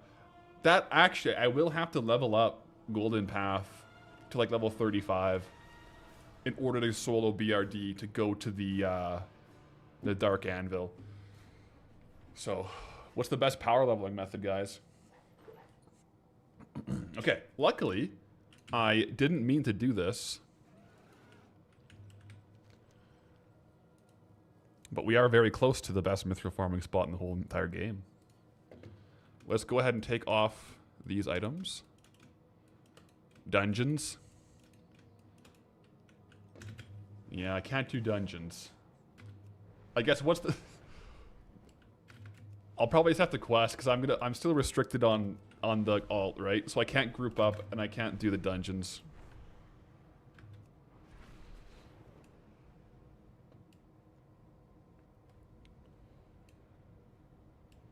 Farm thorium as well. The problem is that we need like 800 thorium, and I think I can get those levels from other stuff. I think.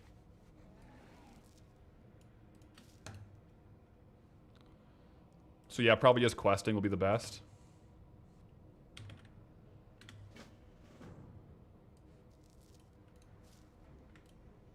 There's no target for the solid stone. Yeah, I'll probably just quest on them then. I won't be able to gather because I'll have my professions learned. You can access the Dark Iron Anvil in Stormwind from the Embassy in the Dark Iron Drill. Okay. I'm just thinking, because if it's in Stormwind, I technically don't have Stormwind unlocked. So I don't know if I would be okay. I don't think I would be okay letting my crafting alt use that one. So I'll probably just level them so I can use the actual Dark Anvil. Oh, pet battling could be good, actually. I could also grind boars. Actually, you know what, guys? I'm just going to grind boars. Easy. Easy. I'll go to Elwyn and just kill boars. Done. Why not? That's the easiest way to level, right?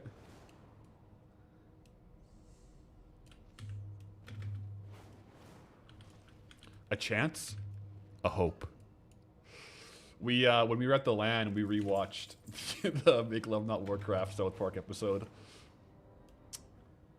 It's pretty good. Chuck Life had never seen it before, so it was a nice watch while we were playing.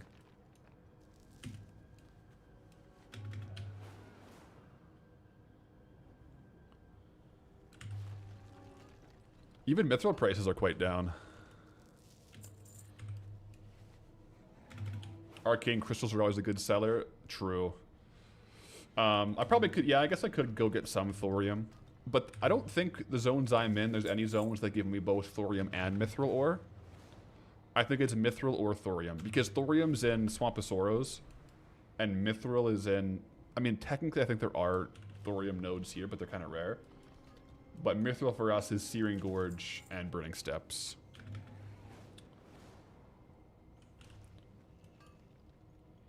But I guess I could go get some thorium after this, too. The good thing is this will get us up to 230, which is what we need for the housing decor crafts. Because everything else, like the high-level blacksmithing stuff that isn't decor, unless I have the recipe in my bank, which I'll have to check on how much stuff I have in my bank that I didn't use before. I have it all stocked on the auction house. Like, all the high-level crafts I have done and they haven't sold.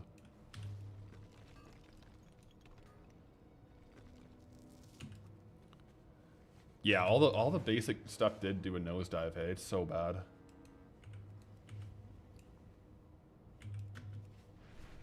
Yeah, Matt's really took a hit.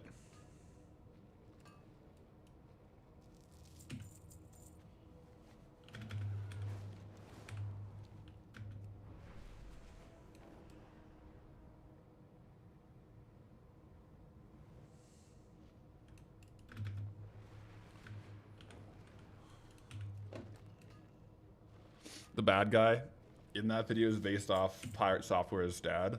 I heard that. Yeah, I heard that. That's pretty funny. That's a good South Park episode. The Sword of a Thousand Truths. How do you kill that which has no life? A lot of good quotes from that one.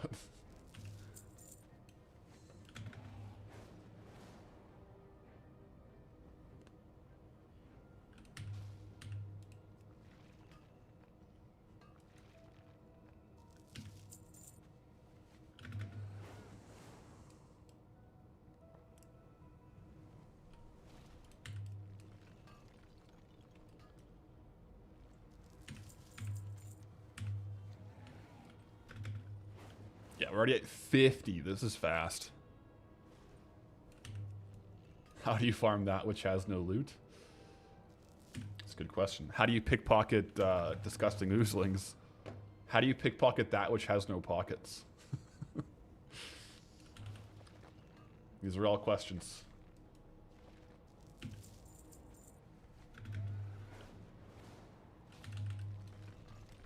All questions we don't have the answers to, unfortunately.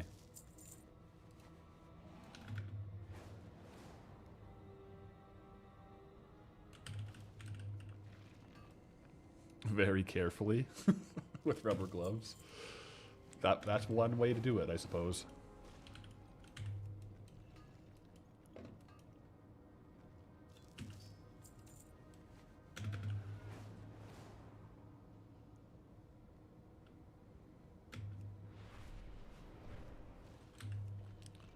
while I'm in the zone, kill some midnight things.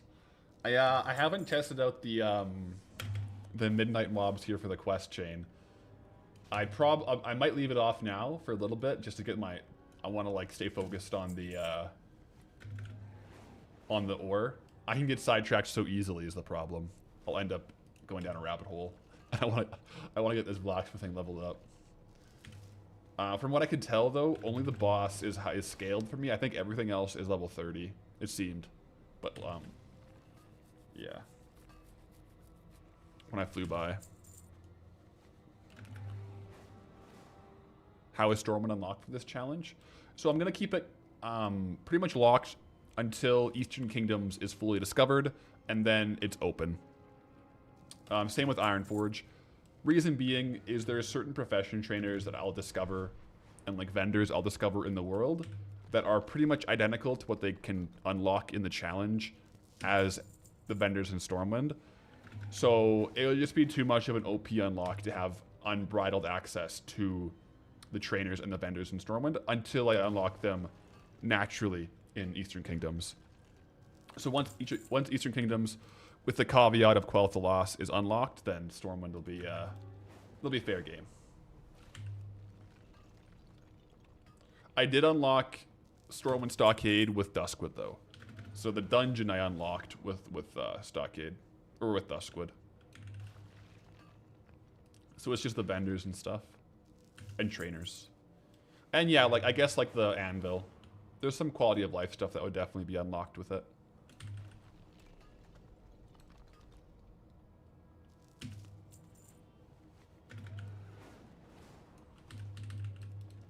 Man, one lap here. I'm not even done one lap and we're already almost at 100.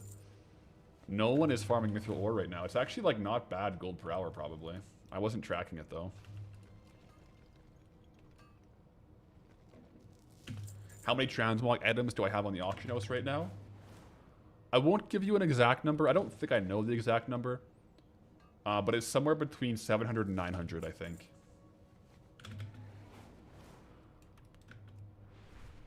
Although, now that I think about it, I don't think I did my repost this morning, so technically 0. I should probably do that after stream. I was doing midnight stuff this morning before editing. And then I got to editing, and I wasn't doing my reposts when I was editing, so I gotta get those posted.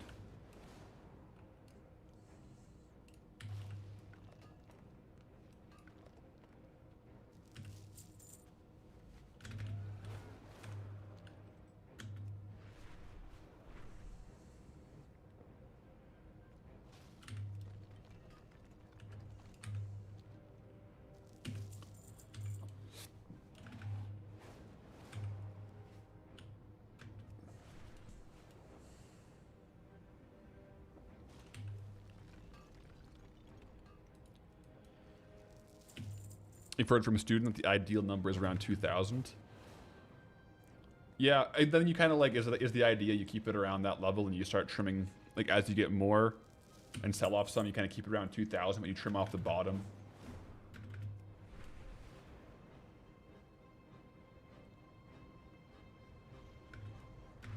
I've been doing all my grinds without profession equipment. Madman. I have. However, for classic,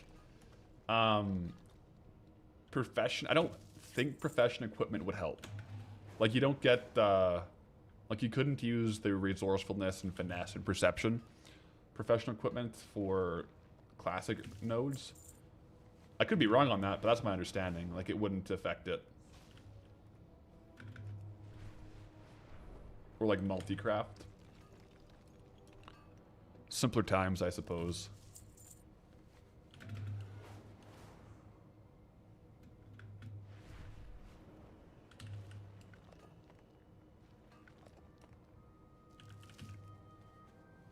Deafness does help at least. Is that like the casting speed? Yeah, I think deafness does. Because that's what Darkmoon Firewater technically grants, I think.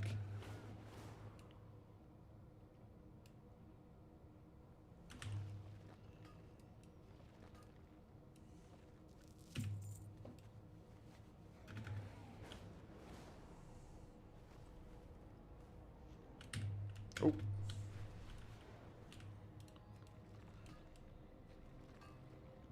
Apparently most of your gold has been housing dyes and enchanted elementium.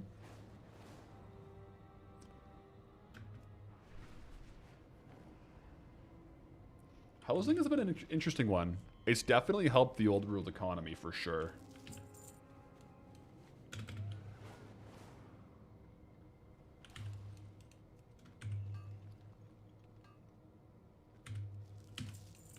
We have a little bit of dark iron ore stockpiled too. Not a ton, but from our last molten core run, it looks like.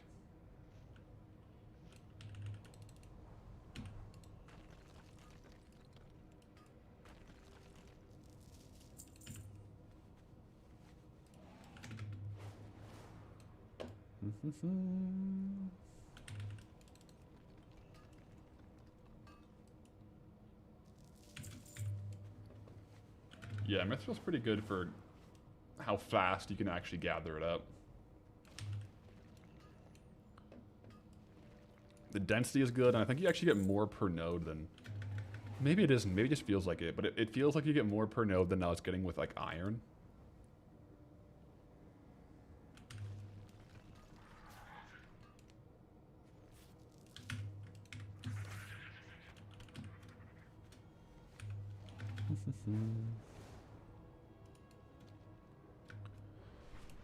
Curious as to how this challenge will evolve during the Warlords of Draenor era. It'll be interesting. Yeah, garrisons will be interesting. Setting up garrisons, seeing what we can do. Yeah, that'll be fun. That'll be an interesting exploration.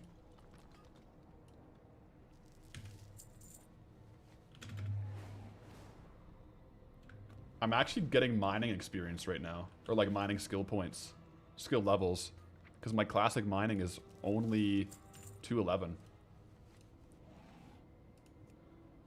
211, yeah. So we'll leveling it up as we go.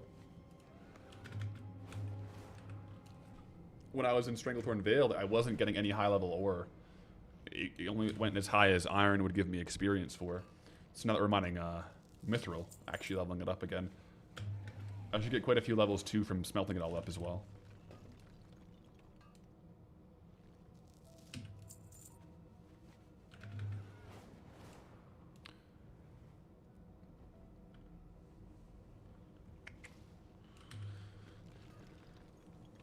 After the vanilla zones, will there be an expansion roll / wheel? No, I'm gonna do the expansions kind of in the continents of the expansions in the release order. So it'll be like Outland, Northrend, so on and so forth.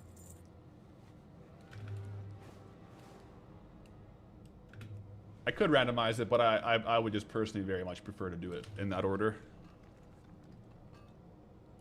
But yeah, I don't know how garrisons are working right now. Like if you can set up a garrison to make money. I think you can set up like the mining and the herbalism like plots. Like maybe you can do the follower orders and stuff. Like maybe there's some gold to be had there, but I think they nerfed the raw gold from that. So it's possible. I just don't know how good it will be. But yeah, we'll explore it when we get there.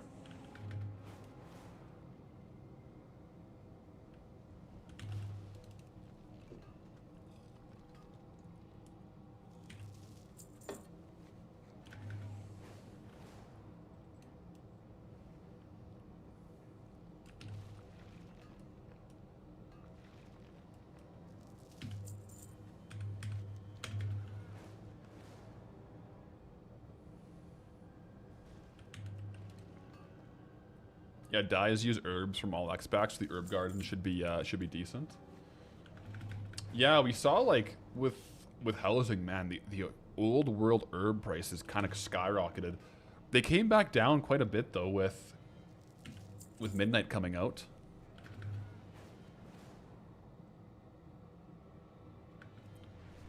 Let's get this one here.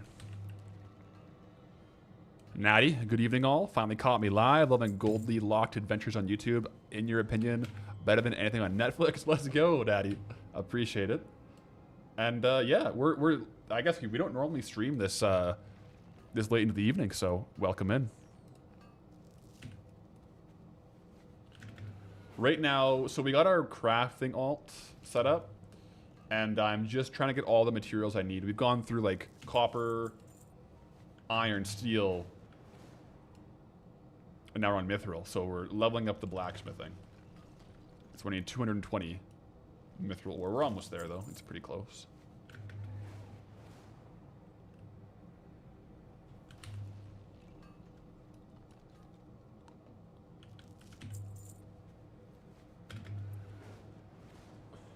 Finally, a crafting alt. Yeah, you'll see him in a second.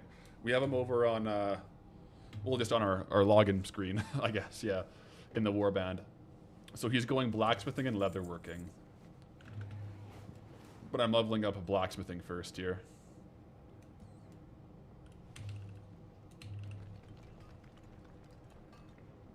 Alright, and I mean, so right now on farming bar, we're actually tracking the mithril, so listen.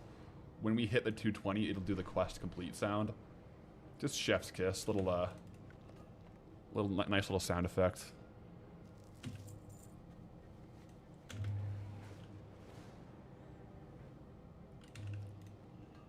This should be it.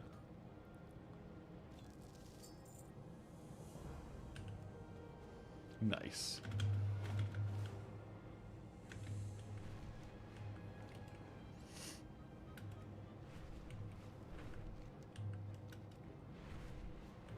There we go.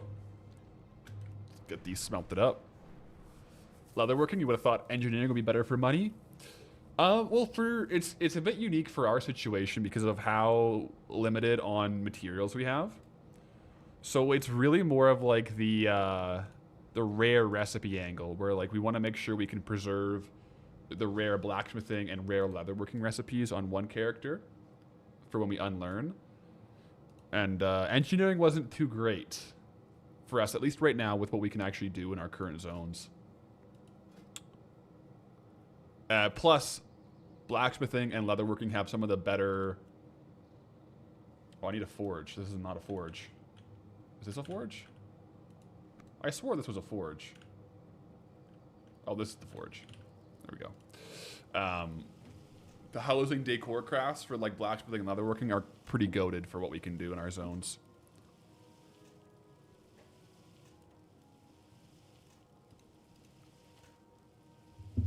Pathwife just messaged me. Let me see what she's saying here.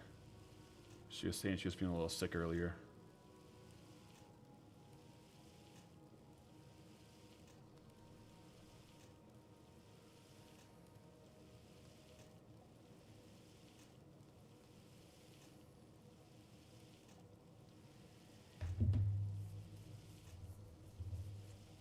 Okay, so 220 of these. Are we getting... No, we're not actually leveling up our mining any with this, but it's okay.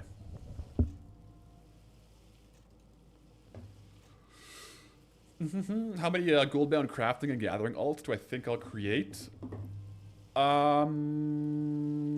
Probably 5. It'll be most of the major classic races. Horde works too with the warband. You can like transfer via the warband bank. Or honestly, like maybe like 3. We'll see though. I think it won't be too many.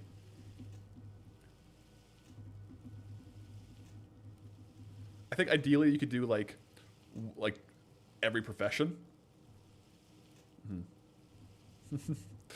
Any room for an allied race in the warband? Asking because mechanomes come with forges built in.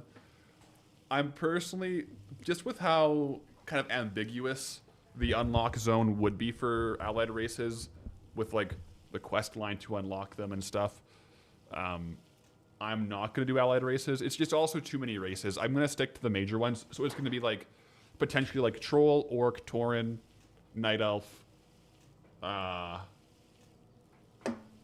Worgen. Yeah. Dwarf. Yeah, we made a dwarf though, yeah. Dwarf is the one we made so far. And then we picked, so with Dun Morogh being unlocked, we could either pick a gnome or a dwarf, and we ended up picking a dwarf. Or I just made the executive decision to make a dwarf. Dwarf paladin.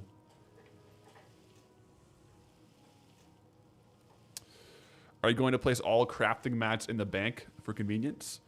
Yeah, these ones here I'll probably mail over because I'm using them right away and I'm right by the mailbox.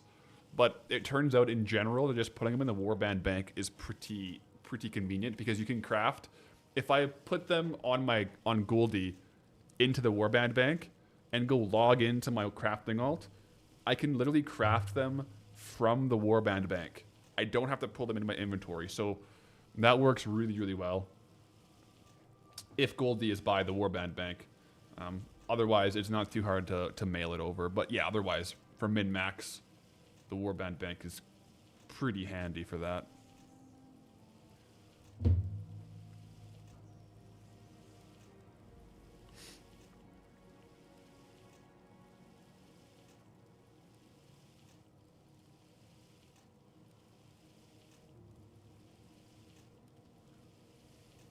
Warband tabs are expensive. Yeah, I have 2 unlocked. Yeah, I could use the warband spell. I haven't actually used it on Goldie yet.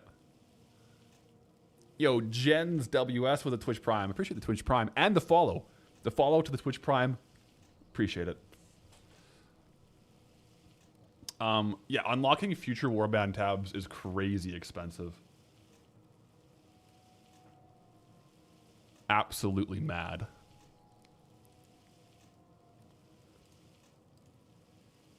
Yeah, I think I did 2. And I don't even remember what the next one was, but it was a lot. It was like 100,000 gold or something. You unlocked them all. The last one was actually the same price as buying the Brutosaur. Oh my goodness. Whew. Yeah, I don't have them all. I have 2. But I did unlock them on Goldie, not like another character, so it's not bad. 2.5 mil for the tab. That's expensive. But hey, you know, storage is good. Takes money to make money.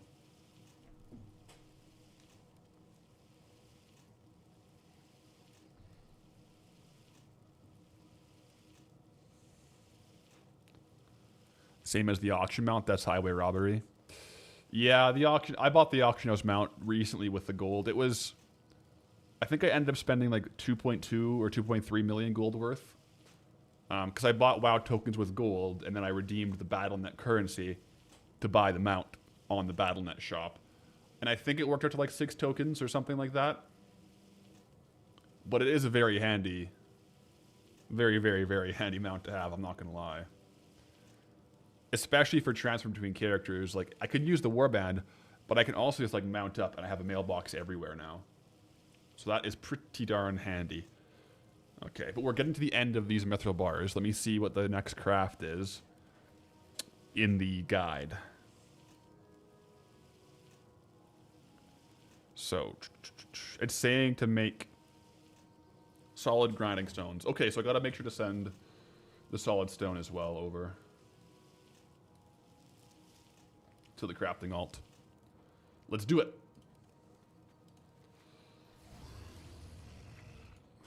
To Golden Path. That and that. And now I'm going to quickly jump into the inn just so I can log out Insta.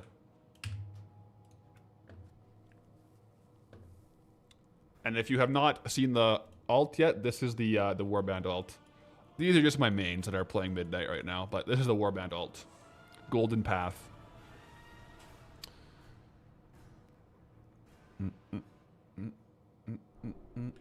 Alright, let's get the mail. Very good, courtesy of Goldilocked.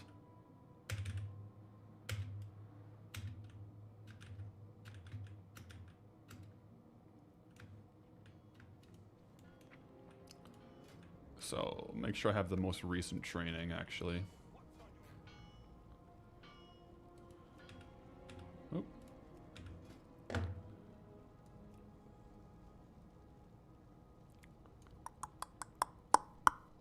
Okay. So, classic. It says solid grinding stones. I'm just going to make a bunch of these. It says to make them until 210, so I need 4 more levels. Online so late, doing overtime, sir? I started stream later today, so usually my day, I kind of like wake up, do some editing. If I'm streaming that day, then stream, end stream, and then do some editing. But today I just did more editing until like noon, and then I started streaming. It's kind of nice, because I got like a longer work block on editing, so I got a lot done. So that's why I'm streaming a bit later today. So I might have more streams that start a bit later and go a bit later. It's kind of a nice schedule for the day. Consolidating the different minds, because like editing mindset versus like live streaming mindset, it's a very different part of the brain that's working, I find. Okay. Now, the guide says to make heavy mithril gauntlets.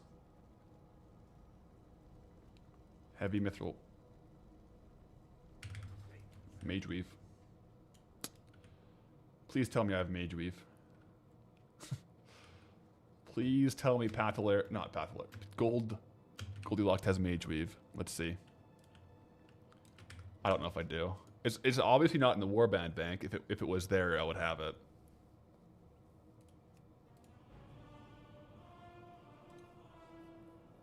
Let's see. Let's see.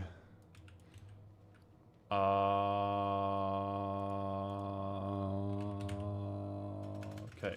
What about the bank? Let's go to the bank.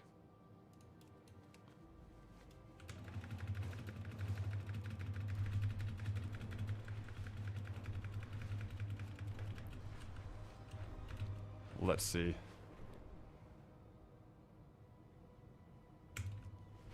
You forgot I wasn't buying from the auction house? Yeah, so everything's farmed. Like, pretty much all day today, we've just been, like, getting the materials for leveling blacksmithing.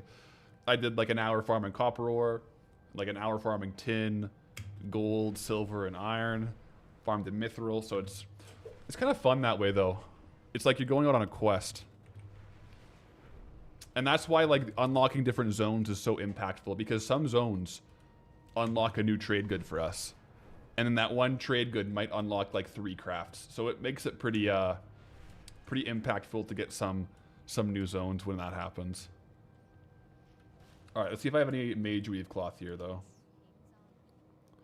I thought I tend to save it. Yeah, I have 1,000. Perfect. So if I put it in the warband bank now and log out, I should have access to it on the alt. I tend to save the cloth because it's just not worth that much to sell, but it's like a big headache to go out and farm specifically if you need it. So now...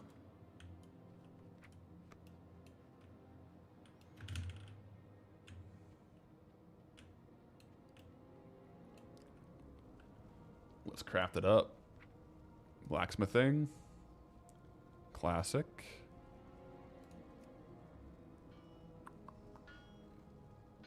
There we go. We can make them. Now the guide says to make 15 of them. So let's make 15 of them. Haven't played WoW since Shadowlands, but still loving watching every video you post. Watching since episode 1. Oh, that's awesome. That's kind of cool. Like I've heard a couple people that aren't really playing anymore, but like watching it, and that's cool because I know like I watch a lot of like RuneScape videos, and I don't play super hard, but it's nice to like be able to experience the gameplay. So.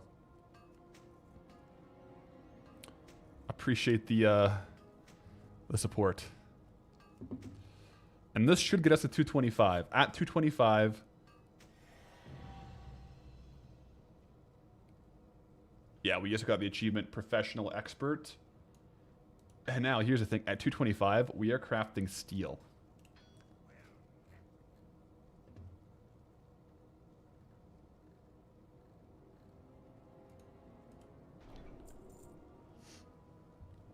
Steel plate helm. And I have the oh, okay. One sec. BRB.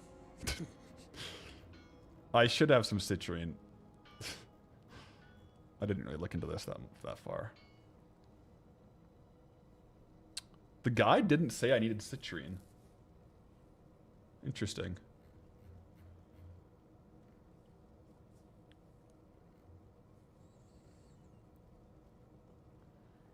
Yeah, it says I just need solid grinding stones and steel bars. Let me see if I have citrine on Goldie.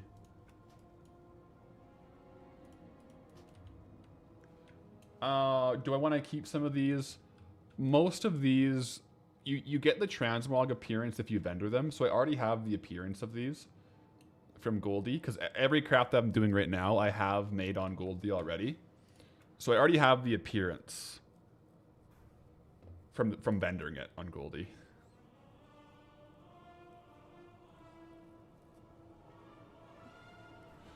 But yeah, I mean, going forward, I probably should just on Goldie have my one page of the warband bank just for my crafting materials.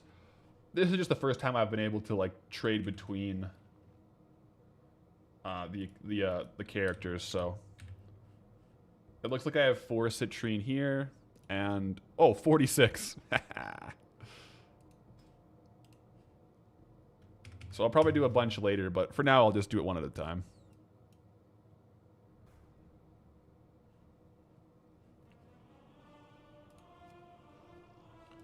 Keep a couple for the auction house. I stocked up on all these crafts when I leveled Blacksmithing on Goldie, but I haven't really sold any of them yet, so pretty much every profitable Blacksmithing craft on the way up, except right now for the rare recipes, which I haven't learned on Goldie, and the housing decor. Everything else I'm pretty much stocked up on, I think. I'll have to go through double check though, but I can't really do it live because I have to share my Transmog alts data with TSM live. So if I do that live, it shows my Transmog alts name. Okay, now we should theoretically be able to make the steel plate helm. Let's go.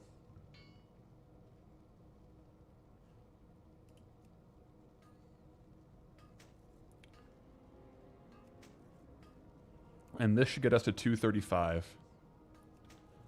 And then we learn Mithril Spurs. Oh, it says to buy Mithril Spurs from the auction house. We can't do that. Do I get something else I can craft? There's Mithril Coifs. Mithril Coifs might be the cheapest one. Yeah, 10 Mithril. Okay, I'll probably have to go out and farm more Mithril, actually.